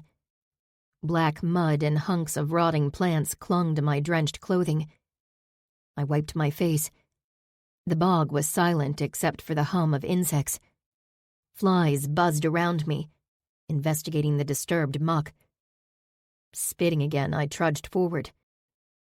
For a few yards, the ground was solid. Then my foot went through the moss layer and into a hidden pocket of water. Pain twanged through my ankle. Fuck! I panted, backtracking. Should I retrace my route and hope our shadow fae pursuers had continued deeper into the bog? Or should I keep moving forward and hope I made it out the other side? Which way had our tear gone? I snapped a branch off a twisted, unhealthy pine and used it to poke at the ground. Zack had been heading north, so I'd do the same. Squinting at the sky, I started forward. The bog stretched ahead. It was impossible to tell solid ground from unstable moss beds with deep water under them. Everything smelled so awful I could barely think. Dripping wet and squelching with each step, I made my slow way forward. Where was Artir? Was the mantis chasing him? What about Zack and Tilyag? Had Zack realized I wasn't following anymore? Would he come back for me? A grimace twisted my mouth. Why would he? I wiped the back of my hand across my forehead. It was easier for us to just hate each other. Our relationship had burned to a husk of bitterness and loathing 10 years ago. There was no saving it. There was no forgiveness. His voice echoed in my head. What do you mean, a fake poison? It was completely idiotic of him to deny he'd given me a fake poison. The lie was so laughably obvious that it made no sense. He'd admitted to betraying me, so why deny the fake poison? It was just so stupid. But Zack wasn't stupid. What could I possibly gain from lying at this point? I took another cautious step. My senses stretched out, trying to detect any nearby fae. But all I could feel was the ancient power of the crossroads twining through the stagnant, rot-filled energy of the bog. This is why I can't stand you. Zack's voice sounded so close and so real that I looked over my shoulder. I checked the other direction. Was I hallucinating now? Was that the next symptom of Isverg's poison? Are you completely incapable of forgiving people for making mistakes? Stumbling forward, I shook my head. This was not a good time for me to lose my grasp on reality. But knowing that didn't make it stop. I needed saving. You have no fucking idea how badly I needed it. How was I supposed to save you? I growled. I'd been trapped in my own nightmare. There was no way I could have fixed his. A monster like you has no right to be within 1,000 feet of any child. I jerked to a halt. That wasn't Zack's voice. That was my father's. I dug the heel of my hand into my ear. Why did it sound so real? What was wrong with me? Be careful with your temper, Saber, he said sternly. There are some words you can never take back. Dad? I whispered, squeezing my eyes shut. I could see his face, his grave disapproval. But I couldn't remember what mean, childish thing I'd shouted at him in a fit of anger. You smell as mouth-watering as always. I jolted at Isverg's hideous voice. Eyes flying open, I turned in a sharp circle, scanning the bog. Patches of water rippled softly, ethereal mist drifting through the vegetation. It was so quiet. Your ability to reason your way through a problem is utterly crippled. Ruth's cold voice cut through me like a knife, more real than any memory of her I possessed. I went rigid, my breath hissing through my clenched teeth. Why was I hearing these voices? What was happening to me?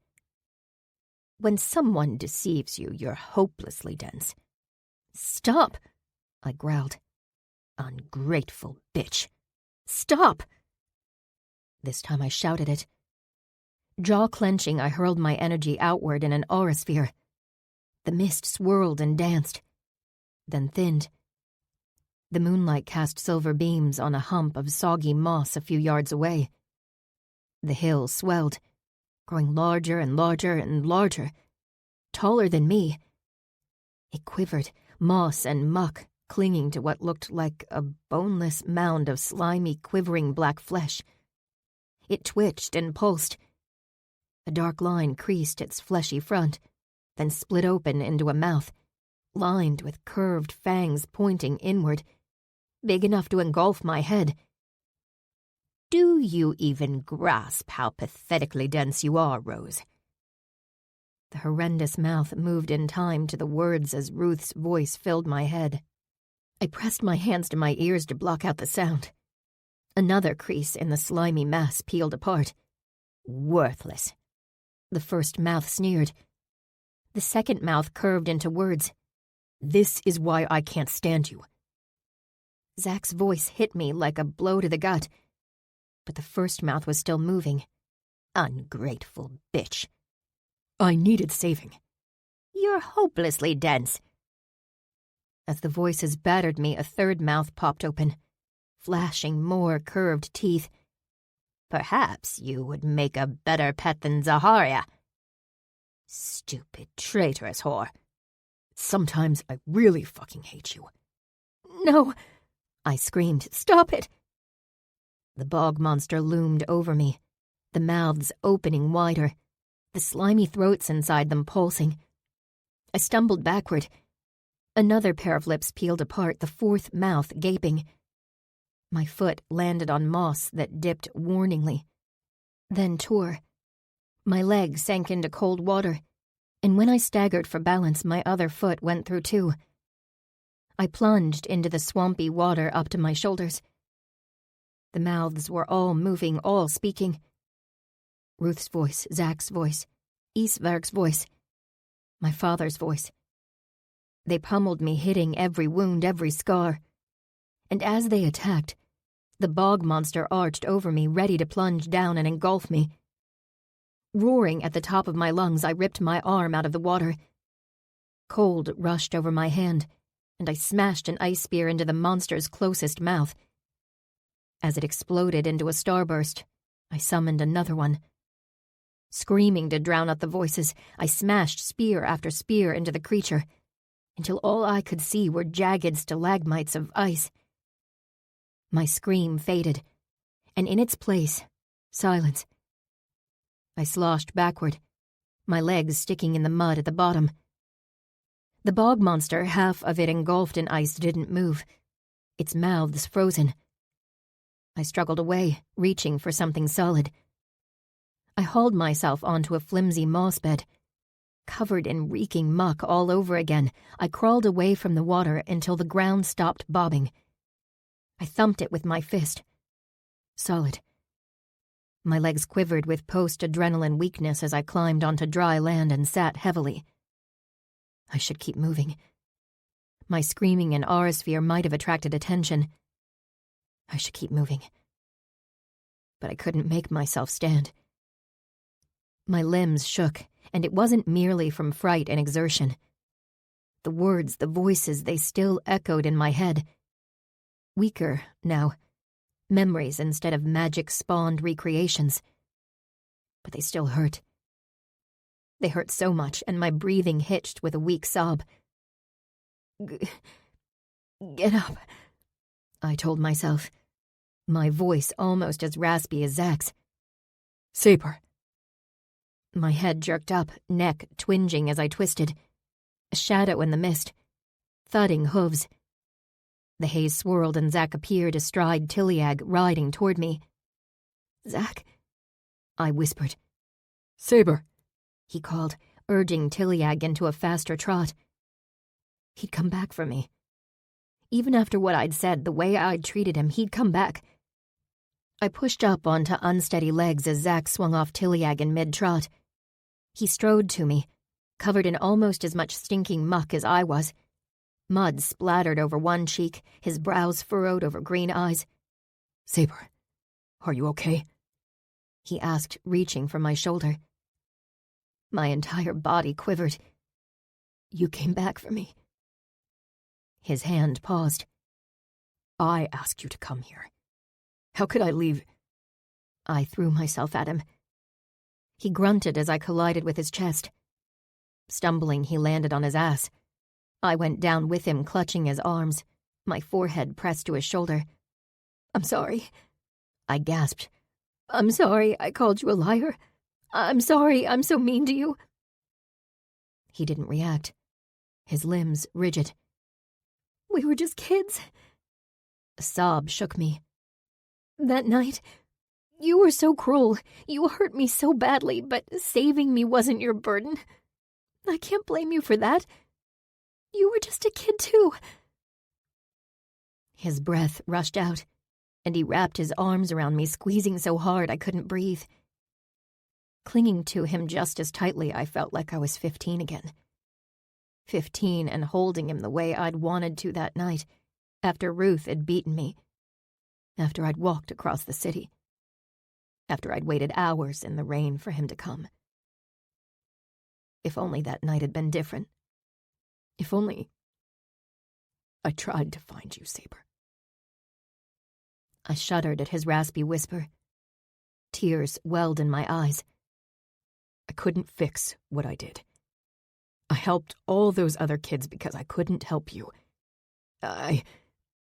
His voice hitched, broke. I don't hate you, Saber. I just hate everything. The tears spilled down my cheeks. It's all so fucked up. Beyond fucked up. He pushed me back enough for his eyes, dark with pain, to meet mine. Saber, I swear I stole the poison for you. I touched the corner of his mouth, trying to smooth away the creases in his jaw. All this time I thought you'd tricked me from the start. And none of it, nothing that happened between us was real. No, he whispered. I meant it, Saber. I tried to kill Bane that night, just like we'd planned. But he knew. He knew as well?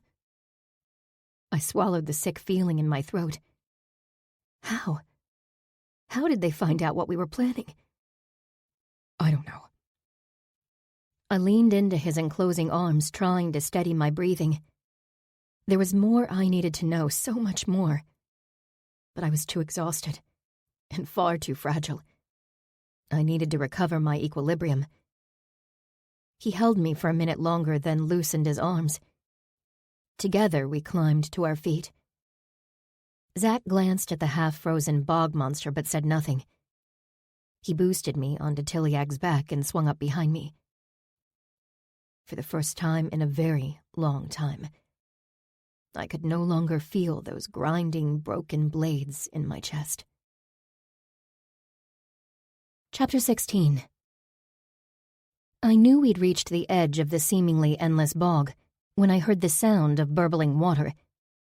Tiliag's ears pricked forward, and he broke into an eager trot. I didn't blame him for hurrying. All three of us stank so badly I could barely breathe through it. A narrow, quick-flowing river snaked along the edge of the valley, its energetic ripples gleaming in the faint light, growing on the eastern horizon. Tiliag didn't slow when he reached the pebbly riverbank. He plunged right in. I slid off his side, landing with a splash, and moved far enough that I wouldn't get stepped on, then went down onto my knees. Water pushed against me, trying to carry me away, but it was only a few feet deep. Holding my breath, I dunked my head into the cold flow and vigorously scrubbed my hair. When I pulled my head out, I spotted Zack a few yards away in a deeper section of the river. He'd pulled off his backpack and shirt and was sinking the latter into the water. We washed, scrubbed, stripped, and scrubbed some more. In my bra and underwear and nothing else, I helped Zack wipe down Tiliag, so he didn't have to stink either. I wondered where our tier had ended up. I hoped he was okay. Would he be able to find us again? I sat on a smooth boulder at the water's edge, holding an armful of wet clothes and my drenched backpack, most of its contents ruined. I never want to see another bog again. I never want to smell another bog, Zach grumbled. Standing in ankle-deep water, he wrung out his jeans, the thick muscles in his upper arms bunching. His boxers were plastered to his skin, and the rest of his tight, muscular body was on full display. My gaze traveled down, then made its way slowly back up. When I got to his face, I found him watching me, his gaze dark and heated. We stared at each other for several heartbeats before simultaneously looking away. I combed my fingers through my hair, then started braiding it. Where are we? No idea. I didn't know this crossroads existed. Glancing at the pre-dawn horizon, he splashed to the shore. We're either in Echo's territory or we missed it, and we're on the northeastern edge of the Shadow Court's land. What do we do now? He tossed his wet pants over a rock and stepped closer to me. As I looked up, he pressed his wrist against my cheek. Pushing my bangs aside, he checked my forehead, then his. We're both running fevers, so for now we should find shelter, dry our clothes, eat something, and dose up on potions. We'd scrubbed our clothes, but it had been a wasted effort. The only way to rid them of the bog stink was to burn them. Using Zach's least contaminated shirt, we slung it over Tiliag's back like a saddle blanket and mounted him in our underwear. I sat in front and Zach tucked up behind me, the rest of our soggy garments stuffed in our dripping backpacks. His warm hand rested on my waist, skin on skin. His legs bumped mine. His breath was hot on the back of my neck. Tiliag plodded downstream, following the river. The sky gradually lightened, the shadows receding, and a faint pink stain appeared above the mountains in the east. The river flowed into a narrow ravine, and steep, rocky walls closed in on either side of us. Ears swiveling, Tiliag came to a halt. "Shall I turn back?" Zach swore under his breath. "Yeah, I guess we—" Breaking off, he sat up straight as though listening. "What's wrong?" I asked. I heard. He exhaled. I thought I heard something, or maybe I sensed it. It was faint, but... Tiliag, keep going. Tiliag splashed into deeper water. It rose up to his belly, the current pushing against him. If Zach and I had tried to wade across, we'd have been swept away. The shadows deepened as the ravine narrowed. The sides were too precipitous to climb. If we were attacked, we could only go forward or backward. I tightened my grip on Tiliag's mane.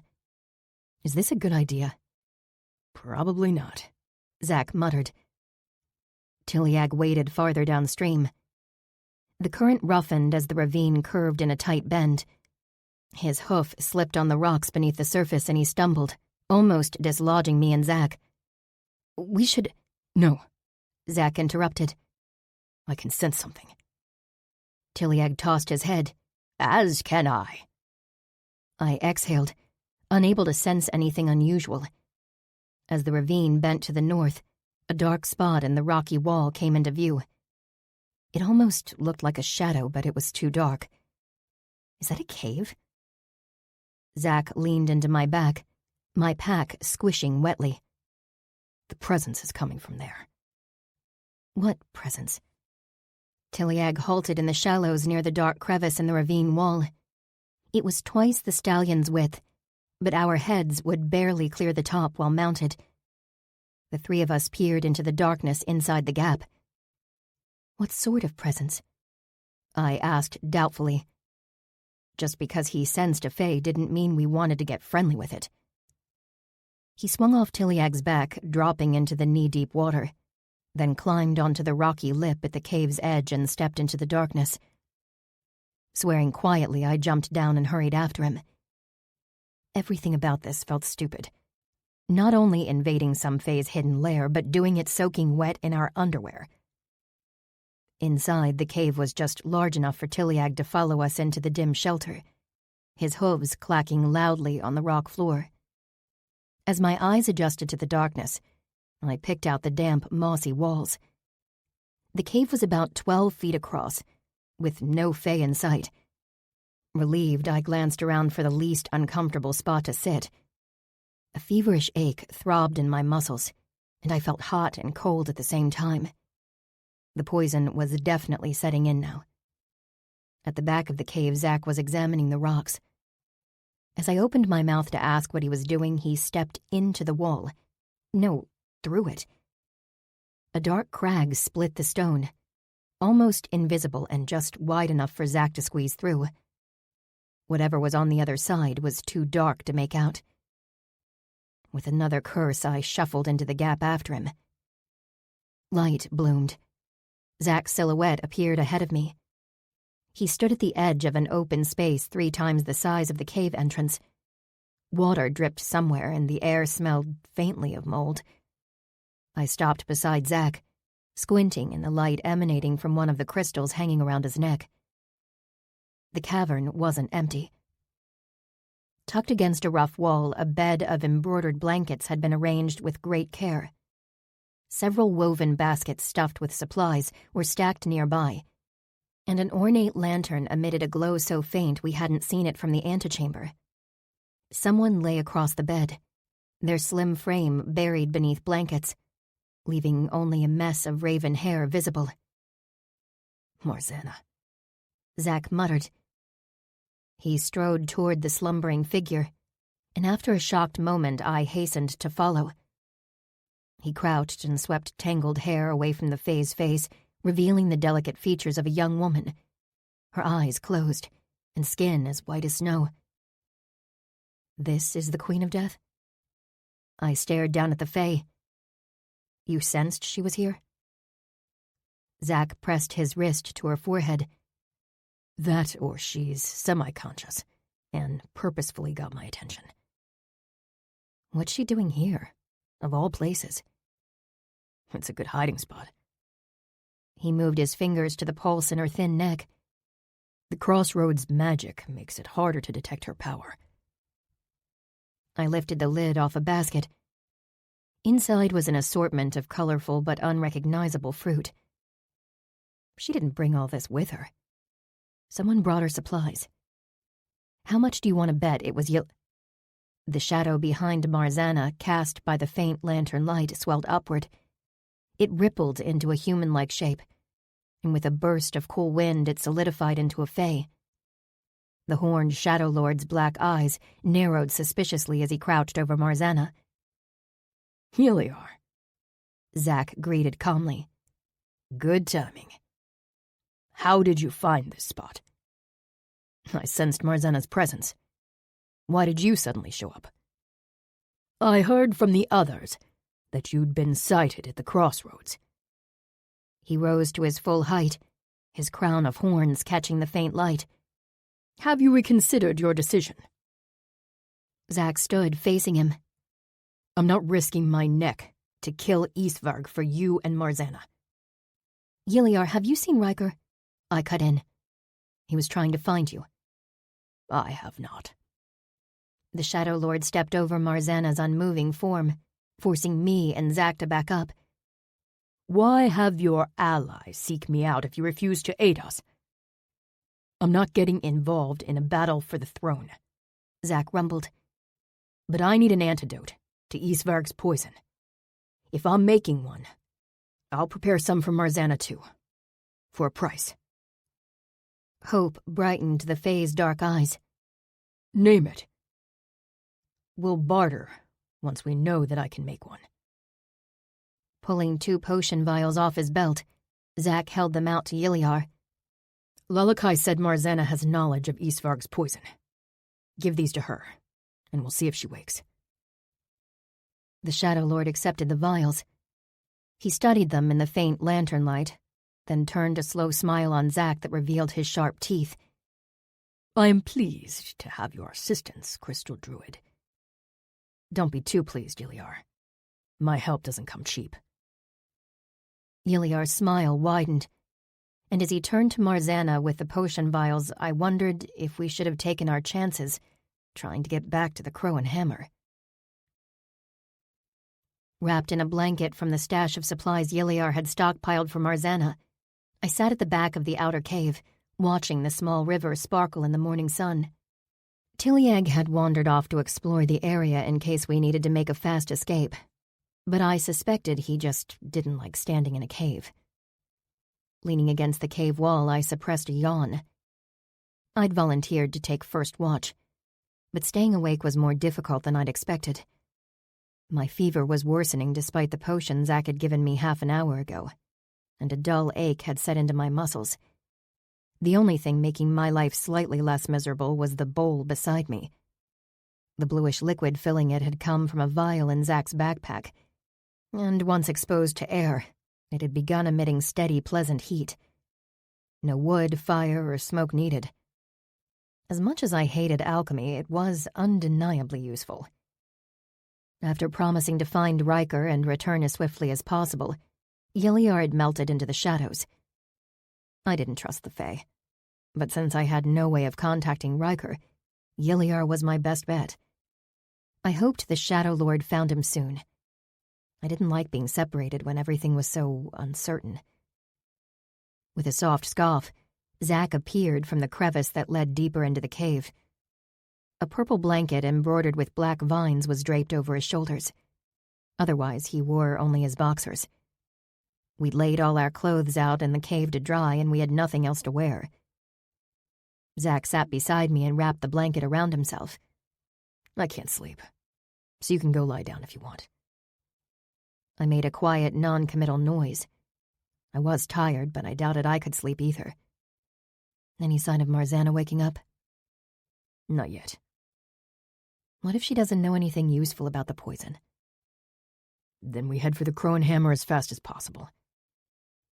We'd never make it. We'd have to cross the bog crossroads or detour around it, and with the Shadow Court hunting us, that'd be impossible. Plus, if we left, we'd be condemning Marzana to death and giving Isverg the chance to devour her, which would increase his power further. Little sunlight reached the back of the cavern, and Zack's face was deep in shadow. When I'd first met him again a few weeks ago, he'd seemed like a person who never backed down from a threat. Yet he had no plans to confront Isverg. What was it about the jackal beast that had Zack in a defensive retreat? If you could go back in time, I murmured, studying him. Would you run away with me that night? If everything else still happened the same way. He gazed toward the river. If we had run, Bane would have hunted us down in no time. He'd have fed you to Isvarg and punished me for trying to escape. My fingernails found a loose thread of embroidery on my blanket. I tugged on it. What if we'd killed Bane and Ruth first? Then, yeah, I'd have gone with you. He tipped his head back, resting it against the wall. I wanted to go east. There are big, old forests in northern Ontario with lots of fae. We could have set up a territory there. It would have been a good source of alchemy supplies, too. I know my way around black markets, and I would have sold poisons or artifacts for money. I bit my lower lip. Venturing into new territories as a druid is always dangerous. I would have taken it slow, finding somewhere to stay at the edge of the city first, then exploring the wilds a bit at a time. Small fae are easy to befriend, and they can provide a lot of information about the more powerful fae nearby. Did you have all that planned 10 years ago? I asked haltingly. I wouldn't call it a plan. They were just vague ideas. I see. I mumbled. What's wrong? A soft, bitter laugh escaped me. Your vague ideas were 10 times more detailed than anything I'd thought of. I'm realizing really fucking late how completely unprepared I was. You had all sorts of survival skills, and I knew shit. I had nothing to contribute. It doesn't matter because that's not what happened. You have lots of skills now. He glanced at me. We should work on your druid skill set, though. You need a tattoo for that rune from Riker. And your aura reflection is awful. And yours is perfect, is it? Yes. It's a necessary survival skill. I relaxed against the cold stone wall and rested my head on his shoulder. Fine. You can teach me. His arm twitched slightly, as though he was surprised I'd agreed. Maybe he'd expected me to say he was the last person on Earth I'd let teach me anything. Maybe he was waiting for me to lash out again. Tell him I hated him and try to stab him. A couple of weeks ago, I might have said that. Maybe even a couple of days ago. But everything was changing. I was changing. Zach? I stared down at my hands, gripping the blanket. A faint, painful grind scraped across my ribs. After this is over, you should come back to the rescue with me. Stay at my place for a few days. A few days? He repeated softly. Yeah. I concentrated on breathing. You can show me druid things. And we can talk about everything. Really, talk about it. A long pause. All right. My gaze lifted to his, and fear climbed through me, closing my throat. Will I hate you when you tell me everything? Maybe. Pain and regret darkened his eyes. Probably. The pounding of my heart filled my ears. I don't want to hate you. What's done is done. We can't change it now. The tight fear in my chest intensified. I remembered that moment outside the Crow and Hammer when I'd told Zach that I'd thought he needed me, and how upset I'd been that it had appeared he didn't. And I remembered the way he'd kissed me. Whatever this strange, traumatic, painful relationship between us was, whether it was healthy or destructive or something else entirely, we needed it. It didn't make any sense, but right now we needed each other. My hand floated toward him, moving as though I had no control over it. His bare skin looked pale in the darkness, heavy shadows sculpting the muscles banding his arm. My fingers curled around his forearm. The jagged shards in my chest quivered, but I ignored the warning. I pushed onto my knees. The blanket slid down my back, cool air washing over my bare skin. Holding his arm with one hand, I gripped his jaw with the other. His eyes widened as I pulled his face up. I stared into those familiar green eyes, every molecule in my body vibrating. This wasn't smart. It wasn't safe, it wasn't good for me. But I couldn't stop myself. I leaned down. I kissed him. His mouth was slack with shock, but I didn't care. My heart was skipping wildly, my gut twisted, fear and need competing. I pulled away. Our eyes locked. No longer surprised, his gaze burned. But he didn't move, waiting to see what I would do next. Grabbing his face with both hands, I crushed our mouths together. His hands closed around my waist, hot against my skin. Lips parting, mouths open, tongues sliding together. I pressed into him, arching over him. My knees straddled his legs, my thighs against his torso. Skin on skin. His blanket wasn't between us. I didn't know where it had gone. His fingers slid down to my ass, then he pulled my hips down into his. I gasped against his mouth. Scorching desire spread through my body. I needed him. I'd needed him since the night we'd held knives to each other's throats in a dangerous, darkly flirtatious game. Since we'd made out against the stable wall. Since he'd taunted me in the hotel bathroom. Since he'd kissed me, devoured me outside the Crow and Hammer. And now I was kissing him. And it wasn't enough. My hands were clutching his shoulders, fingernails digging in, and it wasn't enough. I ground against him, my hips rocking, and it still wasn't enough. My hand dragged down his chest, his abs. found the waistline of his shorts slid under them. He grabbed my wrist, stopping me. Saber. I froze, my mouth hovering an inch above his. He let out a rough breath. I don't think we should do this. Rejection slammed through me. Baring my teeth, I shoved off him, and he grabbed my arms.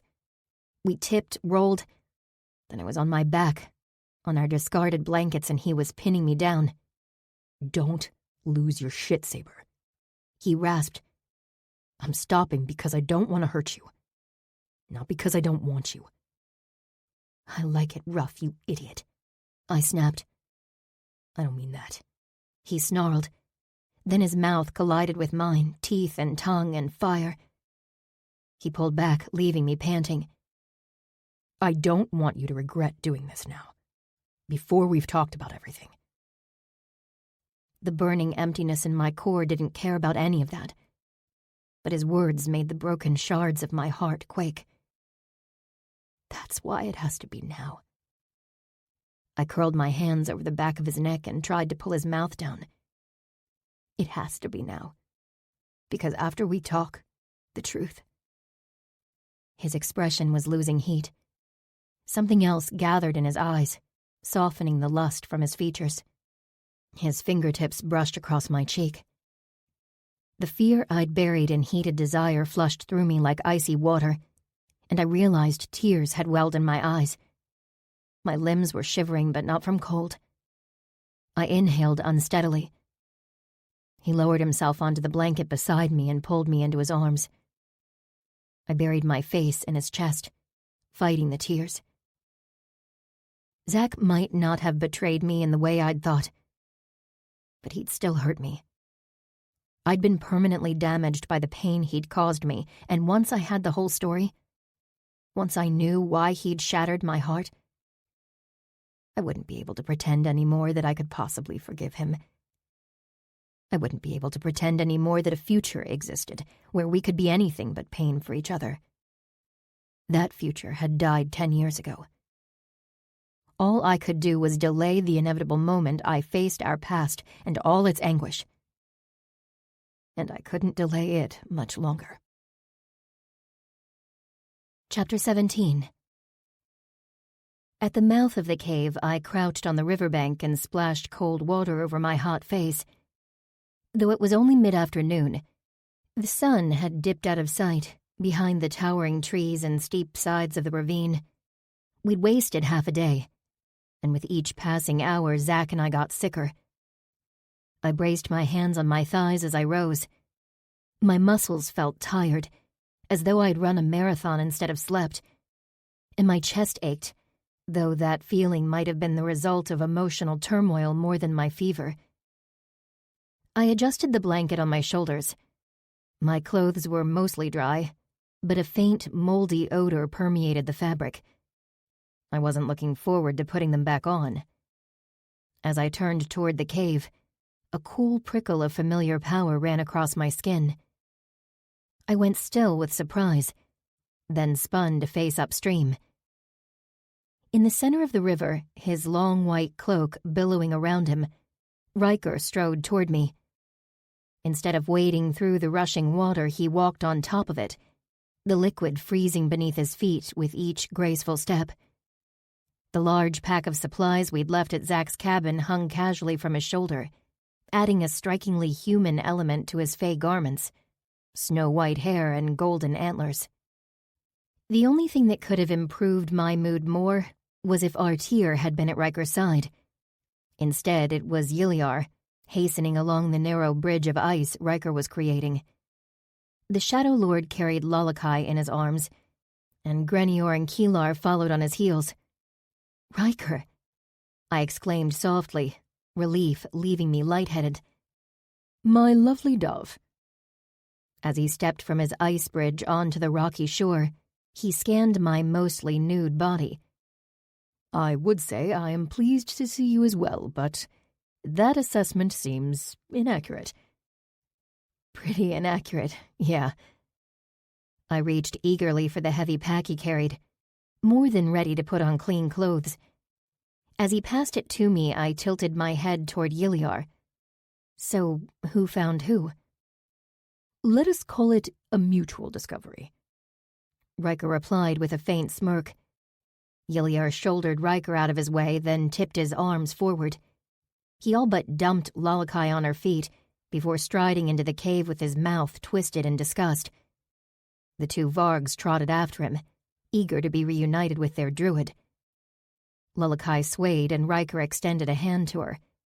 She grabbed his wrist, breathing heavily. I swung the pack onto my shoulders. I see you and Yiliar are on good terms. She cast me a weak glare with dull green eyes. Yiliar's ego is unbearably inflated from years spent in Marzana's favor. Under better circumstances, I could crush him. Even if she hadn't looked minutes from death, I wouldn't have believed her. Did Yiliar bring you up to speed? I asked Riker, moving to Lulakai's other side and offering my arm as well. She reluctantly took it, using Riker and me as crutches as she hobbled into the cave. I believe so, Riker replied. How fares the Queen of Death? She's improved somewhat. Zack thinks she might wake up soon. Excellent news. The three of us squeezed through the crevice into the larger cavern. My gaze swept across the dimly lit space, seeking Zack. He was crouched beside Marzana's nest of blankets, and Yiliar knelt a few feet away, his arms gently encircling a slim figure. Marzana was sitting up, barely, and at the sound of our footsteps she raised her head. Limp raven hair hung around her narrow shoulders like curtains, its length spilling across the blankets. Her face was deathly pale and surprisingly young. She looked no more than 16, though that meant nothing when it came to Faye. My queen, Yiliar crooned. I rejoice that you have awakened. Have her drink, Zack said, shoving a bottle of water into the Fae's hand. She's dehydrated. Rising, Zack hastened toward us, his brows pinched with concern. He took Lulakai's arm and pulled it over his shoulders, murmuring questions about her symptoms. I watched silently as he led her to the blankets where he'd been sitting earlier and helped her down, then pressed his wrist to her forehead to check her temperature. Heaving a bitter sigh, I set the pack on the ground and leaned against Riker's arm. Dove. I'm exhausted, I whispered. You are ill. Worry glinted in his inhuman crystalline eyes. You are weakening. I nodded since there was no point in denying it. His mouth thinned unhappily. Taking my wrist, he strode toward the Shadow Court's queen. Let us proceed immediately to the most pressing matter, he announced. Marzana, what do you know of the poison that afflicts you? Her huge eyes, black as bottomless pits, rose to his. I do not know you. My identity is of little importance when you linger on the cusp of death. Answer me. Yiliar curled his arm around her thin shoulders, keeping her upright. These two arrived with the Crystal Druid. They are our allies against the beast. She blinked slowly, and as her eyes opened again, Zack stepped past me and crouched in front of her. You know what this poison is, don't you? She knows. Lulakai's sharp voice echoed through the cave. Leaning against the wall 10 feet away, she sneered at Marzana.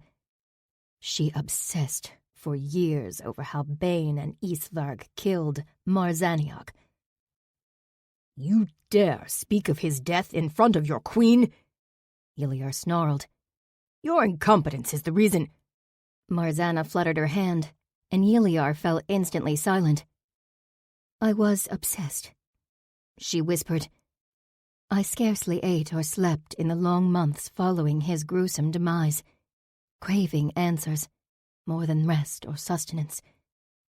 I uncovered all I could of the Wolfbane Druid's schemes and the beast's weapons. His unsightly gauntlets bear poisonous claws, a poison brewed to reduce his enemies to a weakened state, whereupon he may devour them at his leisure, as he did to my beloved brother, With much effort, I divined the nature of the vile toxin and its counter.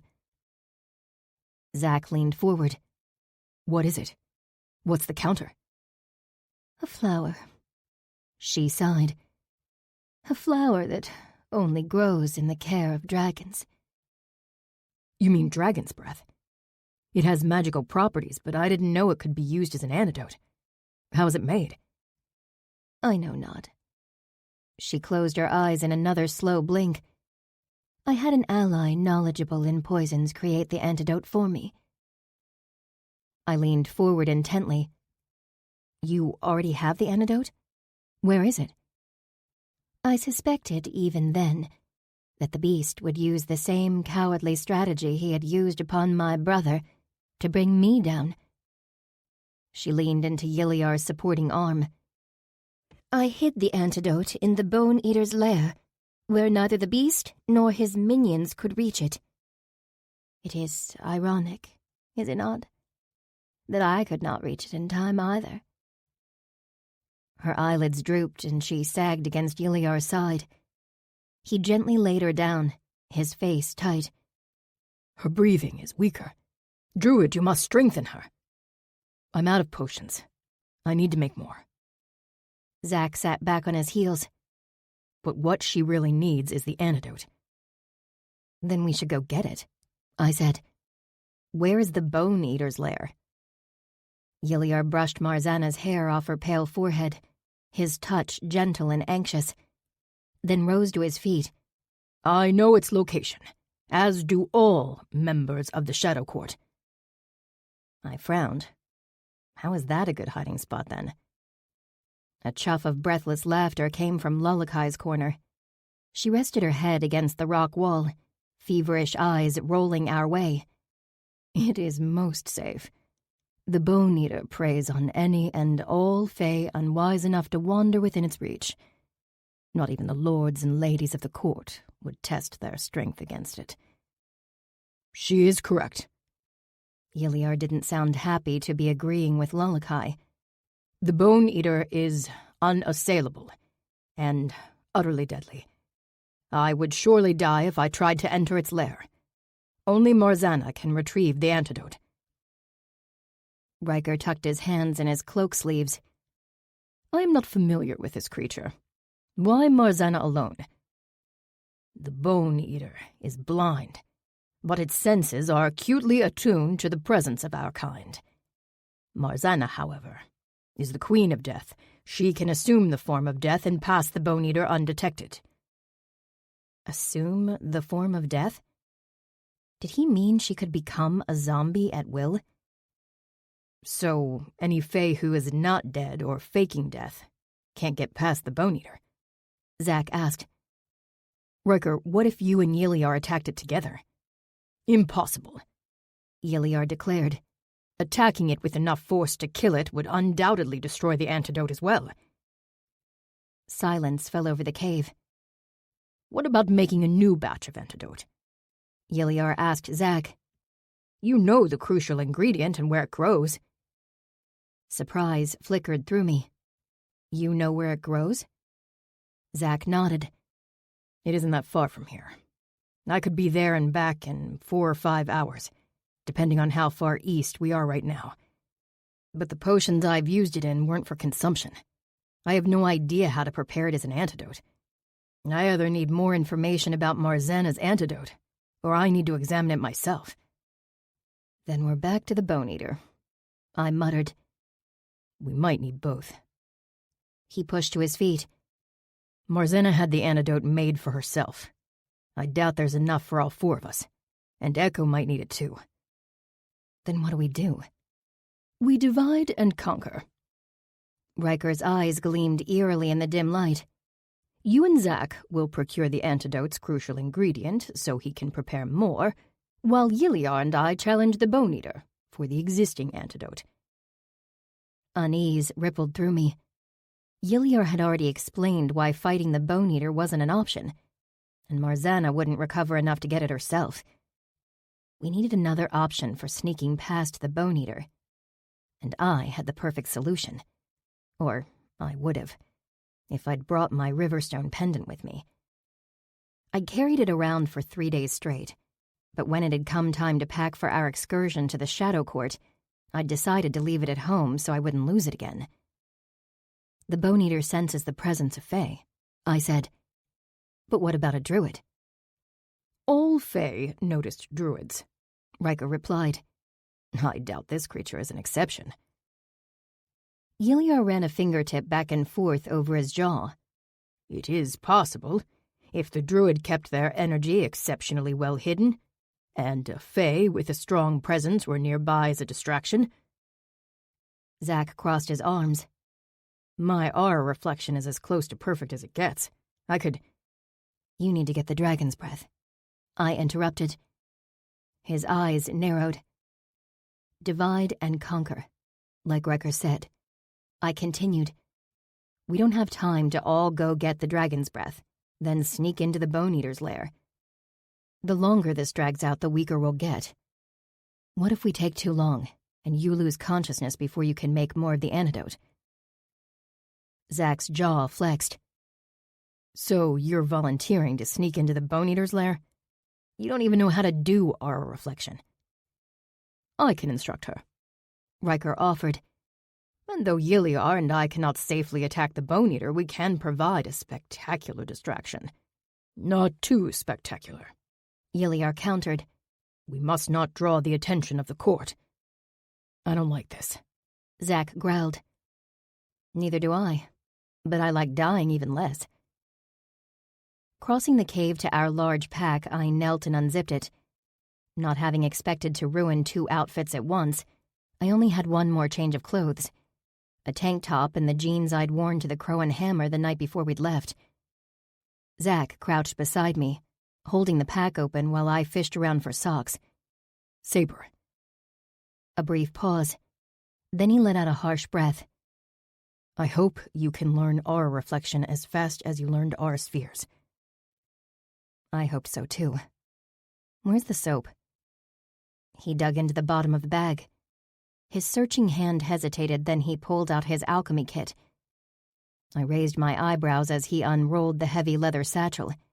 Pretty certain he didn't keep soap in there. He took stock of his supplies. Unless the antidote is extremely simple to make, I might not have all the tools I'll need. We'll have to go back to my farm. Could we afford to add half a day of hard travel onto the time it would take to collect the dragon's breath, examine the existing antidote, and concoct more?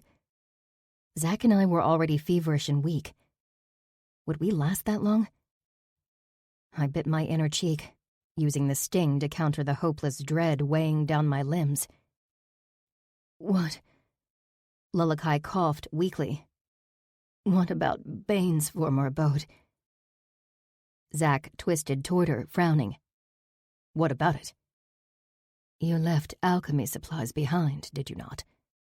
It's significantly closer than your farm.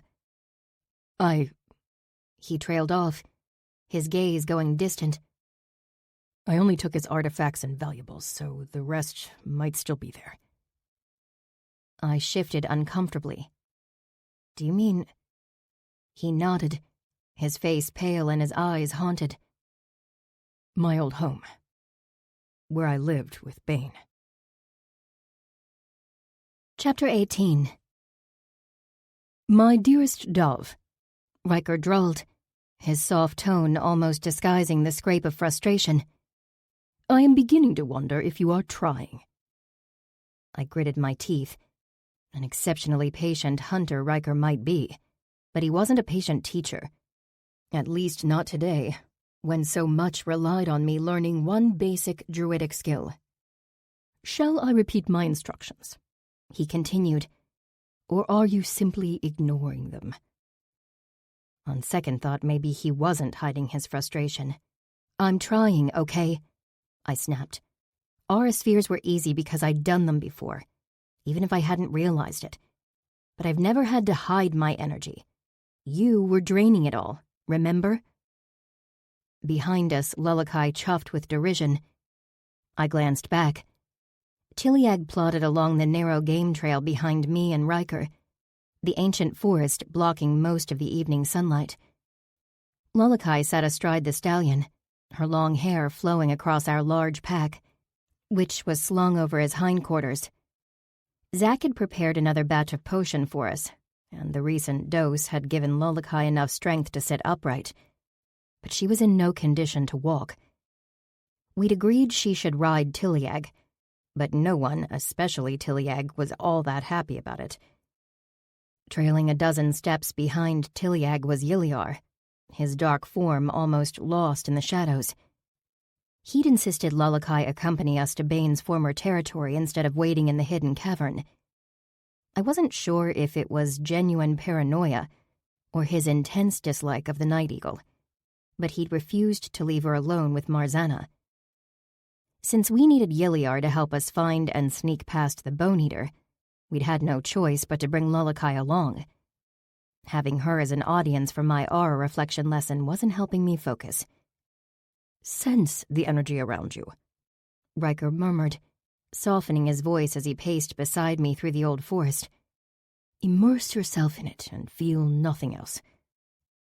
I half closed my eyes, trying to sink into the quiet thrum of ancient life all around me. My foot caught on something and I stumbled. "Your impatience and frustration radiate outward."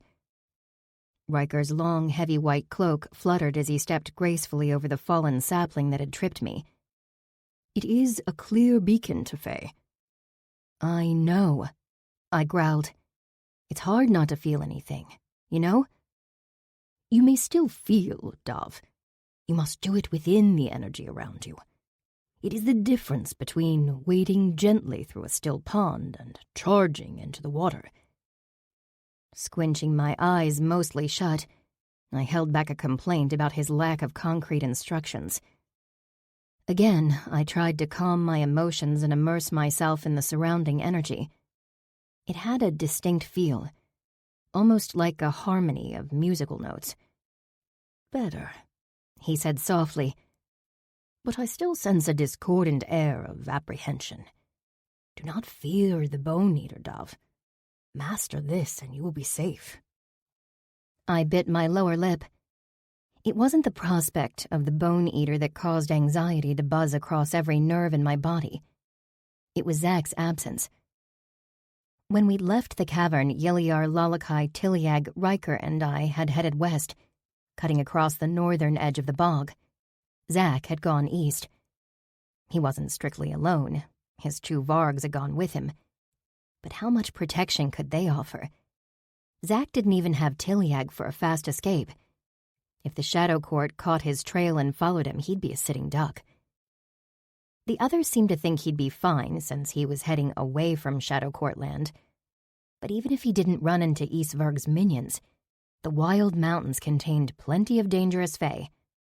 And Zack wasn't at his best. If he felt anything like me, he'd be feverish, fatigued, and a bit shaky. His potions were only slowing the effects of the poison, not stopping it. Sending him off alone wasn't ideal by any stretch of the imagination. But I needed Yiliar to lead me to the Bone Eater's lair and Riker to teach me aura reflection.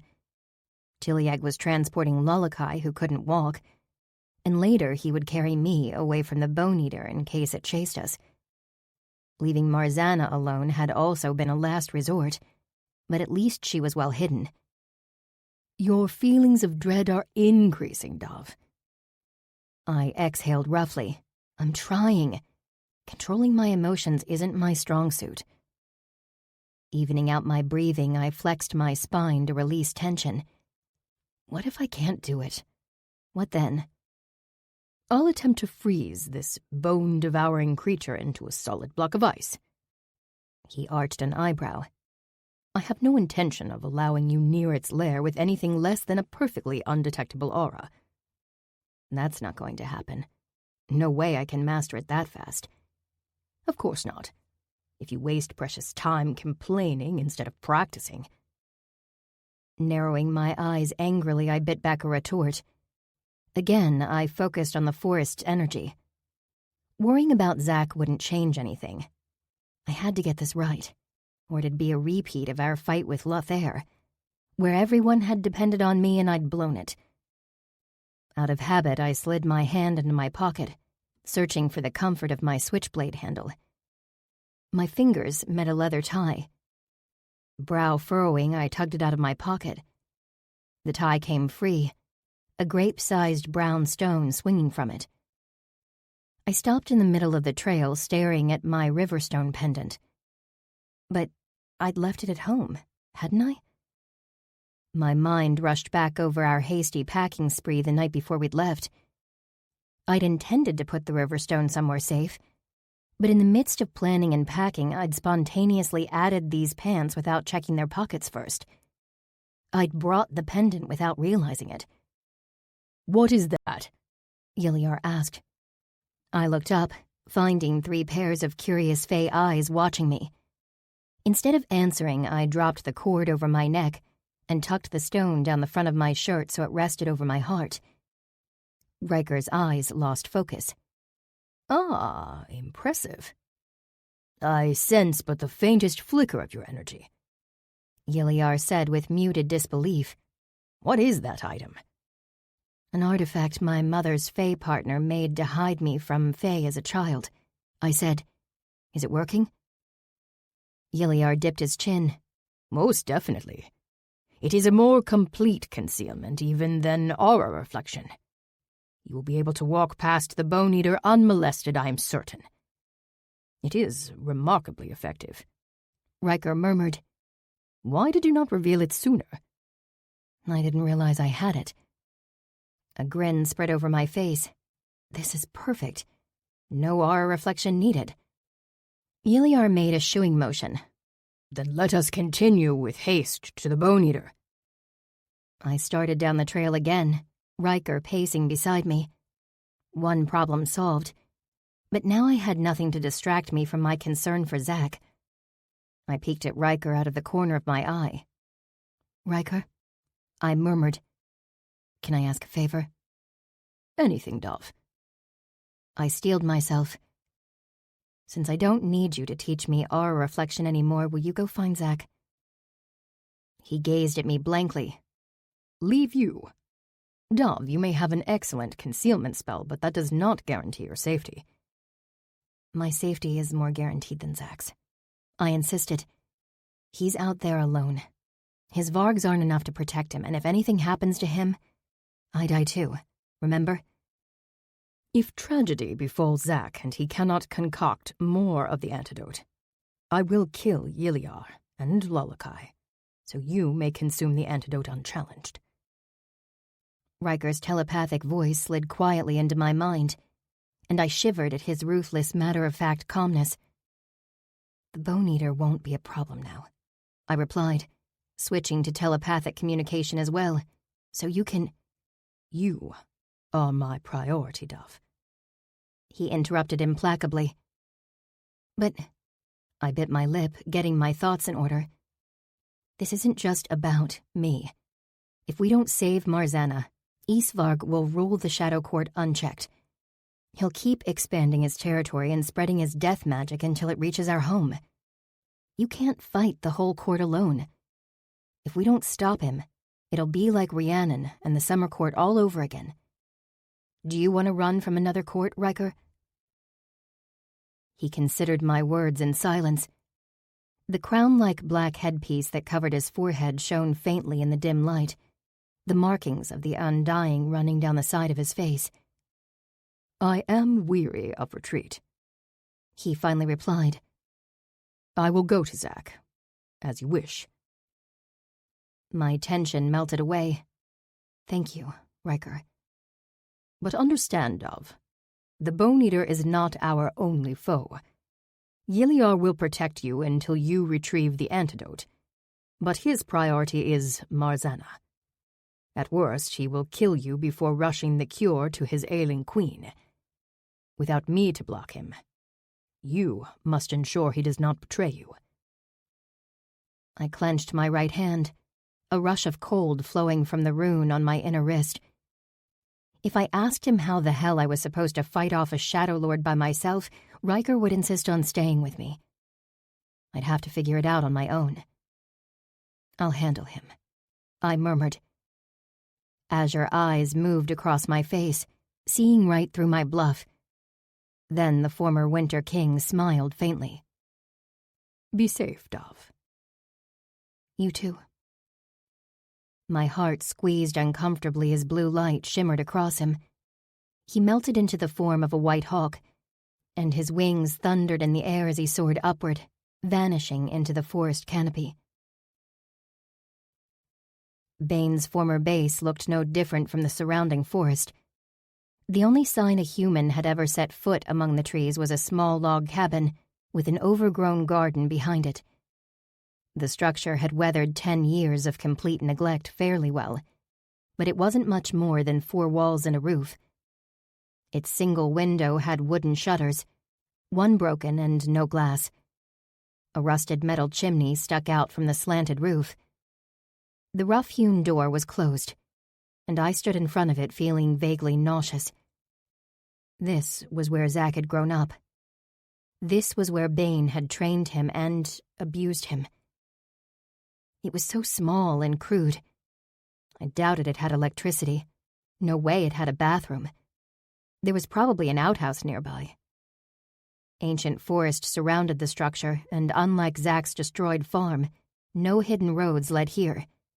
It was pure wilderness, untouched by humans except for this lone cabin and its former druid inhabitants.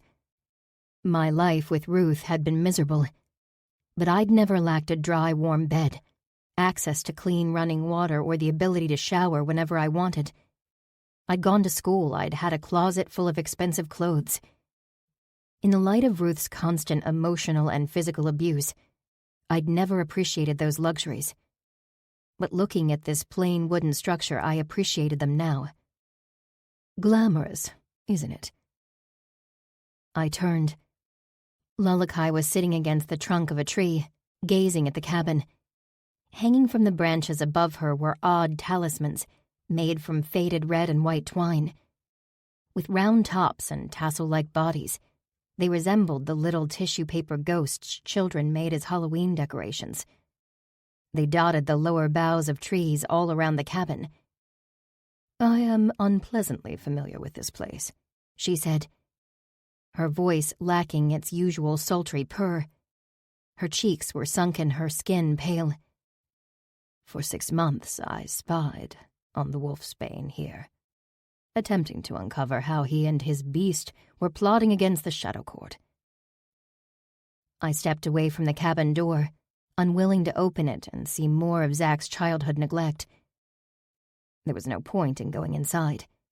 Yiliar, Tiliag, and I would leave for the Bone Eater's lair as soon as Yiliar finished checking that this spot was safe. Lalakai would wait here for the rest of us to complete our respective missions and return. Then Zack would use the cabin's alchemy supplies to create more of the antidote. I crossed the carpet of pine needles and stopped a few feet away from Lalakai. You tried to get information out of Zack. That's how you two met, isn't it? Indeed. He was stubbornly reticent despite my efforts. She pursed her lips. He remains aggravatingly stubborn, even now. A habit of his I could not break.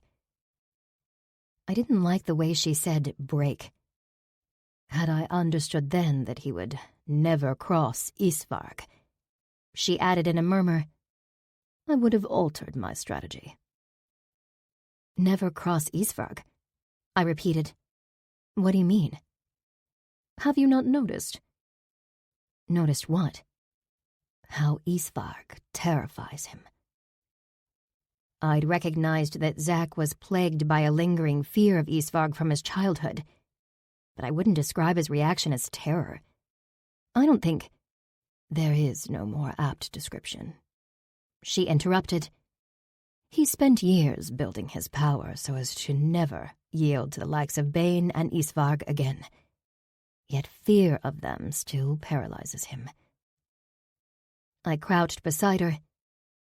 And you're disappointed in him because of that? Surprise flickered over her wan features, as though she hadn't realized that was how she felt. When you're a kid, your abusers seem invincible. That isn't a feeling you just forget. and part of Zack probably still sees Isvarg the same way even now. My hands curled into fists, which is all the more reason why you should be grateful to him, not disappointed. He might still be afraid, but he attacked Isvarg head-on to get you away from him. Her brow furrowed, and she mulled over my words for a surprisingly long moment. Isvarg is not an easy opponent, she conceded. I battled him twice before, and on both occasions. I escaped with my life, but not victory. Is it because you lost that Marzaniak died? And that's why Yiliar hates you? Yiliar hated me long before Marzaniak's demise. I was the king and queen's most trusted subordinate, and he jealously yearned for my status. Her mouth twisted. We all, Marzana included, underestimated the beast and his druid, but she blamed me entirely for her brother's death.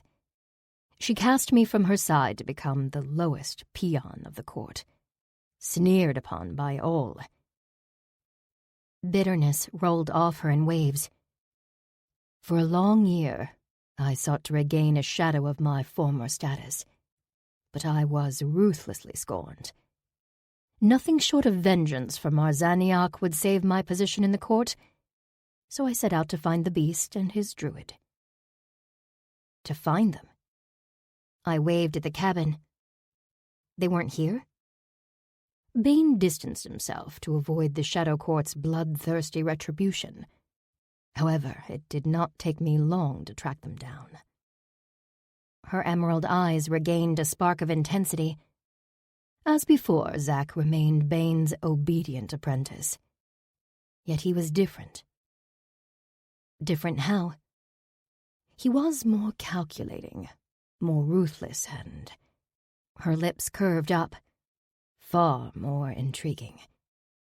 This time, when I appeared before him, he did not play games. He offered himself to me in exchange for my help killing Bane and Isvarg. How desperate had Zack been to escape that he'd sold himself to Lalakai? So the two of you killed Bane, but not Isvarg? Killing Isvarg was my task, and I failed. She fluttered her hand as though the details of how she'd lost to Isvarg didn't matter. I occupied Isvarg long enough for Zack to kill his master, and I hoped that would be sufficient. Alongside my new consort, I returned to the Shadow Court with the news of Bane's death, but Marzana's resentment was unrelenting. She offered Zack more courtesy than she did me. My brain stuck on the words, my new consort. Scorned again, I forsook the court and turned my attention to Zack, encouraging him to build his power however he saw fit. She ran her tongue across her upper lip. With my help, he rose to heights that rivaled his former master, becoming the dominant druid for hundreds of miles and the most notorious rogue in Vancouver. While Zack had been conquering the city's rogue underground and building his druid powers, I'd been patching together the best life I could while on parole. Once again, I was struck by the stark differences between us. So you gave up on the Shadow Court? I asked. You don't care any more about regaining your position? She settled back against the tree. Marzana's hatred for me is as everlasting as her grief for Marzaniak. As long as she is queen, I will never be more than a pawn beneath her foot. I've maintained my connection to the court only to benefit Zack. Thoughts churning, I rose to my full height. How do you really feel about Zack? A soft, breathy laugh vibrated her throat. Jealous, little druid. My lips pressed together. You have no understanding of our bond. I am more than a companion, confidant, guardian, or lover. She smiled when I gritted my teeth. I am so much more. I took an immature boy and shaped him into one of the most powerful druids of this age. I created the Crystal Druid. He belongs to me, and he will, for the rest of his life. My jaw clenched harder. Turning on my heel, I strode away from her. Not long ago, Lalakai had promised to change how she viewed and treated Zack, and for most of that time she'd been unconscious from poison. I couldn't expect a long-lived Fae to evolve her attitude overnight. Fae weren't like humans. Their minds worked differently, and they saw the world in ways we couldn't imagine. Riker's voice whispered in my memory, calmly promising to kill Yiliar and Lalakai to save me. He and Lalakai were both loyal to their druids. They would both protect their druids however they saw fit, whether their druids agreed with their methods or not. Lalakai was too controlling and invasive, but Riker's habits of manipulation and deception hadn't left me unscathed either. My hand closed around the front of my shirt, squeezing the Riverstone pendant. I wished I could ask my parents for advice. I wished I could speak with them one more time now that I knew what I was and what they'd been. A final conversation was impossible. But at least I had the pendant they'd left me. I wasn't facing this next challenge alone. Wearing it now felt like their hands, reaching through time to protect me. And I was about to stake my life on the strength of that protection. Chapter 19. Zack. 10 years ago. Exhaling slowly, I lowered the chain over my neck. The cold stone slid down my chest onto the neckline of my shirt, and as it settled over my heart, that faint sensation, like I was sinking into cold water, engulfed me again. "Well?" I asked Keelar, my heart drumming against my ribs. The dark, wolfish Fae stood close to my left leg, and her red eyes studied me for a few seconds that felt like an eternity. "I cannot sense your druid power, only a faint hint of spiritual energy, like that of a weak witch." Relief and something like terror swept through me. It was working. It was actually working just as the girl had promised. And that meant I was going ahead with my plan. I was killing Bane. Tonight. I turned, staring through the trees, but I was too far into the wilderness to see anything. A few miles south of here was Bane's second lair, where he did business with humans instead of Fae. It was on the northern edge of North Vancouver, a 30-minute drive from the downtown east side where I would meet the girl. My hands trembled and I clenched them into fists. Was I really doing this? Was I killing Bane tonight? "Zack," Keelar murmured, "I sense the Night Eagle." Lalakai was here, but we were 300 kilometers from Bane's primary territory, and I'd never seen Lalakai anywhere else. The only reason she might be here was because she'd followed us. I tapped the pendant under my shirt. "Which way?" Keelar ghosted through the trees on silent pause, and I followed her, almost as quiet. The late afternoon shadows were deep, and the overcast had dulled the sunlight to a cool, unpleasant gray. I stretched my senses out, but Lalakai was good at sneaking around undetected. She'd snuck up on me so many times. Maybe with a pendant I could sneak up on her for once. Keelar and I crept through the trees, moving toward Bane's house. I didn't want to get too close. If any of his Vargs spotted me, they might realize my presence was completely hidden. That was why I'd gone so far out into the forest to test the enchantment. Just when I was about to turn back, I felt a shiver of cool, dark power. I crouched behind a thicket and peered ahead, Keelar beside me. It took a moment for my eyes to pick out Lalakai's shape among the shadows. As soon as I spotted her, it was like a veil was lifted and I could see clearly. She was standing in the shelter of a towering spruce, her arms crossed. In front of her was a floating smear of darkness that might have been a fae or some sort of magic. Slowing my breathing, I focused on the faint sense of her presence and listened with my mind instead of my ears. After a moment, I caught a soft, feminine voice. "Searched high and low for that foul, dog-headed beast." Lalakai directed her words at the dark shape in front of her. "It is probably chewing carrion bones in a cave." I couldn't hear what the dark shape said in reply. Lalakai tossed her head, her long hair shimmering. "What more do they expect of me? I cannot be in two places at once. Either I observe the druid or I track the beast, though both tasks are beneath me. The dark shape rippled in agitation. Utter foolishness, she complained. I have been watching them for 2 seasons. They accomplish nothing of interest, let alone concoct sinister plots.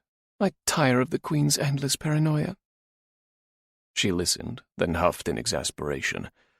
If she is so concerned about her brother's whereabouts, I will return to help her search for him. With a final ripple, the shade faded away. Lalakai glanced toward Bane's house, then swept her arms outward. Shadows swirled over her body, and she transformed into a black eagle. I ducked behind the thicket as she flew off through the trees, heading north. When the sound of her wing beats had faded, I stood up. So, she was a spy for the Shadow Court. I wasn't surprised. I'd known all along she wanted something from me. If she'd only been interested in making me her consort, she would have done it by now. It was too bad, though. She seemed powerful, and she was way more pleasant than Isverk. I could do a lot worse. I pressed my hand to the pendant, then tugged it out from under my shirt and slid it into my pocket. The artifact worked. I had no more preparations to make. If I was killing Bane, it had to be tonight, because, like Lalakai had said, Isverk wasn't here. For whatever reason, he'd stayed behind when we'd left for this trip to the city. This was my best chance, and I wouldn't waste it. I was ready. The muggy heat clung to my bare arms.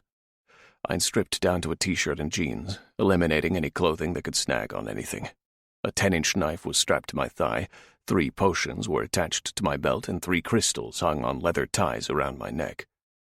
Breathing at a slow, deliberate pace, I pulled the girl's stone pendant from my pocket.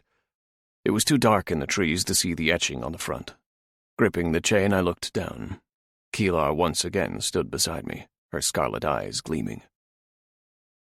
"The others are distracting Bane's pack," she told me. "And no sign of Lalakai?" I asked. It had been hours since she'd flown off, but I didn't want her suddenly returning and screwing everything up.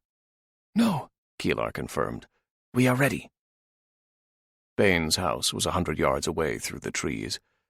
The toxic energy of the city was stronger here, and, combined with my aura reflection, my presence was almost undetectable. When it disappeared entirely, it'd take Bane's Varg pack a few minutes to notice, but I'd still have to move fast before the pack realized I'd vanished and started searching. I grabbed a potion from my belt, tore out the cork, and downed it. Enhanced strength. The second potion flowed across my tongue like oil, enhanced speed. Tipping back the third potion, I poured the fizzy liquid down my throat. Scent masking. I dropped the vial and seized a crystal hanging around my neck. Latin rushed over my lips, and a tingle of arcana magic answered. Sound suppression. Gripping the second crystal, I uttered another incantation, cloaking spell. Lastly, I dropped the chain over my neck and pushed the pendant down my shirt to rest against my heart. Aura concealment. Keelar's intense stare swept over me before she rushed away, paws thudding softly. She and the others would distract Bane's pack, and the rest was up to me. Only I was hidden from Fey senses, physical and otherwise. Only I could do this. I sped through the trees. The combination of increased strength and speed could be disorienting, but I'd practiced. I moved smoothly. The scent-masking potion meant none of the Vargs would catch wind of me, and the sound suppression spell would prevent them from hearing me. The cloaking spell wasn't as good. It made me look blurry and shadowy, but that's why my Vargs were running interference. We'd been pestering Bane's familiars like this for months. It wouldn't seem out of the ordinary, nothing to raise their suspicions too soon. The house came into view. Small, but way nicer than the cabin where we normally lived. The windows glowed warmly, but Bane wasn't in there. I swerved toward the detached double garage, approaching it from the back. I blinked rapidly, focusing my eyes on the Fey domain. Mist washed over the landscape, and the garage lost its solidity, becoming a shadowy shape. Reaching the building, I slunk along the wall. Around a corner, light shone from an open overhead door.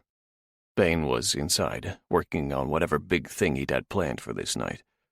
Lalakai should have paid more attention to what Bane was up to. I didn't know his plans either, but she was underestimating him big time. 3 vargs lounged on the grass near the driveway. They hadn't noticed me, but I had no way of getting past them. Grenier and Yardir appeared on the opposite side of the garage. I didn't try to eavesdrop on what they said to the other vargs, not wanting them to notice me, but whatever taunts my vargs made, it had the others on their feet and snarling in an instant. 2 of Bane's vargs rushed off after Grenier and Yardir, who retreated into the trees, but one stayed behind, too lazy for dominance games. I silently swore. I couldn't sneak past him. Only one option. I crept to the edge of the building. The varg had lain back down in the shadows. No direct light. I touched 2 fingers to the dark rune on my inner wrist and whispered Lolakai's name as softly as I could. Cool magic swept up my arm and the shadows all around me deepened. I was submerged in darkness, and no one would be able to see me. Or so Lolakai had promised. I slipped away from the cover of the garage, silent, scentless, unseen.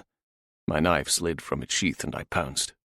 One hand pinned the varg's head to the ground, and the other drove my knife into the base of his skull, severing the spinal cord.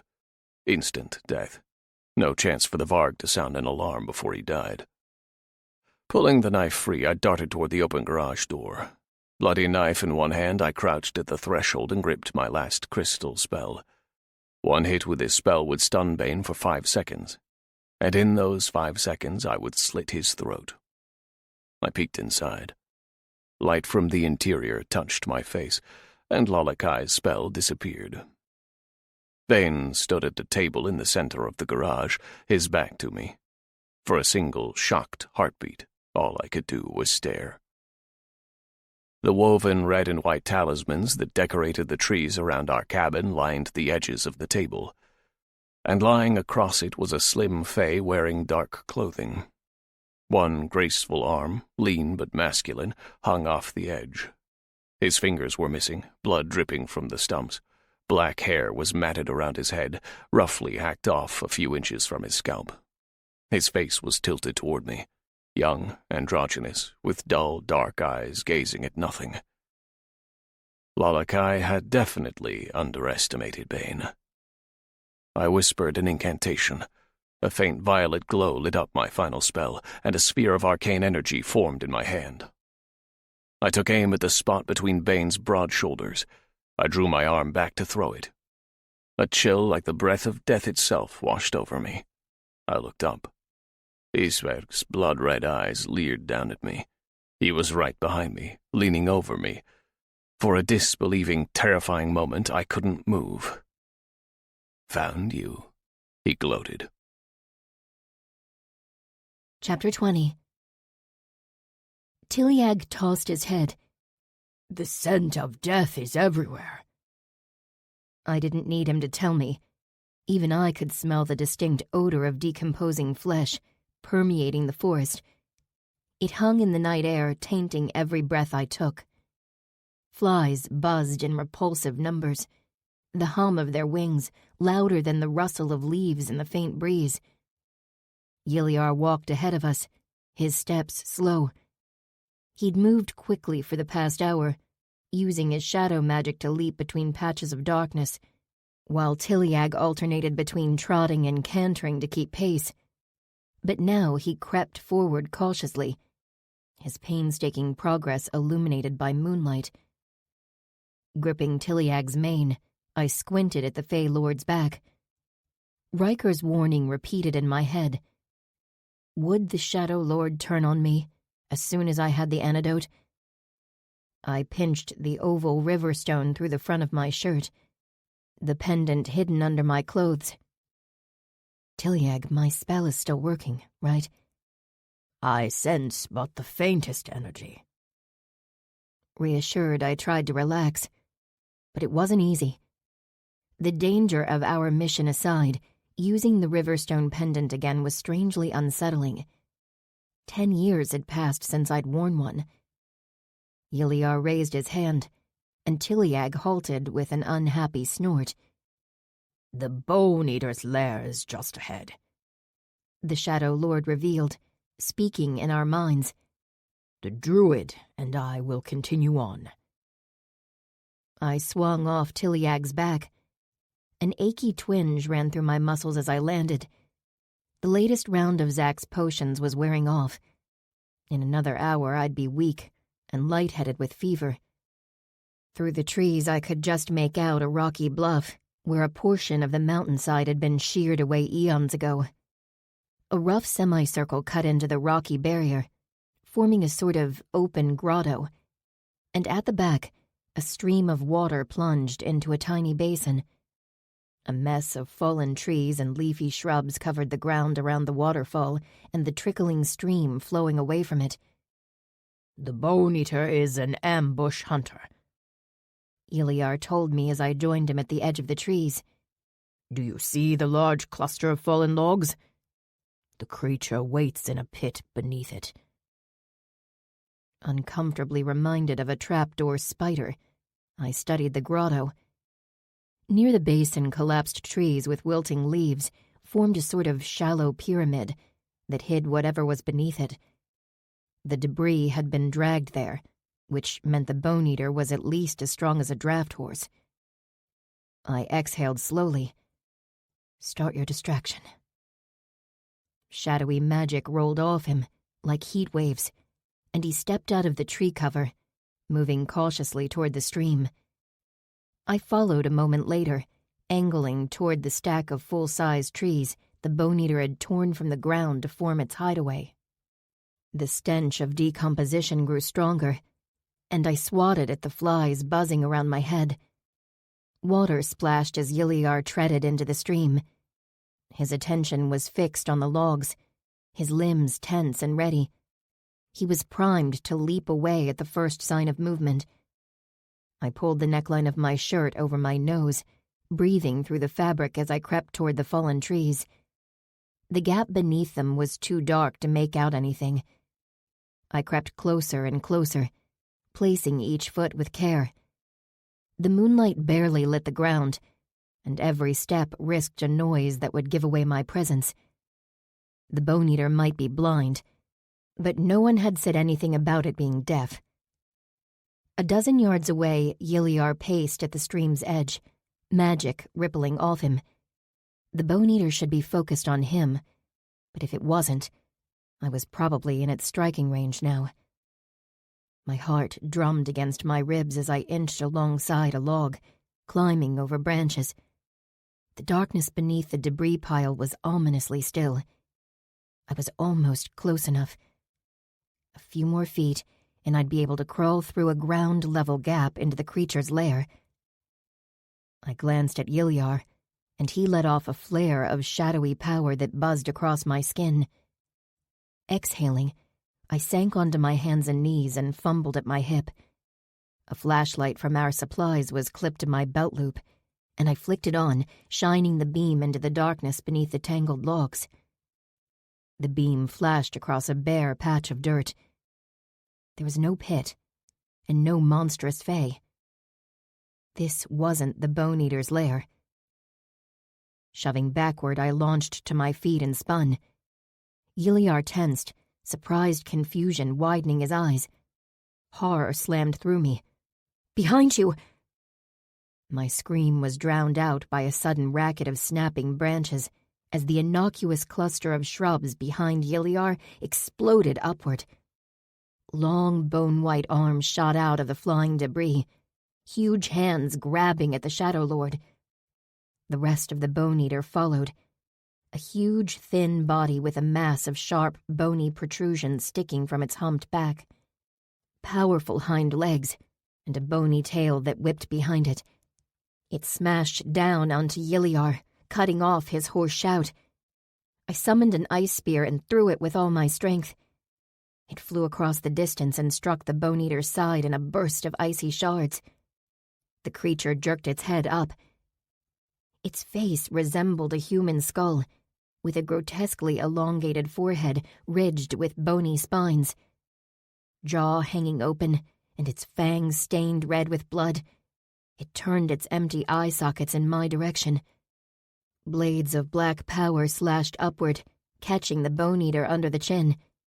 As it reared back, a wraith-like creature appeared, as dark as obsidian, shadows dripping off him like black ink, spilling down his skin, and a crown of horns upon his dark head. Yiliar's true form. The Shadow Lord flung a hand up and a bolt of power smashed into the Bone Eater's face, but the monstrous creature was 4 times Yiliar's mass, and with a silently gaping jaw, it seized the Shadow Fae, claws tearing. Shadows whirled over Yiliar. A piercing black spear tore into the Bone Eater's shoulder. I sprinted toward the 2 Fae. Swerving past the Bone Eater, I ducked under its writhing tail and dove into the pit it had appeared from. The stench of rot hit me so hard that my diaphragm seized, my body trying to eject the toxic air. I slid into the dark, reeking hole. The flashlight bounced wildly from my hip, its bright beam flickering across a bed of yellowed bone splinters, the scant leftovers of Fae skeletons. Gagging on the stench, I spun the light across the graveyard of shattered bones. The beam hit something dark and glossy.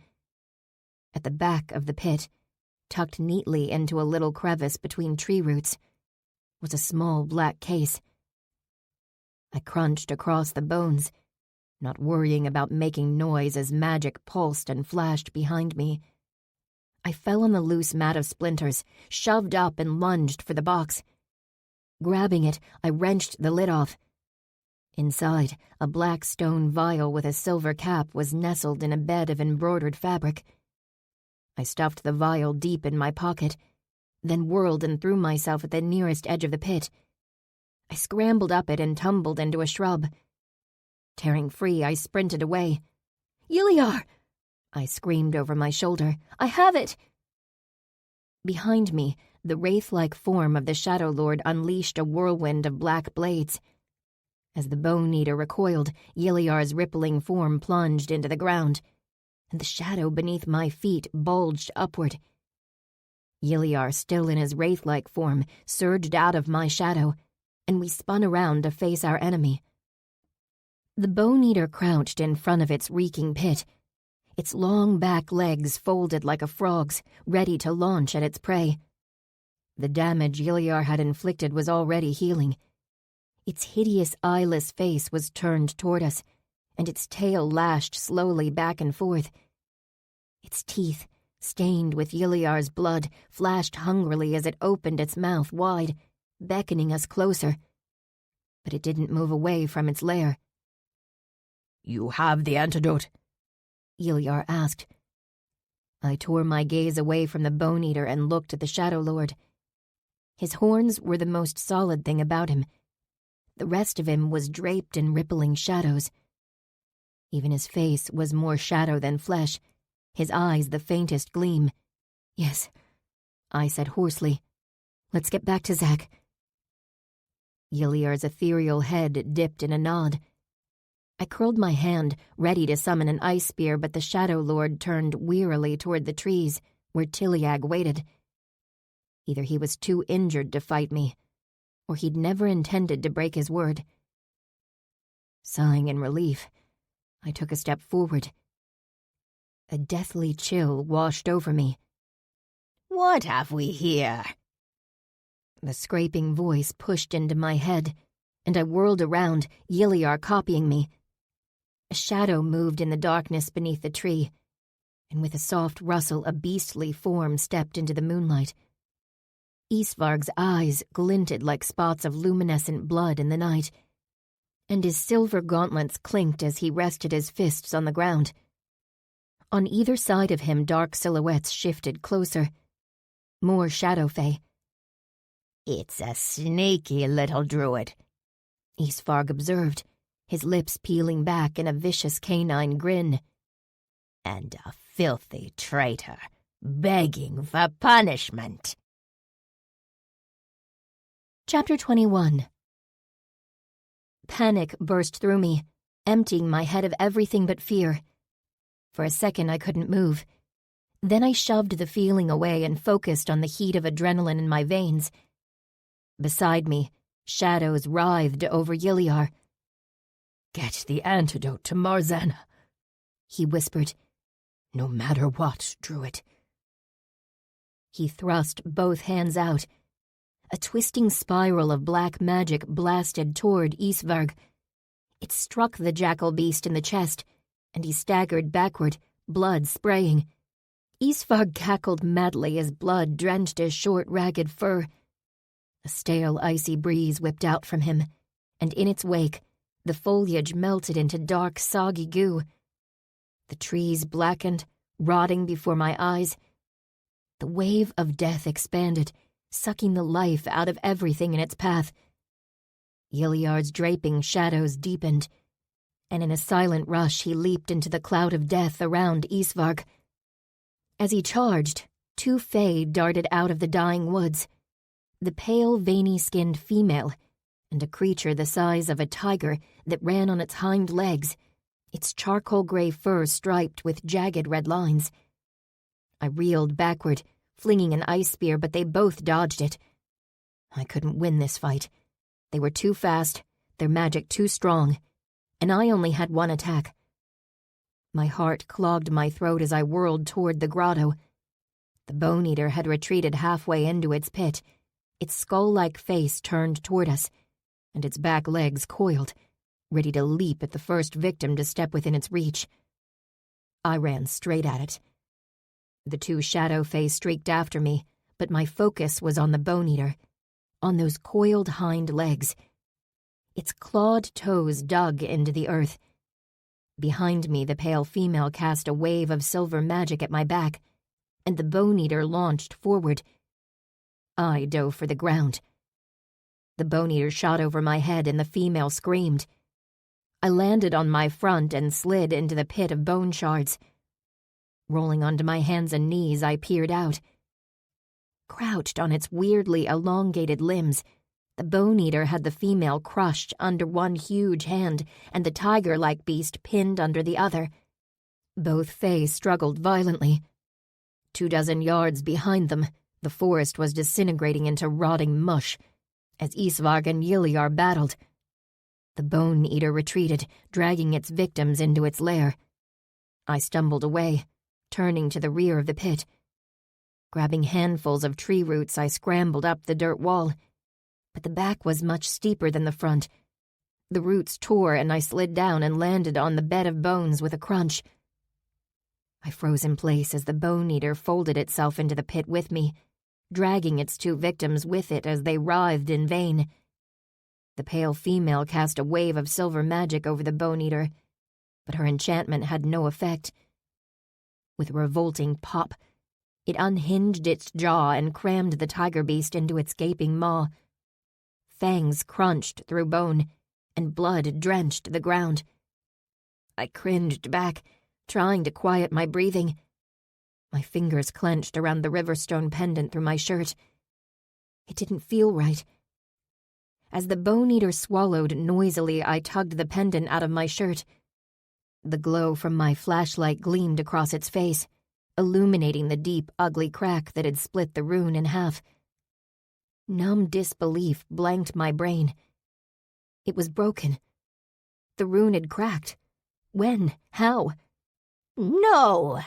The female fae screamed. Don't! Please don't! Her cries cut off with a wet crunch, and my brain snapped back to the terrifying reality of where I was. Feet away from the Bone Eater, without a spell to hide my presence. The only reason it hadn't noticed me yet was because it had tastier prey in its mouth. I snapped a glance at the steep wall of the pit, then pressed my back against it and switched off my flashlight. As darkness plunged over the pit, I focused on the energy radiating from the earth. The Bone Eater's long presence here had tainted the land. The pure power of the stream and rocky earth was veined with violence and rot, and my skin crawled as I sank all my senses into that feeling. The wet, sloppy chewing of the Bone Eater went quiet. Skeletal splinters creaked and snapped under its weight as it twisted in the cramped pit. In the faint moonlight, a blank skull face with a gaping mouth loomed in front of me. Panic spiked in my chest and I squeezed my eyes shut, feeling the energy of the earth, immersing in it, drowning in it. I wouldn't even breathe. Foul, bloody breath washed over me. I squeezed my eyes tighter, concentrating with everything I had. Come out, pretty little druid." Isvarg's taunting call raked across my mind, breaking my focus. My eyes flew open. I stared into the eyeless countenance of the Bone Eater. Then it spun around, coiling its body for another pounce. It faced the opening of the pit, waiting with the end of its tail twitching feet away from me. "Little lady druid," Isvarg called. "where are you?" Gasping silently, I pushed up on trembling legs, just enough to peek between the jagged spines that covered the Bone Eater's back. A dozen paces away, just outside the monster's striking range, Isvarg stood. Moonlight shone on the blood matting his fur, but he showed no sign of pain or weakness. With one gauntleted hand, he held Yiliar by the throat. The Shadow Lord wasn't moving. Druid. Isvarg's blood-red eyes scanned the grotto. "Where did you run, sneaky druid?" My gut wrenched, and I sank lower, concentrating on the energy of the grotto. Aura reflection could hide me from Isvarg as well as the Bone Eater, if I could stay focused. Isvarg waited a minute more, then lifted Yiliar up to his eye level. "Such a shame, Shadow Lord. I thought she might bargain for your life, but you're as worthless to her as you are to Marzana." No, I thought silently, desperately. The jackal's lips peeled back from his fangs, an insatiable hunger burning in his canine face. "Don't despair. Your power will live on in me, and I will use it to slay Marzana." "Ah!" A sharp laugh. "That is no comfort to you, is it?" If Yiliar responded, I couldn't hear it, but I heard it when Isvarg slammed the Shadow Lord into the ground and tore into him with his fangs. I heard every tearing bite, every wet swallow. Yiliar died as I cowered in the Bone Eater's shadow, frantically strengthening my aura reflection as horror and guilt broke through my concentration again and again. The sounds of ravenous eating finally fell silent, and when the Bone Eater relaxed its terse, tightly coiled pose, I knew Isvarg had left. The Bone Eater stretched out its long arms and pulled uprooted bushes toward the pit, while it fumblingly reburied itself to prepare for its next ambush. I crept slowly to the opposite side of the pit, timing my steps with its movements. As it arranged a particularly large shrub on its back, I climbed out of the pit and scooted silently to the stream. The gargling water hid the sounds of my footsteps as I paced, slowly and deliberately away. When I reached the spot where Yiliar's blood drenched the ground and stained the stream's pebbly bank, I stopped. For a long minute I stared down at his remains, my chest grinding so painfully I couldn't breathe. Then I launched myself into an urgent, near-hysterical sprint. My boots splashed in the pools of decomposing mush that had been healthy trees less than an hour before. I ran through Isvarg's circle of death and into the forest, following the stream until it met a large creek. I threw myself into the water. Cool liquid plunged over me, engulfing my head. I burst upward again, hands rubbing my face. I splashed water over myself, then grabbed handfuls of sand from the creek's bottom and scrubbed my skin. I could still smell it, the stench of decomposition from the Bone Eater's lair, the wet reek of Isvarg's death magic, the coppery tang of Yiliar's blood. With frantic motions I scrubbed until my skin burned, then sat weakly on the creek's bottom, the water breaking over my chest. My fingers pressed against the obsidian vial of antidote, tucked safely in my pocket. Breathing hard, I lifted my riverstone pendant out of my shirt and tilted it toward the moonlight. The crack through the rune had appeared at some point after I'd arrived at the Bone Eater's lair, but nothing had struck me in the chest. Nothing had touched the pendant. The crack was in the same spot as the one on the pendant Zack had returned to me 10 years ago. Confusion joined the maelstrom of remorse and exhaustion spinning through my skull. My limbs ached in the cold water, and I pushed unsteadily to my feet. My fever was back. I could feel it. It took several seconds too long for the rhythmic splash of footfalls in the water to register in my brain. I whirled toward the sound and my knees gave out. As I sat heavily in the water, Tiliag trotted swiftly upstream toward me, his ears pricked forward, and behind him, Artier's burning orange eyes glowed in the darkness, his black coat shimmering. "Tiliag," I said weakly. "Artier, you're both okay?" Tiliag grunted as he stopped beside me. "I sensed the presence of this one." He flicked an ear toward Artier. "And deviated from my spot to investigate. Had I not—" He blew out a noisy breath. "Had I not been distracted, I could have warned you of Isvarg's approach." "Or Isvarg would have killed you." I levered myself to my feet with effort and grabbed Tiliag's mane for balance. "I'm glad you aren't hurt. You too, Artier." The black stallion rambled something unintelligible in my head, but it carried a note of relief as though he too were happy I'd survived. I tightened my grip on Tiliag's mane, trying to convince my trembling legs that I had the strength to leap onto the stallion's high back. Before I could try, Artier shouldered past Tiliag's hindquarters. He bent his knees, sinking into an equine bow that lowered his back to my level. Releasing Tiliag, I slung a leg over Artier and wrapped my arms around his neck. He lunged to his feet. Lying across his back, I didn't immediately right myself. "I could have done that too," Tiliag grumbled. "Just get us to the cabin," I whispered. Artier turned carefully and started forward, his steps smooth so I wouldn't slip off him. My wet skin was so cold, but my torso felt so hot. My limbs were numb. I didn't know if I had the strength to hold on to Artier, but I had to. The antidote was in my pocket, and all I needed to do was get it to the cabin where Zack would be waiting with the dragon's breath. This nightmare was almost over. Or so I hoped. Chapter 22. Sitting on a wooden bench with my back propped against the wall, I studied the interior of the cabin where Zack had lived with Bane. A wooden counter ran along one wall, and a roughly constructed table had been shoved up against a bookshelf scattered with old texts. One door hung open, revealing the dark woods outside, and another door was closed. Spread across the table was a mess of arcana paraphernalia, illuminated by a battery-powered lantern from our supplies. Standing at the table, Zack worked with single-minded focus.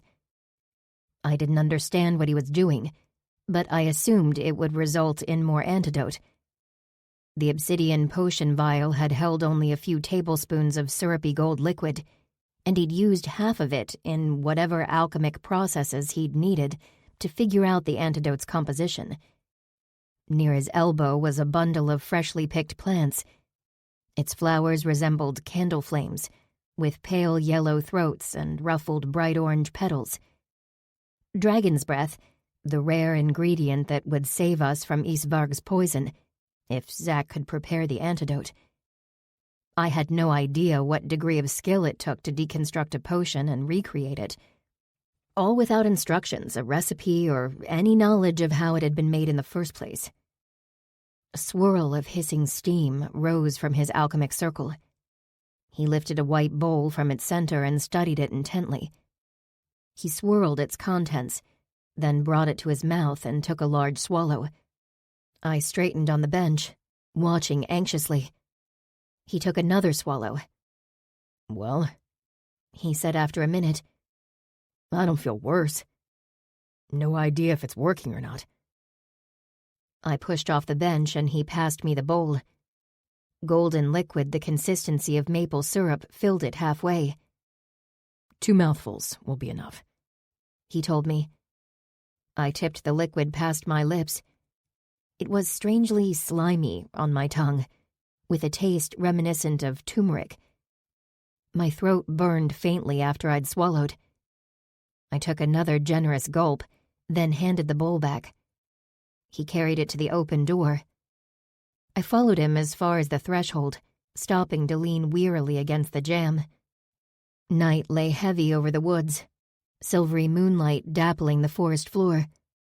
Sitting under a tree decorated with weathered red and white talismans, Lulakai lifted her head at Zach's appearance. He crossed to her, crouched, and offered the bowl. She drank her 2 mouthfuls without hesitation. My gaze roved slowly over them as they spoke, their words too quiet for me to hear. I pressed my hand to my chest, where the Riverstone pendant was hidden under my shirt. I retreated inside and sat on a sleeping bag left on the floor. My body ached and throbbed. With a quiet rustle, Zach sank down beside me.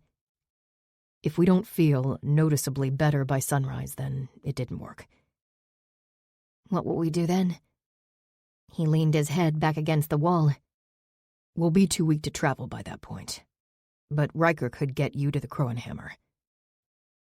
Even if he did, I'd likely be too far gone for their healers to save me. If the antidote didn't work, it was over. We were dead. Isvarg won. What would Riker do then? Would he move on or seek revenge? The sound of the jackal's teeth tearing into Yiliar's flesh shuddered through me. I was pretty sure Riker was more powerful than Yiliar had been, but was he powerful enough to defeat Isvarg and his entire court? Not even close, especially now that Isvarg was that much stronger from having consumed the Shadow Lord.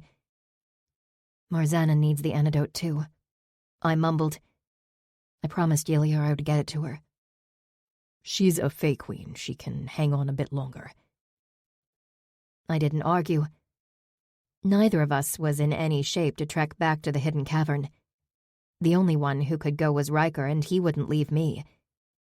He was outside, circling the cabin in hawk form and watching for any sign of danger.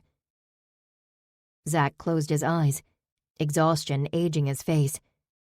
His cheeks were hollow and stubble darkened his jaw. His chest rose and fell. His breathing labored. If the antidote failed, we would soon slip into fevered unconsciousness. A slow breath slid from my lungs, and I tugged the leather cord of my Riverstone pendant out from under my shirt. The rune had split cleanly in half, and I stared at it with a mixture of bewilderment and grief. I'd finally reclaimed a keepsake of my childhood, only to ruin it a week later. But how? It just didn't make sense. My gaze flicked to Zach, his eyes still closed. My old pendant and this one had cracked in exactly the same way. That couldn't be a coincidence. Whatever had broken this stone must have broken that one too, which meant Zach hadn't done it, at least not intentionally.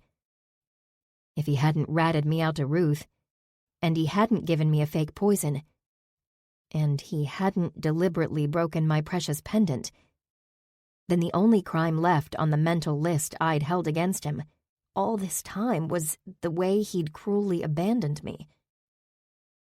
I closed my eyes, squeezing them tight. I'd blamed him for everything, including his failure to take on the burden of my future. But that had been my burden to carry, not his. As a teen, I'd seen his strength, not his vulnerability. I'd known he was being abused too, that he was scared too, that he was desperately trying to survive just like me. But I'd still pinned all my hopes on him. It hadn't been smart or fair, and I could see that now. But the one thing I couldn't explain, couldn't ignore, was the why. Why had he rejected me in the cruelest way possible and gone back to Bane? That was the mystery I needed to solve. That was the answer I had to have. Not to cement my grudge or validate my hatred, but to understand. I never should have involved you in this. I started at Zach's quiet rasp. His eyes were open and he was gazing blankly at the closed door across from us. It was a suicide mission from the start. He continued bleakly. If I'd suspected Isvarg was involved, I never would have. That dark flicker in his eyes. I'd seen it before. Zach. Panic shivered through me, then faded away. What really happened that night 10 years ago? You want to talk about that now? We might not get another chance. Not exactly a pleasant note to end on, Saber. Doesn't seem like it'll be pleasant either way. I let out a long breath. Before, I couldn't stand the thought of reliving it all. But now I can't stand not knowing. I need the truth. His teeth pinched his lower lip in an uncharacteristic expression of uncertainty. I was ready, but maybe he wasn't. The cracked riverstone was hidden in my left hand, but I stretched my right hand toward him.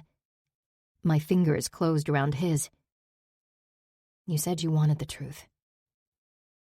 There is no truth. I wanted to know how Bane learned what I was planning to do. I thought you had something to do with him finding out. But it's obvious now you didn't. If we compare what happened to us that night, maybe we can figure it out. I squeezed his hand. You were going to sneak up on Bane, using my pendant, right? What happened? A tremor ran through his limbs. Bane was in the garage. He and Isvarg had captured Marzaniak, but I didn't know that. He went silent, staring straight ahead with hollow eyes. I squeezed his hand again.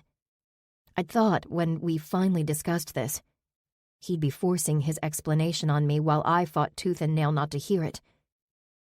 I'd never expected I'd have to pry the words out of him. I'd prepared with spells and potions to ensure I wouldn't be detected. His throat flexed as he swallowed.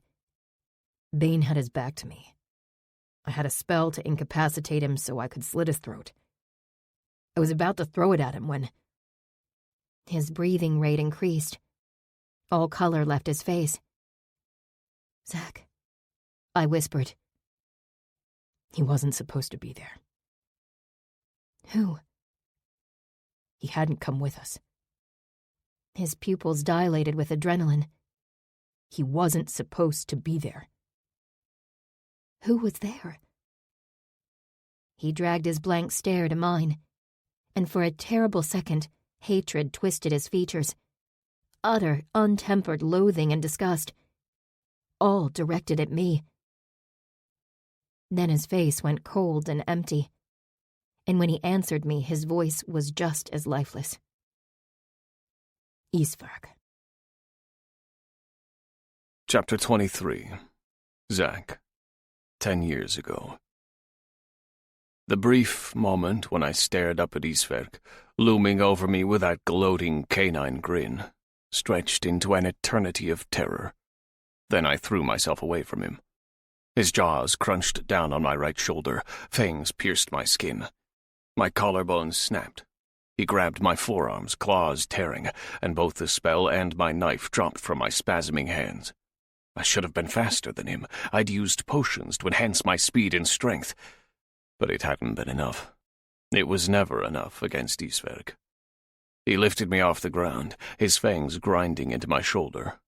Agony tore through me, and I couldn't stop the rough scream that erupted from my throat. "Grenior, Keelar!" They didn't answer me. And that's when I heard it, the distant sounds of canine yelping. Bane's pack had outmaneuvered them, just as I'd been outmaneuvered. Bane hadn't turned around when I'd screamed. He knew what was happening. He'd been waiting for me. And so had Isvarg. But how? How? Isvarg threw me to the ground, knocking the wind out of me. His claws raked my back, tearing through my shirt. His huge hand shoved me into the hard driveway, forcing the air from my lungs and sending agony through my broken collarbone. "Naughty druid," he cackled. "You've been very bad, haven't you?"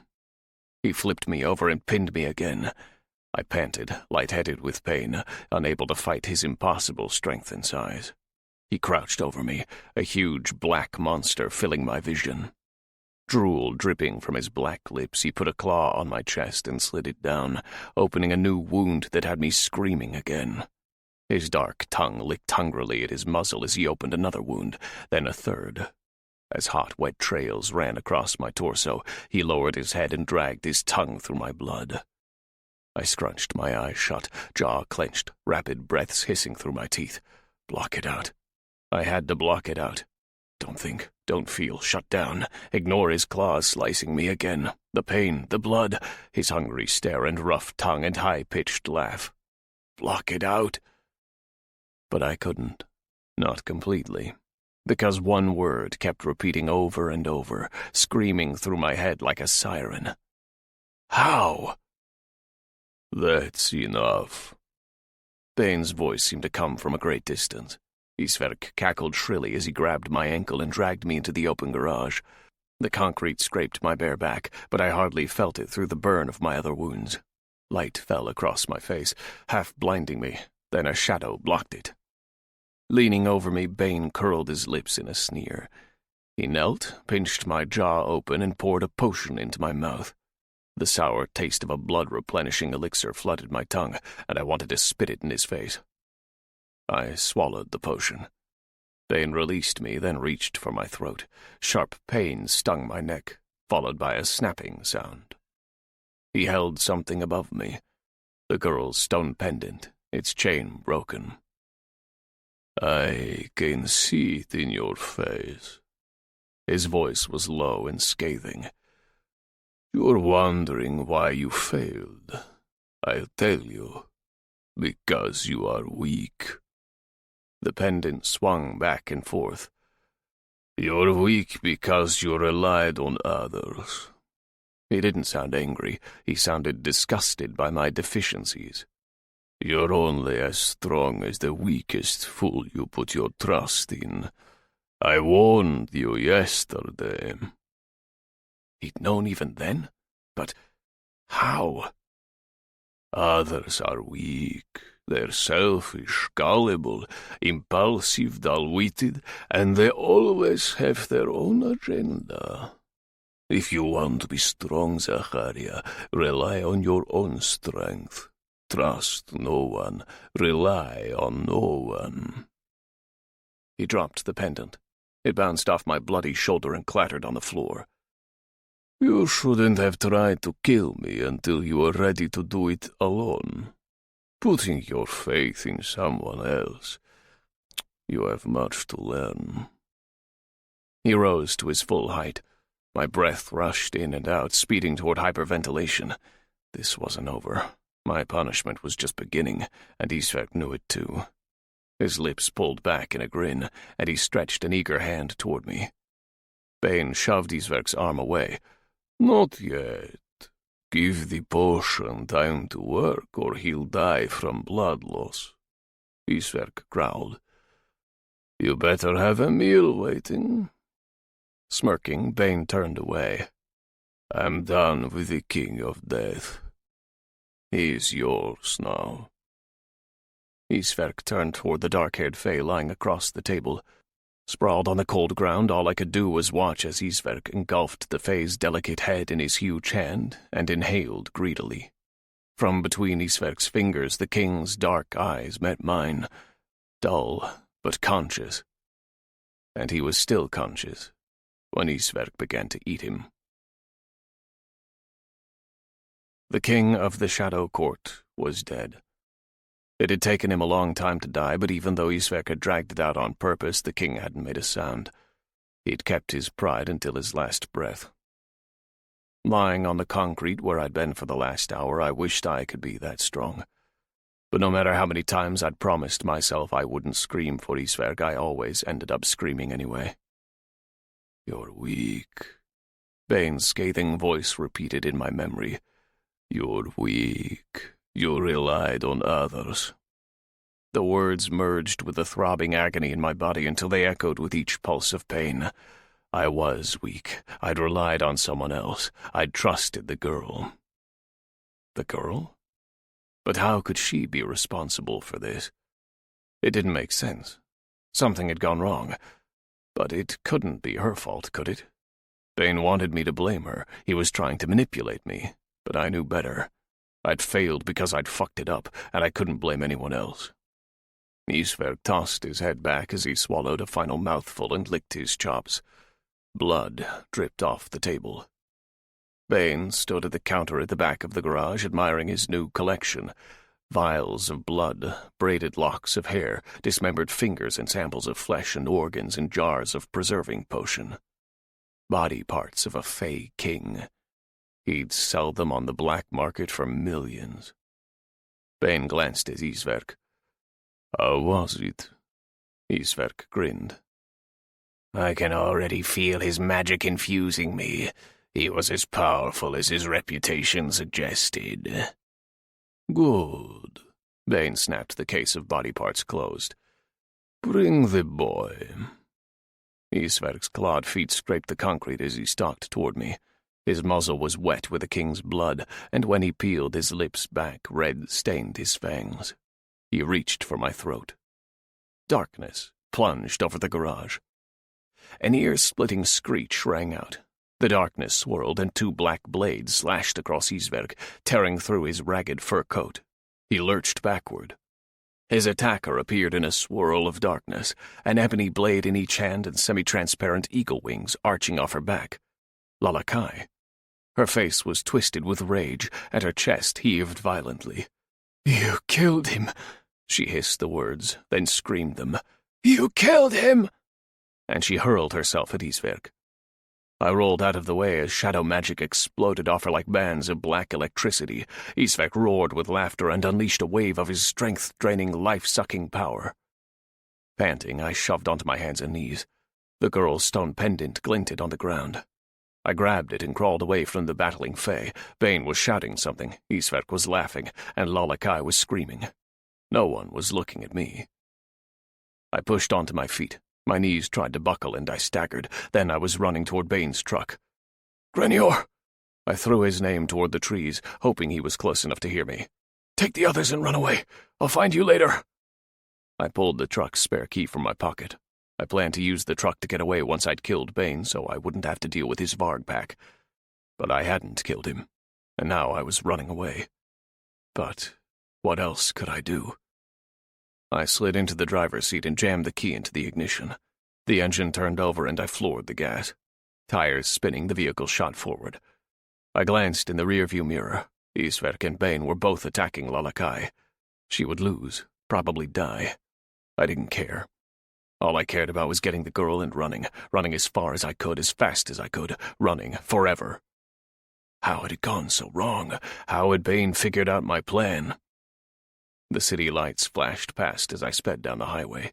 Everything hurt. Wounds throbbing, bruises throbbing, head throbbing. My vision blurred in and out and I let off the gas as I blinked, trying to focus. "You're weak. You relied on others." The girl had known I would try to kill Bane tonight, and that I would use the pendant she'd lent me.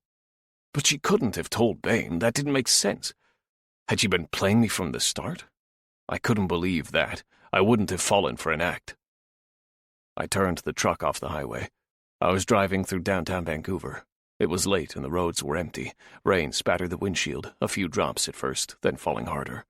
I switched on the wipers. My vision kept blurring. How had Bane figured it out? How? "You're weak. You relied on others." I smashed the heel of my hand into my forehead to silence Bane's voice. The girl's pendant bounced off my chin, the chain tangled around my fingers. I'd been holding it this whole time. As I lowered my hand, light caught on the stone's face. A thick, ugly crack had split the rune in half. My eyes widened in disbelief. It was broken? But how? When? Bane had pulled it off me, but he hadn't done anything to it, had he? Or had Isverk? My gaze jumped from the pendant to the road, and I slammed the brakes. The tires locked up and the truck skidded into the back of a parked car.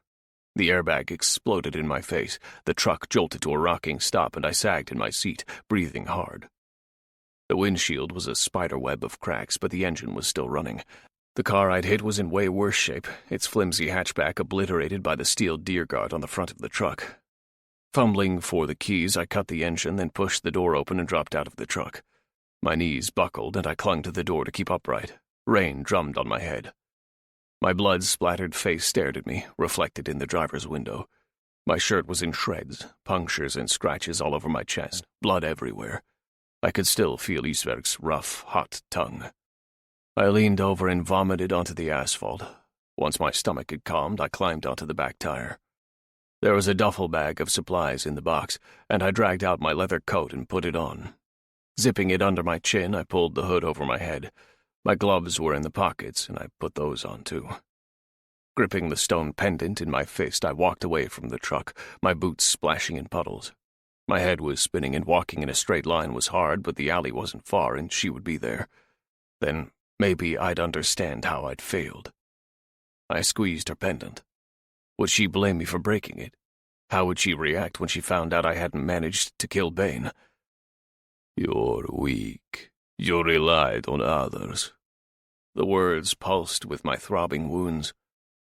The alley was just ahead, and I could see her sitting on the ground, curled in a ball, face hidden, blonde hair soaked. My steps slowed. 10 paces away from her, I stopped. Something inside me turned brittle at the sight of her. She raised her head. Bruises, swelling, blood smeared by the rain, tears on her cheeks, pain and desperation all over her face, and relief. Relief that I was here. Weak. But I wasn't the weak one. She was. I could see the weakness all over her. She'd been beaten by her aunt, an alchemist, a human. Not a 10-foot-tall beast with claws and fangs and impossible strength and speed. I couldn't even fight with potions. She was weak, and because I'd relied on her, I'd become weak too. If not for her, this wouldn't have happened. I wouldn't have tried to kill Bane before I was ready. I wouldn't have counted on her artifact, a spell that had broken. She was weak.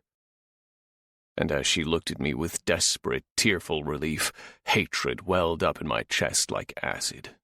I hated her relief. I hated her unspoken expectation that I, the strong one, would protect her. I hated her bruises and the way she was all curled up like a helpless child. I hated her weakness. I stepped forward. She watched me walk closer, her hopeful expression faltering. I could see it so clearly now. She was dead weight. I'd never survive with her hanging on to me. Stopping in front of her, I pulled her pendant from my pocket and tossed it onto the ground. It was weak, just like her. It had failed, just like she had. She stared at her beloved artifact, then lifted her gaze to me. The look in her eyes was like a knife through my chest, but I was already in so much pain. I didn't need her piling it on. I didn't need her at all. I turned and walked away. I didn't look back. Dawn was just beginning to turn the sky yellow when I parked the truck in the driveway. As I climbed out, Bane stepped out of the garage. He waited as I walked toward him. 2 steps away, I stopped and stared into the face of the man who'd raised me, trained me, and tortured me. I hated him. I fantasized about killing him. I wanted him dead. But I wasn't strong enough yet. And if I ran, I never would be. So I would stay. I was his apprentice, and he would make me stronger, because that was the deal. He would make me as strong as him, and then I would kill him.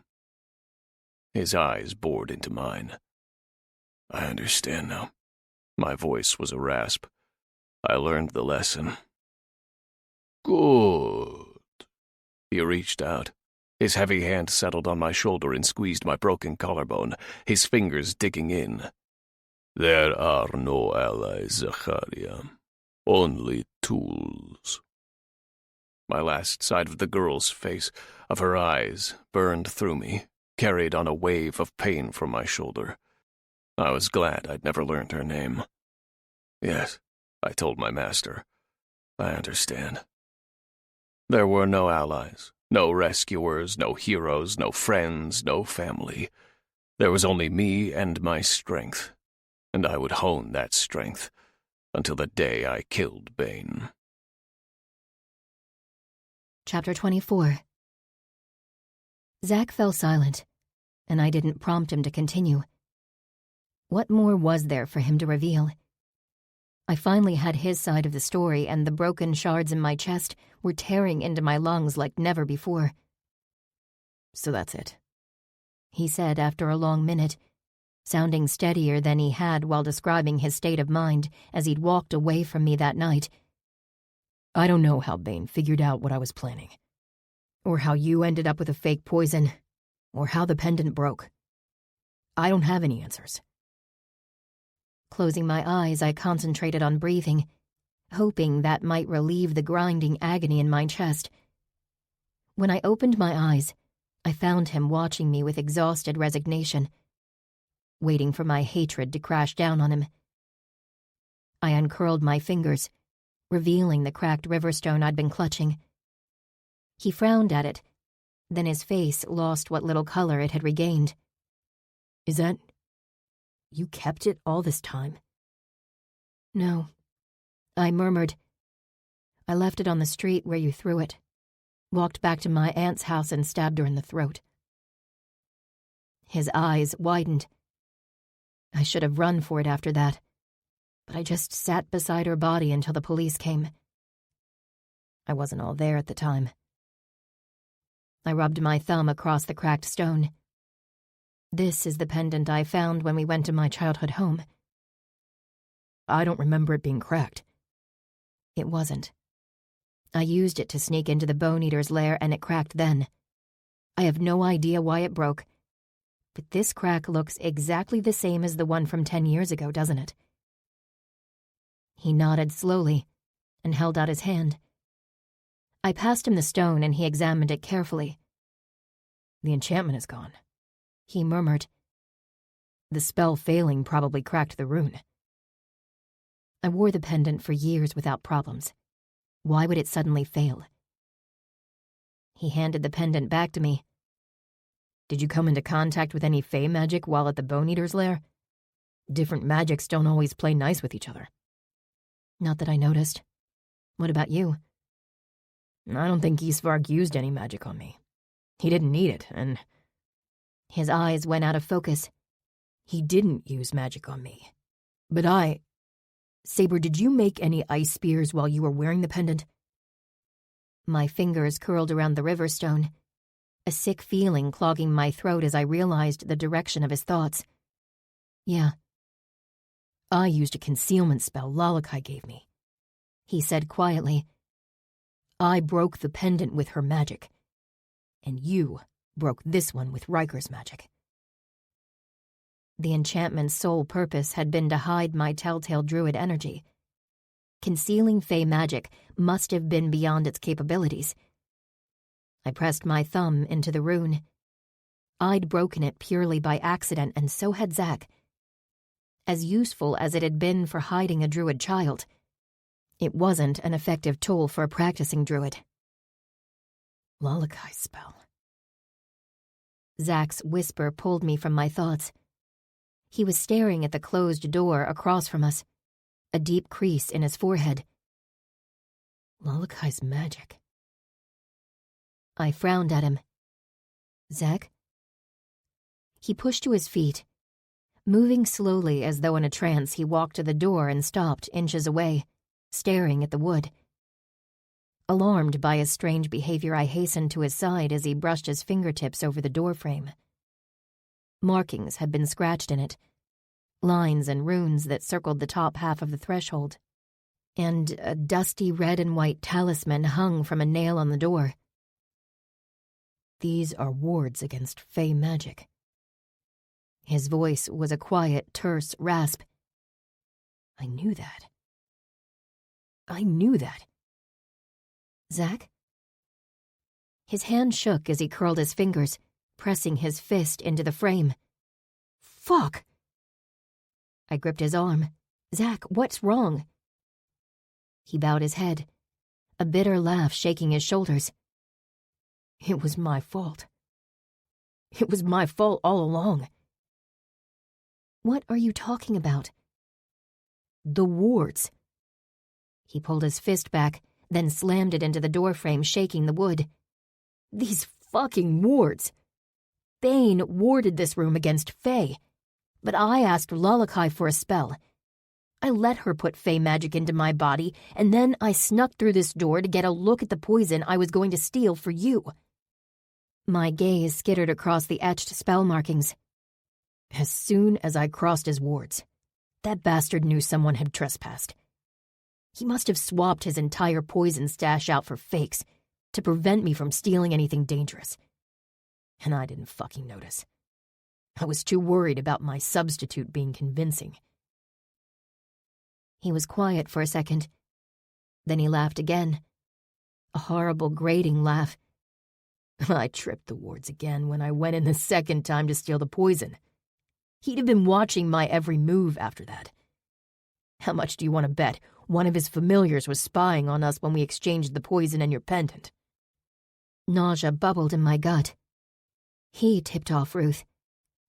Then they both waited for us to make our moves, knowing exactly what we were planning. His head was still bent, his face turned away. If I hadn't gotten greedy and asked Lalakai for a spell, I wouldn't have tripped the wards. Or if I'd been smarter, I would have realized I couldn't carry Fey magic through his wards. I stood silently beside him, absorbing everything. So that was it. We'd failed because Zack had overlooked a small detail. It hadn't been a malicious betrayal, just a mistake. And we'd both gone through hell because of it. I couldn't dump all the blame on him. I'd been equally responsible for our plans. Or I should have been. I'd let him shoulder all the preparation and risks alone, assuming we had everything under control without ever understanding what he was up against. I touched his arm.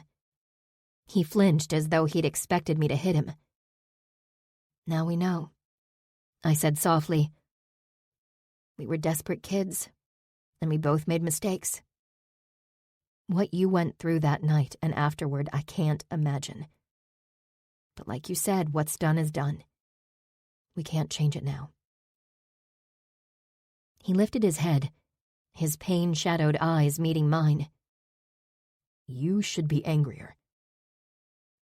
How could I be angry after hearing what he'd suffered that night? He'd done everything he could to succeed. Yes, he'd turned against me by the time he'd met me in the alley, and yes, it hurt to hear that he'd seen me as a liability. But I couldn't blame teenaged Zack for failing to withstand Bane and Isvarg's combined physical and mental assault. I'd blamed him enough already. We have the answers we needed, I murmured. Now we can leave it all behind. It's been 10 years. It's time to move on. Move on, he repeated quietly, turning his back on the door. The pain faded from his eyes, but something dark lingered in his gaze. Yeah, you should. My eyes narrowed. What about you? With a rough exhale, he leaned against the wall. Isvarg has me in his sights again. He loves the slow hunt. Even if I escape this time, he'll keep hunting me. Whether it's tomorrow or a decade from now, he'll devour me. The more paranoid I am in the meantime, the more fun it is for him. Loathing for the beast burned in me. Zack closed his eyes. Seeing him it's like I'm 16 again. I stepped in front of him. If Isvarg is going to keep hunting you, then you know what we have to do. He opened his eyes again. It's impossible. You said the same thing about killing Bane. Bane was mortal. Isvarg is... Everything we've ever done has been impossible. Yet here we are. I tapped the center of his chest. We killed the Dullahan. We killed Lothair. And we'll kill Isvarg. You don't have to do anything. Isvarg isn't your problem. He became my problem when he poisoned me. I hesitated, then threw out the next words. And I won't sit back and let you do this alone. We'll handle it together. He stared at me for a long moment, as though unsure he'd heard me right. Then he pulled me close and lowered his head. Our lips met. It was a soft kiss layered with hurt and uncertainty and regret. But there was something else in it. Something that made the grind in my chest go still and warmth light my insides. Drawing back, he rubbed his thumb across my cheek. Let's wait to see if we survive this poison. Then we can worry about Isvarg. I pursed my lips. We could start planning at least. Planning how? My gaze slid to the open door in the dark forest beyond. Like asking Lalakai how to free the Shadow Court from Isvarg's control. Lalakai swept her dark hair off her shoulders. Free the court? Why bother? Because killing Isvarg will be much easier if he doesn't have a small Fey army backing him up. I replied impatiently. Oh, Riker murmured. We're killing him now. Maybe.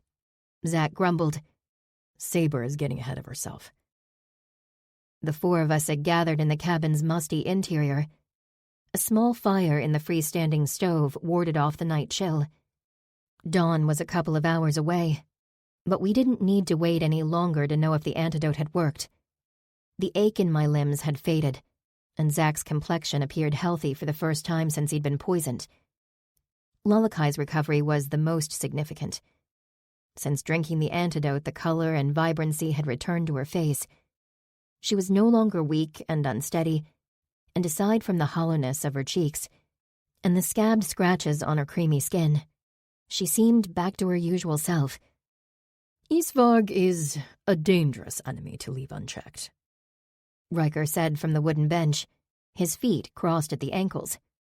I'm inclined to ensure he perishes swiftly and thoroughly before returning home. I nodded. I don't want him coming after any of us, or getting any stronger. I glanced between Riker and Lalakai. Back to separating Isvarg and the court. What about Marzana? Yiliar planned to return her to the throne. That suggests some courtiers are still loyal to her. Picking up a hairbrush she'd taken from our supplies, Lalakai collected a handful of long locks and brushed at the ends. Marzana has been in a state of near death for a fortnight.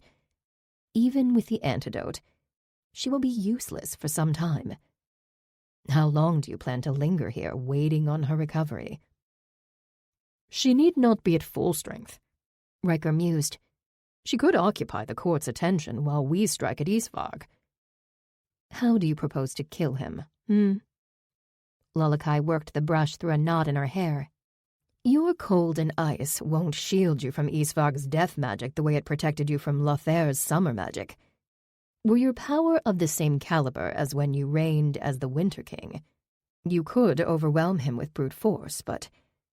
She quirked an eyebrow mockingly. Riker is but a pale imitation of Heroine. How fortunate, then, that among our company is a lady of shadow, with experience in combat against him and who can spearhead an attack. Lalakai scoffed. Do you think me a fool? Why risk almost certain defeat and death for a queen who despises me?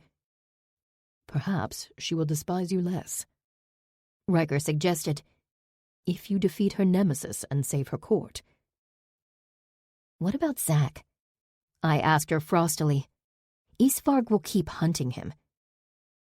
Her emerald eyes flicked to her consort, a faint crease between her brows. Isvarg will be too busy playing king to bother us further. That aside, you have never sought to take revenge on the beast. Leaning against the work table, Zack turned the obsidian vial, refilled with antidote around and around in his hands. It wasn't that I didn't want to, but it was easy to make excuses. I don't have any excuses left. Leaving him alive is more dangerous than challenging him. He looked up, his gaze moving from Lalakai to me. I want to kill him. I want his shadow out of my life forever. I smiled faintly. I see. Lalakai set the hairbrush on the counter and arched her eyebrows at Riker. This is what you desire as well. Frowning, I wondered why she was asking him. It is my preference, Riker confirmed. Then if I am to risk life and limb against Isvarg, I will wait no longer for my promised reward. She lifted her chin imperiously. Lord of Winter, I demand you fulfill our bargain without further delay and give me the undying gift. I bit back a curse. With the power of the undying, I can confidently challenge Isvarg. It is rightfully mine, and I will accept no more excuses. Riker pushed off the bench. Rising to his full height, he faced Lalakai with his eyes glittering like chips of ice. Our bargain specified no timeline, Night Eagle. Nor do you have any means by which to force me to comply. I almost relaxed, relieved that Riker wouldn't be sharing his dangerous power. However, he continued, a promise made must be a promise kept. I will gift you the undying magic now on the condition that, regardless of who strikes the killing blow to Isvarg, I will be the one to consume his power. You cannot add conditions to a bargain after it's been struck, she snapped. Riker's lips curved in a smooth smile. It is in poor taste, I agree. She hissed furiously. Fine. Cold dread sank through my middle, but there was nothing I could do. Riker had already promised to share his power, and if he hadn't, we all would have died in Hell's Gate. I just hoped Riker knew what he was doing. Chapter 25. That's everything, I said, stuffing the rolled sleeping bag into our large pack. Standing at the table and studying his open grimoire, Zack nodded absently. I glanced around the cabin. The signs of his recent alchemy work had been cleared away, and the antidote was stored safely on his belt of potions. Our supplies were packed, and all that was left was to leave. But Zack was still studying his grimoire with a deep frown. I stepped up beside him, glancing at a page written in an alphabet I'd never seen before. What's the matter? Huh? Oh, just... He flipped a few pages half-heartedly. Searching for something that could give us an advantage over Isvarg. Our first order of business was getting Marzana the antidote so she could regain her strength. After that, we'd come up with a concrete plan on how to bring down Isvarg. Marzana might have some ideas, I suggested. They have similar powers, don't they? Similar, yeah, but Isvarg isn't on the same level as Marzana. Although he may have added a new trick or two in the years since he consumed Marzaniak. His frown returned, but this time he was staring at the door to Bane's room. What? Striding to the door, he plucked the red and white talisman off it. I wonder. Wonder what? He studied the red and white threads a moment longer, then stuffed the talisman in his pocket. Can you check if Lalakai and Riker are done? Rolling my eyes at his lack of explanation, I headed out into the cool pre-dawn air. Riker and Lalakai had retreated to a quiet spot where he could share his undying gift with her. And though part of me was curious about how that all worked, I wasn't enthusiastic enough to go watch. Zack had no problem with his Fae partner becoming more powerful, but I didn't like it. Leaves and pine needles crunched under my hiking boots as I walked into the trees, following a faint glow. As I drew closer, I made out their silhouettes facing each other with their left hands clasped together. A soft azure glow swirled over Riker, and a similar radiance shimmered over Lalakai in shades of deep emerald. I slowed my steps, worried about interrupting them. But the glow was fading. Biting my lower lip, I continued forward. The last of the soft radiance vanished and Riker released Lullakai's hand. As I stepped into the small gap in the foliage where they stood, she stretched out her left arm. A band of markings identical to Riker's ran from her left hand up her arm, over her shoulder and neck, and up the left side of her face. Instead of bright blue, the pattern shimmered greenish-black. Lullakai was now undying. Grimly unhappy, I turned to Riker and gasped. Icy disbelief plunged through me as I gaped at his face, at his unmarked skin. The blue pattern that had run down the left side of his face and neck was gone. A few feet away, Lullakai smiled smugly as she admired her newly adorned arm. Panic boiled in my gut, and I grabbed Riker's wrist, my fingers digging in. Riker, where? Your markings. I thought you were sharing your undying power, not giving it away. His eyebrows rose at my obvious desperation. I can neither duplicate nor divide Hafgan's gift. I can only pass it to another. But you... I spluttered incoherently. It had been bad enough when I'd thought he was making Lullakai as invincible as he was. But now she was invincible and he was unprotected. I can't believe you agreed to this. You're... Alive, he cut in. Which I wouldn't be had Lullakai not assisted in killing Lothair. You too would be dead. But it feels glorious. Lullakai purred, stroking her slender fingers down her arm. I will recover instantly from any injury. Near instantly, and nearly any injury. I wanted to smack the indulgent smile off his face. Why was he so calm? He'd just given away his greatest power, the gift that had kept him alive against all odds for centuries.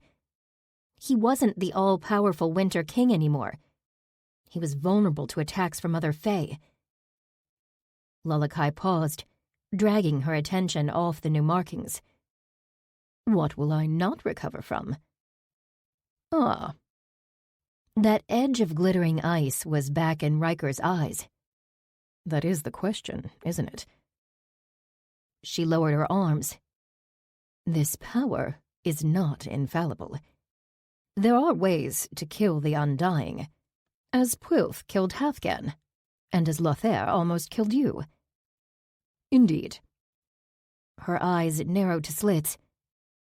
How did Pwylf defeat the Undying magic? Riker smiled and said nothing. Tell me, she snarled, stepping toward him. This is my power now, and I must know. I have fulfilled my promise. You now bear the gift of the Undying, both its extraordinary benefits and its detriments. Do enjoy, Lady of Shadow. Baring her teeth, she surged toward him. Wintry cold swirled out from Riker, covering everything around him in a layer of frost, including me. Careful, Night Eagle, he murmured. Halting her rush, she curled her fingers threateningly. Attack me, he crooned, his eyes glinting with ancient cunning. And we will swiftly learn which is more powerful, your new ability, or my knowledge of it. Lullakai's jaw clenched, her beauty lost in the furious twist of her features. He tucked his hands in his cloak sleeves. I bestowed you the undying power in trust, Lady of Shadow. The moment you turn on me, I will take back what is mine. They stared each other down, two powerful Fae unwilling to yield. But Riker was the former king of Aran, ruler of the Winter Court, and Lullakai was no match for him. With a furious snarl, she swept away, stalking through the trees toward the cabin. I let out an explosive breath, then spun on Riker. You just gave her every reason she could possibly need to kill you. As soon as Isvarg is dead, she'll go for you next. Then it is well and good that upon Isvarg's death, I will gain a great deal of deadly power well suited to battling a Lady of Shadow, isn't it? My eyes widened. He'd planned this when he'd demanded she let him consume Isvarg's power. You're Impressively strategic. insane. Ah, I lowered my voice. You shouldn't have told her you'll take the power back. she would have soon realized as much herself. He tilted his head back, gazing at the dark sky. Her ambitions are short-sighted. Were she more cunning, she would have foreseen the danger in taking the undying power without killing its previous bearer. I wrapped my arms around myself. The shift of the undying magic from Riker to Lalakai had pitted them against each other, with Zack and me caught in the middle of a conflict that would end up with one of our Fae partners dead. What a mess, I muttered. Riker canted an azure eye toward me. Fret not, love. One doesn't live as long as I have without a measure of deviousness. Somehow, I wasn't reassured. Lalakai was the only member of our group in a good mood. She kept holding her arm out as she walked, turning it from side to side to watch the undying pattern shimmer, as though it were a new piece of jewelry instead of Riker's most powerful magic. He walked a few steps behind her, and I couldn't get a read on him. He seemed quietly amused, but I wasn't sure I trusted that. There was no way he didn't feel exposed. He'd shed the impenetrable armor that had protected him for centuries, and I felt like I'd lost my armor too. Riker's indestructibility had been a comfort. I'd thought I could never lose him. But now, I might. Astride our tier, I glanced at Zack riding beside me, our heavy pack slung across Tiliag's hindquarters. Judging by his tension and the distracted distance in his eyes, he was too busy worrying about how to kill Isvarg to give the transfer of Riker's undying power any real thought. Dawn had stained the horizon pink and purple, but deep shadows stretched across the shallow valley as we approached the bog and its hidden crossroads. As much as I'd have loved to never set foot in the bog again, we had to cross the upper edge of it to reach Marzana's cave. Once we've dosed Marzana with the antidote, I said quietly, "What's the plan?" Zack flexed his shoulders, his hands resting on Tiliag's mane. The two stallions were walking side by side. Their competitive feud had fizzled out, or maybe they were too tired for posturing. Grenior and Keelar brought up the rear, their dark fur blending with the shadows. We need to move Marzana farther from the Shadow Court while she recovers, Zack replied. We'll head east, into Echo's territory. I still need to find him. His hand moved to his hip, where the obsidian vial of antidote was stored. It contained 2 doses, plus a little extra, enough to save Marzana and Echo, assuming the latter was poisoned as well. I hoped he was strong enough to cling to life until we found him. The familiar but unwelcome stench of rotting vegetation clogged my nose as the scattered trees grew stunted and standing water glinted in the growing light of sunrise. Lalakai led the way into the bog, familiar with the route.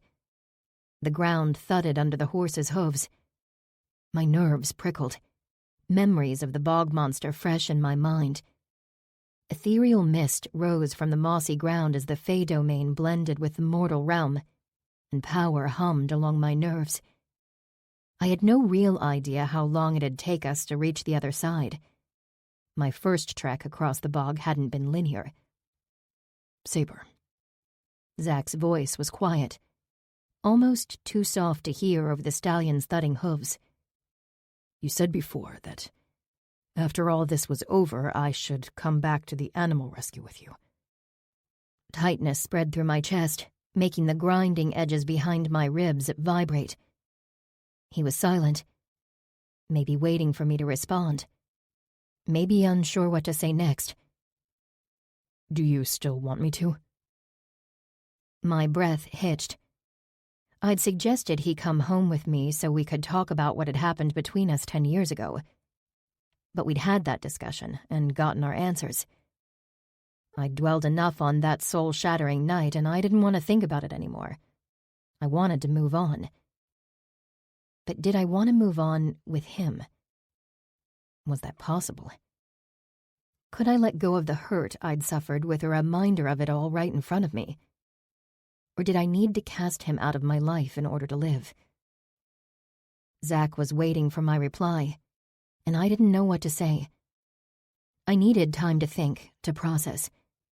But if I said the wrong thing, and I don't know might be exactly the wrong thing, he would make the choice for me. I opened my mouth, closed it, then tried again. Lalakai threw her arms up. A band of black magic swept out from her in a curving wall, and flashes of red magic exploded against it, feet from her face. She reeled back a step, hands pressing against the dark barrier. The crossroads humming magic rippled and shivered, and the sour taste of death rolled across my tongue. Silhouettes appeared in the eddying mist. They drifted closer, faint splashes betraying silent footfalls when they met water. Directly ahead, a dozen feet in front of Lalakai, the largest shape loomed, its bulky shoulders and long arms supporting a bestial head with blood-red eyes. Isvark bared his fangs in a malevolent grin. "We meet again, Night Eagle." Adrenaline buzzed through my limbs as I scanned left and right, picking out the silhouettes of a dozen fae on both sides. Isvark had brought the Shadow Court with him, and we were surrounded. Chapter 26. Lalakai's barrier fizzled out, and she slid backward a step, putting herself closer to Riker. He shifted so they stood side by side, facing Isvark, a Lady of Shadow and a Lord of Winter against the King of Death, and his entire court. "You seem much rejuvenated," Isvark observed with a hissing laugh. "I will enjoy your struggles as I devour you." "That is your most intimidating threat?" She flipped her long hair over her shoulder. "A classless beast, as always, Isvark. The lord and ladies of the court must find your utter lack of sophistication refreshing." "I was about to remark on his lack of intellect and poise," Riker murmured. "His flaws are near limitless." Isvark let out a screeching laugh, unfazed by their insults. And for good reason. Insulting him was about all we could do. Artyr's neck arched, his ears swiveling. Beside us, Tiliag stamped a hoof, his nostrils flared. His attention fixed on Isvark, Zach slipped a vial off his belt, popped the cork and downed it in a gulp. He pulled a second vial, swallowed its contents, then touched one of the crystals hanging around his neck and murmured an incantation. A flicker of light ran across him as the spell activated. I didn't have any spells and potions. All I had was an endless supply of easily breakable ice spears. "This is too easy." Isvark ambled forward, using his long front arms, his deadly gauntlets clinking. His hungry gaze raked across his two fae opponents, then lifted to me and Zach. "One of you may continue on untouched. I will allow you to decide which." I tightened my grip on Artyr's mane. Zach had been right. Everything was a game to Isvark. Something bumped my side. Zach's hand. Without looking away from our enemies, I reached down and closed my fingers around his. He held a small, hard object. I slid it from his grasp, and he stretched his arm out in front of him. A black rune flared across the back of his hand, the magic bleeding up his arm. His shadowy sword took form, his fingers curling around the hilt. I squeezed the object he'd handed me, the obsidian vial of antidote. We didn't stand a chance against the entire court. Lalakai had the undying gift, but Riker, Zach, and I would never survive the combined assault of this many fae. Marzana might be able to stop the court from attacking, but she was still in the cavern and barely clinging to life. Even if I gave her the antidote, she wouldn't recover in time. It was impossible. It was... Zach's green eyes met mine, fierce and commanding. He wasn't prepared for this. None of us were. But ready or not, it was time to fight. Time to risk everything on the slimmest chance of survival. We'd survived the impossible before. Artir. I clutched his mane and threw my weight forward. Break through their line. A mortal horse would have balked. Even Tiliag might have hesitated. But Artir had been the Dullahan's mount for who knew how long, carrying the lethal Fae through centuries of bloodshed and death. From charging into a swarm of armed humans at the horse auction, to luring Shadow Fae away from me, he'd never given in to fear. And he didn't start now. With a bellowing scream, he launched away from Zach and Tiliag, veering toward the Shadow Fae lurking in the mist. Flames burst over his hooves, but they didn't streak outward in burning lines like before. Instead, the fire raced up his legs. With a burst of scorching heat, his mane ignited into rippling orange and red, and behind me his tail whooshed into streaming flame. I almost let go of him, but though the heat was painfully uncomfortable, it didn't burn me. Fire streaked behind him as he galloped straight at a cluster of 3 Fae, and I felt like I was in the center of an inferno, seconds from being consumed. With the huge fiery black stallion bearing down on them at full tilt, the 3 Fae scattered. We flashed past them. I twisted to look over my shoulder as Isvarg's hideous cackle rang out. Then ice exploded upward, engulfing the 3 Fae Artir had charged past before they could attack us from behind. As though Riker's ice had been a signal, magic exploded from all sides, and the crossroads energy seethed at the violent unleashing. "Don't slow down," I cried. "Get to Marzana." Artir stretched out, fire surging over his hooves. The ground shuddered, dangerously unstable. Galloping through the bog was madness. But if we slowed, we'd never make it back in time to help. Magic shivered across Artir and through my body. The mist thickened, the mossy ground losing its greenish hue. It grew semi-transparent, and shining water was suddenly visible, glowing against the dark ground. Twisting pathways spread out before us, weaving through the maze of water and fog. Artir had shifted us farther into the Fae domain, and with our path revealed, he blazed ahead at top speed. The boom of magic behind us faded, and ahead, the bog ended at the frothing water of the river. The world solidified again, and the fire died from Artir's hooves and mane. Slowing to a fast trot, he plunged into the river and sloshed downstream toward the ravine and Marzana's hidden cavern. The rocky walls were just ahead. We were almost there. A foreign presence crackled through the river's surging energy. In a flash of darkness, a 3-foot-long smear of black energy smashed into the side of Artir's neck. Hot blood sprayed across me as the stallion bellowed. He reared up, front legs kicking as the streak of darkness shot above us, floated for a moment, then rocketed toward his face. An ice spear flashed into my hand, and I swung it above Artir's head. I expected the spear to pass through the shadowy streak, but it connected with something solid and burst. Jagged shards engulfed the dark shape, and it tumbled out of the air to land in the water with a splash. Artir spun around, water breaking across his chest. 3 more dark shapes hovered 20 feet in the air. I could just make out bodies within the encasing shadows. Something like a cross between an oversized dragonfly and a fish, with hooked claws instead of fins. They floated in place, their insectile wings beating so rapidly they blurred. Then they dove. Whatever the hell they were fast. I summoned another ice spear, jabbed at the oncoming creature and missed. Claws slashed across my arm and Artir jerked as a second one sliced his shoulder. I whipped the spear around, but it was like trying to hit a zigzagging baseball that was actively avoiding the bat.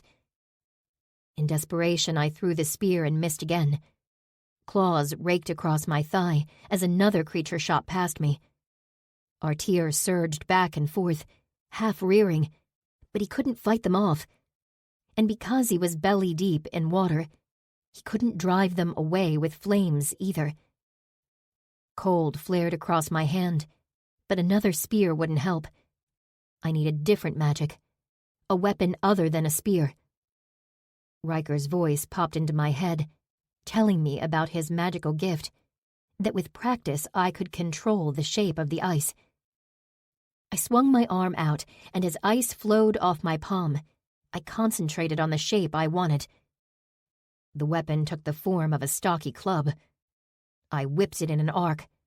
The blunt end smashed into a shadow creature, and it plunged into the river, frozen inside a crystalline starburst. The remaining 2 creatures zoomed upward, out of reach. "Keep going," I panted. "I'll fend them off." Artir pivoted to face downstream. I twisted, keeping the 2 creatures in sight.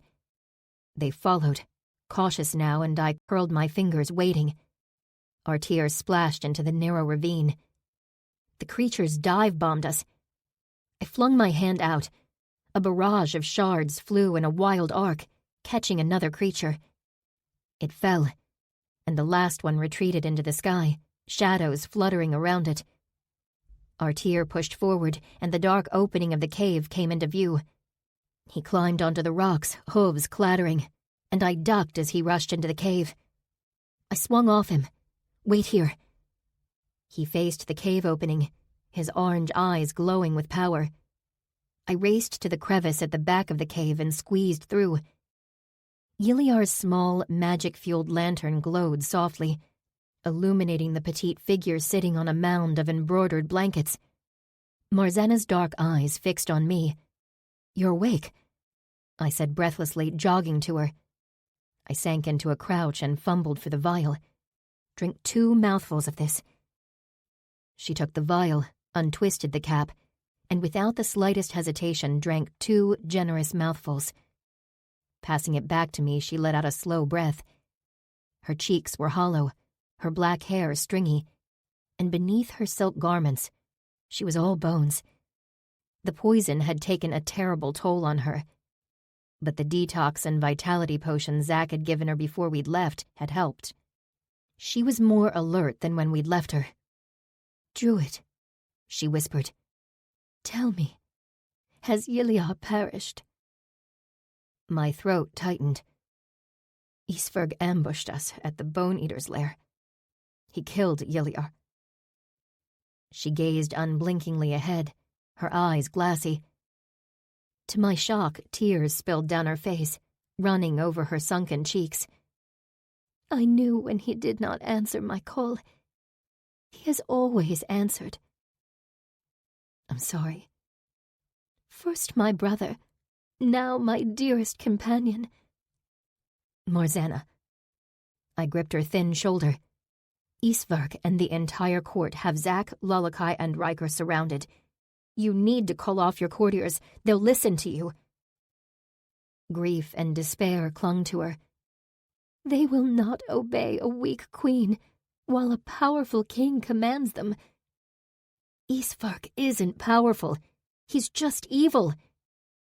"Is there any way to boost your strength, even temporarily? They're all going to die, and no one will be left to help you regain your throne." She blinked slowly, and I almost screamed with impatient urgency. "You are a druid." Her stare fixed on me. "Your energy is powerful. Give it to me." "What?" "Give me your energy. It may be enough." I didn't have time to waste questioning her. "Tell me how." "Do you know an aura sphere, as the crystal druid calls it?" "Yes." "Create one." She pressed a hand to her chest. "Here." Make an aura sphere inside her?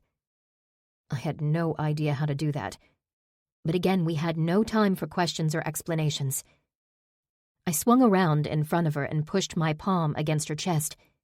Fierce desperation burned through me, and I filled myself with it. Above the thunder crashes, I sang, letting the rhythm of the battle hymn fill me. Around the lightning flashes. Our heads are heaped with ashes. Victory art nigh. My energy flooded the cavern, and Marzana's eyes widened. For lo, the foe defaces with fire our holy places. He hews our homes in pieces. Our maids more than die. Her thin fingers closed around my wrist, holding my hand against her chest. My power swirled into her. Concentration tightened her face, and ravenous euphoria lit her dark eyes. But we, with storm and thunder, pursue him with his plunder, and smite his ships in sunder. Victory! Hear our cry! My voice trailed off, and I pulled on my hand. For a long second she didn't release me. Then her grip loosened, and I yanked my arm back, breathing hard. Dizziness rolled over me, and I braced my hand on the rock wall. I felt weakened but also strangely electric, as though my song had intensified the energy I had left. Impressive, nameless one. Marzana raised her hands, palms tilted upward. Your energy is potent. I owe you a debt. I pushed to my feet. Pay me back by saving Riker and Zack. She flowed to her feet and plucked a folded garment from a supply basket. Shaking it out to reveal a silky cloak, she swung it over her shoulders, then swept toward the crevice. I was right on her heels, squeezing through after her. She glided past Artir toward the bright opening of the cave. A black streak shot into the cave entrance, flashing straight for Marzana. I lunged past her, ice coalescing in my hand. Instead of a rough spear or a bulky club, a crystalline sword took shape, its razor edge gleaming. I slashed it through the air. It hit the shadow creature dead center. A starburst exploded over it and instantly shattered, shattering the creature with it. Sparkling crystals danced in the air. Marzana half turned, her delicate eyebrows arched. I see my guardian is capable. Let us continue to the foul usurper. Her gaze flicked to the drifting bits of ice, then returned to me. A faint smile graced her lips. Lead the way, Blade Song Druid. Chapter 27. Spires of ice jutted out of the bog, like 20-foot-tall stalagmites. Artir flew across the wet, mossy ground in a full gallop, his hooves pounding. Marzana rode in front of me, petite and frail from illness. Despite her poor condition, her attention fixed on the flashes of magic ahead. How long had I been gone? 15 minutes? More than that? Long enough for Isvarg and the Shadow Court to have killed Zack and Riker. But it wasn't over yet. Who was still fighting? Another cluster of crystalline spikes erupted in a burst of snowflakes. Riker. I couldn't see him, but his magic was unmistakable. 50 feet away from his ice, a spiral of black shadow whooshed into the sky, and I glimpsed a pair of dark eagle wings. Lalakai was alive, of course, because she was undying. The Shadow Court had divided into 2 groups to attack Riker and Lalakai, splitting the pair up so they couldn't work together. Halfway between the 2 battles, something moved. A hulking shape with long arms. Isvarg. He swung a gauntleted fist, and a smaller shape darted out of the way. Zack was fighting Isvarg alone. Marzana, get your court under control, I barked. Artir, protect Marzana. Before either Fae could argue with me, I shoved backward off Artir. I hit the ground and fell into a roll across the spongy moss. The stallion kept going, swerving toward Riker's ice spires. Shooting to my feet, I sprinted toward Isvarg and Zack. I couldn't see Grenior, Keelar, or... No, I could. 2 dark lumps among the moss. 24 feet from Zack. The Vargs weren't moving. No sign of Tiliag. He had no combat-worthy magic that I'd seen, so he'd probably fled. Zack and Isvarg circled each other, shadows dancing over Zack's black sword. Isvarg was grinning. He was playing. That's why Zack was still alive. It was all a game, and Isvarg didn't want it to end too quickly. Zack's movements were stiff. He'd shed his jacket and scratches scored his chest. He was hurt, bleeding, and slower than normal. But he didn't falter as he faced his childhood monster. My foot plunged through the moss into a pool of water. I crashed onto my knees, shoved up, and kept running. Zaharia, Zaharia, Isvarg mocked. something about this seems almost familiar, don't you think? The sword in Zack's hand flicked side to side as he debated his next move. Then he lunged in. His blade snapped out, swift and deadly, but Isvarg twisted, impossibly agile for his size. The sword grazed his leg as he thrust his claws at Zack. Zack flung his left arm up. A rune on his inner wrist flashed, and Isvarg's hand collided with a transparent shield that rippled under the impact before breaking into silver sparkles. Zack swept his sword out again, and a wave of darkness crashed into Isvarg's lower abdomen, blood splattering. The beast didn't flinch. His clawed hands plunged through the shimmers of the shield spell, and he grabbed Zack's shoulders, lifting him off the ground. Ah, Isvarg cackled. Now this is familiar. My breath seared my lungs, my legs burning. I was almost close enough. Almost. Isvarg's jaws opened, and his head snapped down. His huge mouth engulfed Zack's right shoulder, his fangs sinking deep. For a second that lasted forever, he savored the druid's blood in his mouth. Then he slammed Zack into the mud, pinning his arms. Cold filled my hand. Looming over the druid, Isvarg licked his blood-smeared lips. Remember this, Zaharia? Baring his teeth, Zack snarled. Ori lux tearkiat. A crystal around his neck flashed brightly, the flare of light repelling Isvarg with a sudden stench of burning fur. Isvarg reared up with a roar, and I flung an ice spear into the back of his head. As it exploded against his skull, Zack rolled away. Creating a crystalline sword, I swung it into Isvarg's knee. It sliced into flesh and muscle, then burst, tearing the wound open. Isvarg spun. I darted forward, hands flying up. Ice whooshed out from my right hand into the shape of a shield, an instant before Isvarg's poisoned claws hit it. I let it go as it shattered into a jagged lump around his thick fingers. I dove sideways, rolled across the spongy ground and shot up again, another ice weapon forming. Isvarg turned, following my movement, and he lunged for me. His foot broke through the moss into stagnant water. In the instant where the beast faltered, off balance and distracted, Zack's sword arched upward, slicing through Isvarg's elbow. His flesh parted and his gauntleted forearm thudded to the ground. Blood gushed from the stump of his elbow, and Isvarg wrenched his foot out of the muck, lurching away. I held up an ice sword, the blade smooth and sharp, and beside me Zack raised his shadow blade. Side by side we faced Isvarg. His blood-red eyes blazed, and his lips peeled back. Up close I could see more wounds than just the dismembered arm and damage to the lower abdomen.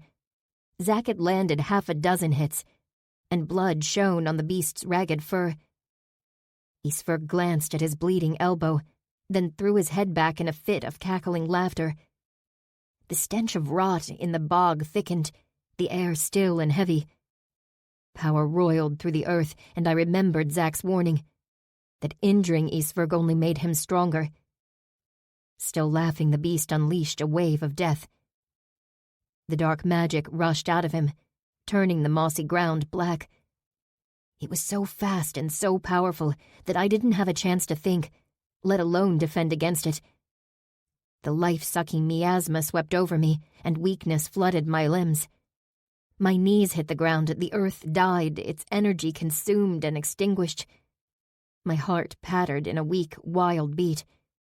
and every nerve in my body burned with desperation. A hand squeezed my arm, and a flood of cool, familiar energy rolled over me. Zach's aura. My blurred vision focused. Zach was on his knees beside me, one hand holding my arm. The other gripped his sword, the blade pointed at Isferg as he poured everything he had into an aura sphere. But it wasn't enough to stave off the death magic. I threw my remaining energy outward. My aura sphere merged with Zach's, and the horrific grip of death on my body lessened. All around us, the ground bubbled with toxic rot. The decaying moss beds reduced to murky sludge. I panted, sucking in the reeking air, fighting to hold back Isferg's power. But it pushed toward us, inexorably overtaking our druidic energy. Isferg grinned, magic spilling out of him in an endless flood of death. The bog was dying, everything was dying, and we were next. I gripped Zach's wrist, holding on desperately. It was one thing to risk death. It was another to feel death creeping through you, stealing the life from your body. Saber, Zach panted. I'll hold him off. Run. My fingers tightened around his wrist. Moments before Isferg had ambushed us, I'd wondered if I could live a life with Zach in it. He'd inflicted so much pain on me. He represented so many terrible memories. He caused me so much conflict and uncertainty. But his presence in my life had shaped me. Knowing him had changed me. Being with him challenged me. We'd collided over and over again, and no one else in the world was so deeply connected to me. Together, I gasped as a deep, empty ache burned in my chest. Or not at all. I was almost out of energy. I'd given too much to Marzana. My aura sphere would fail any second, and Isferg's power would overwhelm Zach's. His fingers dug into my arm. A wintry chill hit my back. The rush of cold swept past us, and the bubbling slurry of decomposition frosted over, then froze solid. As a blanket of ice spread across the bog, my endurance ran out. My arm felt my side, my chest heaving for air and dizziness, spinning in my skull. Footsteps crunched across the frosted ground. A white cloak appeared beside me, and I looked up. Riker's eyes glowed faintly. Shining ice armor covered his shoulders and chest, but it hadn't protected him from all injuries. Blood stained his arms and had splattered his cloak, but he showed no sign of pain as he faced Isferg. With softer footfalls, Lalakai halted beside Zach. Phantom wings arched off her back, and the undying pattern shimmered on her skin. Shadows spiraled around her fingers. Zach hastily shoved to his feet, and I clambered up a second after him, my knees quivering with fatigue. Isferg's blood-red eyes moved from Riker to Lalakai. Then he raised his head, scanning the bog. The sounds of battle and magic continued, but they were growing distant. My loyal courtiers are driving yours away. Marzana's voice floated through the wintry quiet. I looked over my shoulder. Sitting astride Artir, as regal as any queen, she watched Isferg from a safe distance. Those malicious fools will soon perish. She was far enough away that her quiet, breathy tones shouldn't have been audible, but I heard her clearly. As will you. Marzana, Isferg growled softly, delightedly. How kind of you to return. I had feared you would die in your pathetic hole, and I would be unable to devour you. My power will never be yours, beast. If you wait a few moments, I'll show you how wrong you are. His burning gaze swung to us. It seems I have no more time to play. What a coincidence.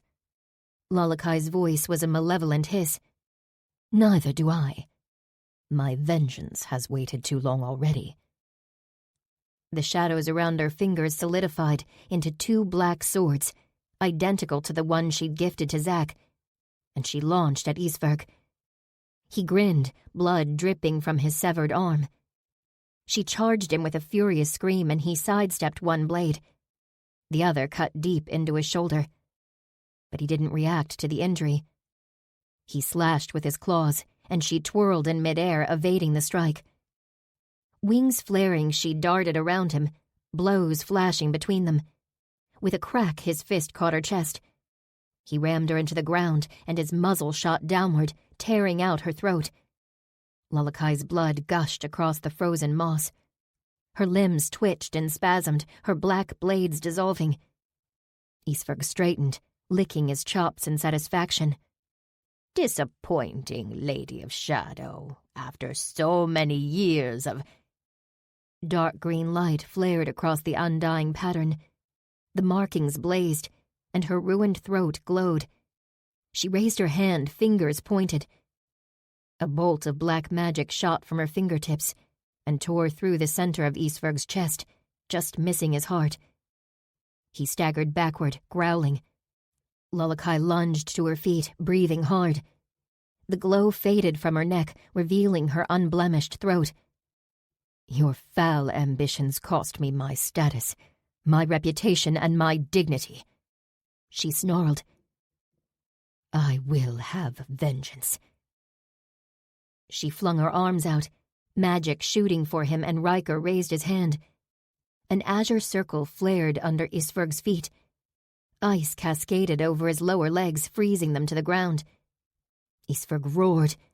Dark power exploded off him, dissolving Lolakai's shadow attack and crumbling Riker's ice. Druids? Riker murmured as a smooth, 8-foot-long ice spear formed in his hand. Suppress his power once again. It wasn't a request, and my exhaustion didn't matter. I stretched out my hand, and Zack grasped it. Together we unleashed our combined aurasphere, and as our energy suffused the frosted earth, Riker launched into the battle. Shattering ice, rippling shadows, slashes of darkness and waves of death. The three Fae tore into each other with merciless savagery. My chest ached, hollow weakness spreading through my torso, but I didn't relent. Wings beating, Lolakai attacked Isfrg's upper body, and darting on agile feet, Riker struck relentlessly at his lower body. Isfrg's blood splattered the ground, but it wasn't enough. He roared, slashing with his remaining arm, death rolling off him in stronger waves. Holding the aurasphere with everything I had, I summoned an ice spear into my hand. 4 feet long, shiny and aerodynamic. Zack. I didn't need to say anything more.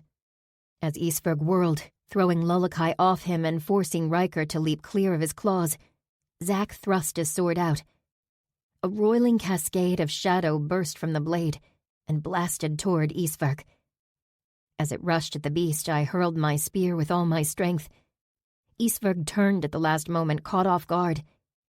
The shadow attack hit him full in the chest, and as it blasted him, my spear pierced his belly and exploded into jagged shards.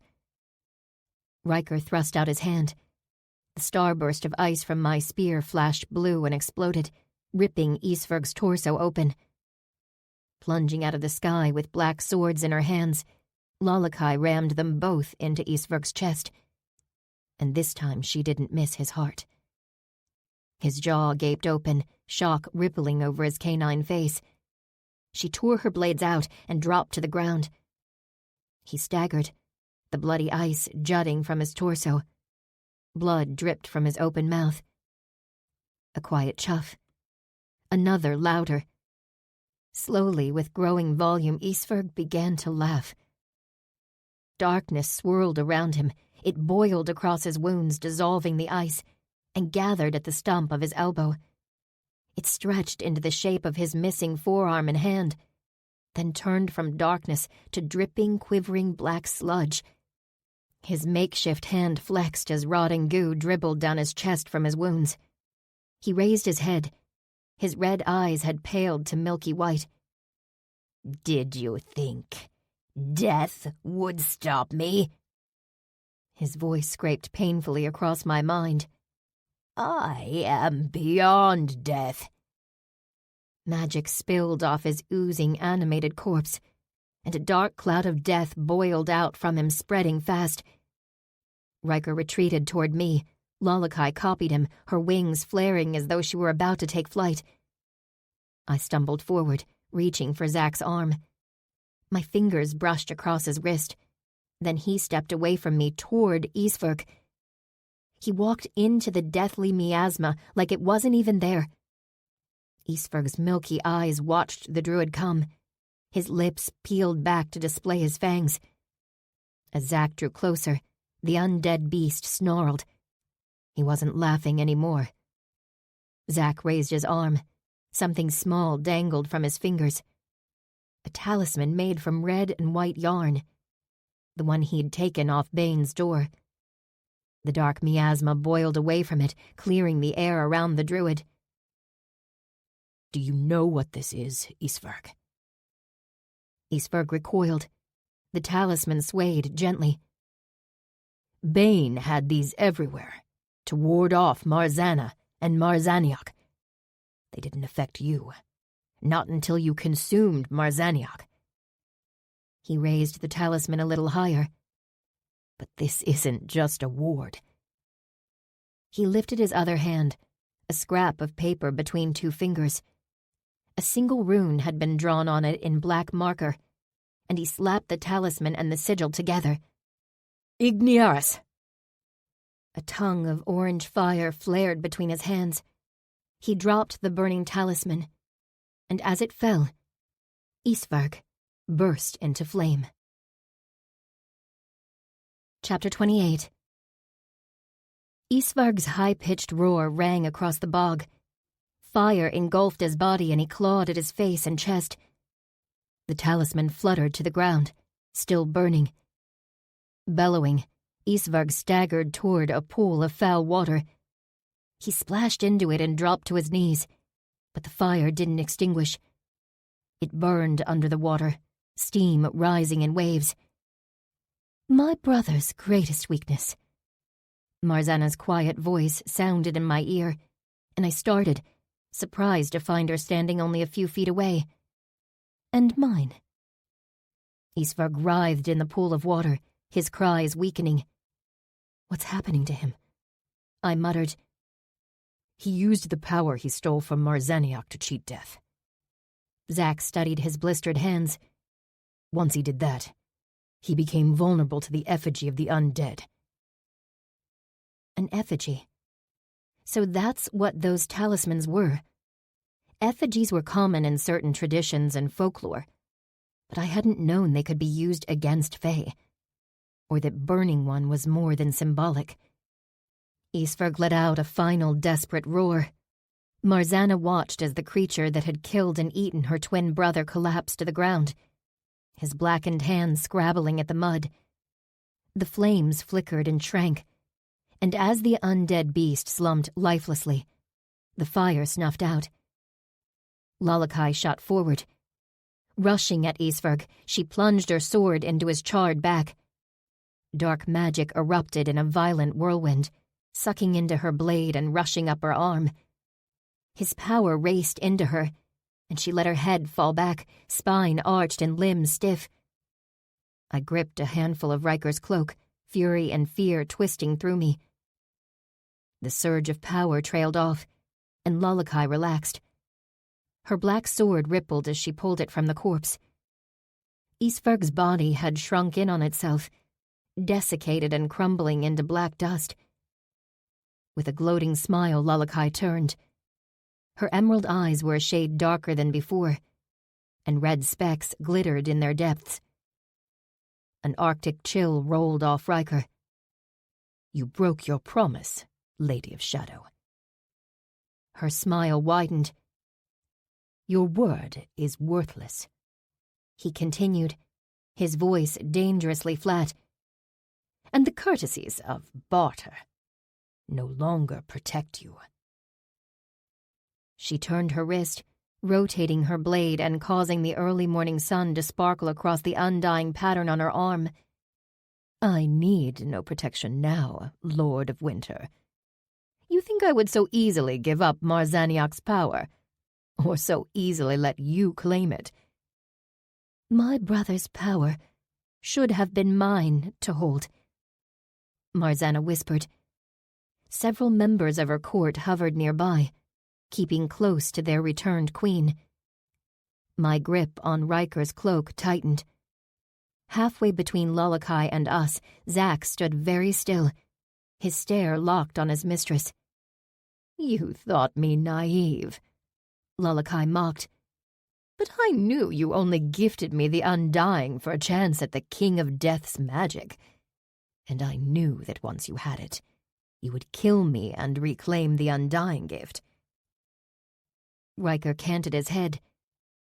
How very clever, Lady of Shadow. But are you so confident you can slay me before I wrest both the Undying gift and the King of Death's power from your corpse? Lalakai lowered her eyelids, watching Riker through her lashes. Shall we call a truce, Lord of Winter? My breath hissed through my clenched teeth. You see, she added, there is something else I have much desired to do. She swung her sword away from Riker. The blade arced 45 degrees until it was pointed at a spot a few feet to my right, directly at Marzana. The sword extended, as fast as a bolt from a crossbow, and slammed into Marzana's chest. The piercing blade burst out of her back in a splatter of blood. For a shocked heartbeat, no one reacted. Then the Shadow Court Fae charged toward their queen with furious shouts. But darkness exploded off Lalakai in a spiral of shadow blades and death magic. Clamping his arm around me, Riker leaped away, the world blurring with his speed. "Zack!" I screamed. But I couldn't see him in the black maelstrom. The courtiers reeled back, hurling magic at the impenetrable wall of darkness. But they were no match for Lalakai's, Isvarg's, and Marzaniak's power combined into a single unstoppable force. The maelstrom flared, then disappeared in a gust of stale wind. Lalakai reappeared, her face tilted toward the sky and arms spread as though embracing the morning sunlight. At her feet, a crumbling corpse turned to black dust, the rotting filth of the bog soaking into Marzana's silk garments. Ah, Lalakai sighed. I hadn't dared hope I would get to pay her back for turning against me. She lowered her head, and when she faced me and Riker, I sucked in a breath. The whites of her eyes had darkened to murky gray, her deep emerald irises shimmering in contrast. Was that part of your plan too, Lord of Winter? She asked coyly. Absorb Marzaniak's power from Isvarg, then double it with Marzana's. The undying markings on her arm had darkened too, the green tint gone. The Shadow Court Fae watched her warily, but they didn't attack. And they wouldn't. Not unless they wanted to die. And now, Aron of Anon. She sauntered toward us. I will take what remains of your power. Panic flared through my chest. Lalakai. Zack walked across the soggy, rotting mess, his shoulder where Isvarg had bitten him wet with blood. Slices and scratches marred his body. His potion belt was almost empty. He must have downed a cocktail of healing potions to stay on his feet with those injuries. This is your choice, he rasped. Power over everything else? Lalakai's terrifying eyes drifted across him. That has always been my choice. Until recently it was yours as well. We were of one mind. And I was miserable. His jaw tightened. You promised you'd try to change. I did. And I am. Smiling sweetly, she spread her hands. You can have everything you want, and power, my druid. I don't want power on your terms. I don't want to live on your terms. He turned, walking away from Lalakai and toward me and Riker. His green eyes met mine, his face haggard with pain, resignation, and an edge of fear. My hand rose, reaching for him. "Zachariah!" He stopped, my fingertips inches from his chest, and looked back. Her stare bored into him. "How dare you walk away from me?" "We're done, Lalakai. I created you." Shadows flickered over her right hand. "I own you." He stepped between me and Riker, then pivoted to face his fey mistress, his feet set. Trembling with dread and exhaustion, I gathered the last of my strength. Lifting her arm, Lalakai curled her hand into a fist, shadows flickering over her skin. "I thought it might come to this." She snapped her fingers open. I expected a bolt of lethal shadows or a wave of unstoppable death. But with the sharp motion, the dark magic flickering over her fingers merely flared like a flame in a gust of wind. Zach jolted, like he'd been struck. I spun to him. The ebony rune on the back of his right hand had appeared, and shadows spilled out of it. Lines of darkness raced up his arm like sickly veins, snaking along his neck and over the side of his face. The inky power bled across his wide eyes, turning them black. As his shadow blade swirled out from his palm and solidified, his expression shifted from shock to a strange blankness. His fingers clenched around the hilt. Then he slashed it across my stomach. The cold edge cut through my sweater, grazing my skin, and Zach jerked backward, yanked away by Riker before the blade could tear my belly wide open. Riker threw Zach aside, then lunged for me. He caught me around the middle, tossed me over his shoulder, and leaped into the air. Ice formed beneath him, taking the form of a huge serpent, and he landed on its head in a crouch. The serpent surged across the bog, its undulating body leaving a trail of jagged ice in its wake. My mouth hung open, no air in my lungs. As we sped away, Zach stood eerily still, his black blade in his hand and dark magic veining his right arm. His black eyes stared after me, his face empty of emotion.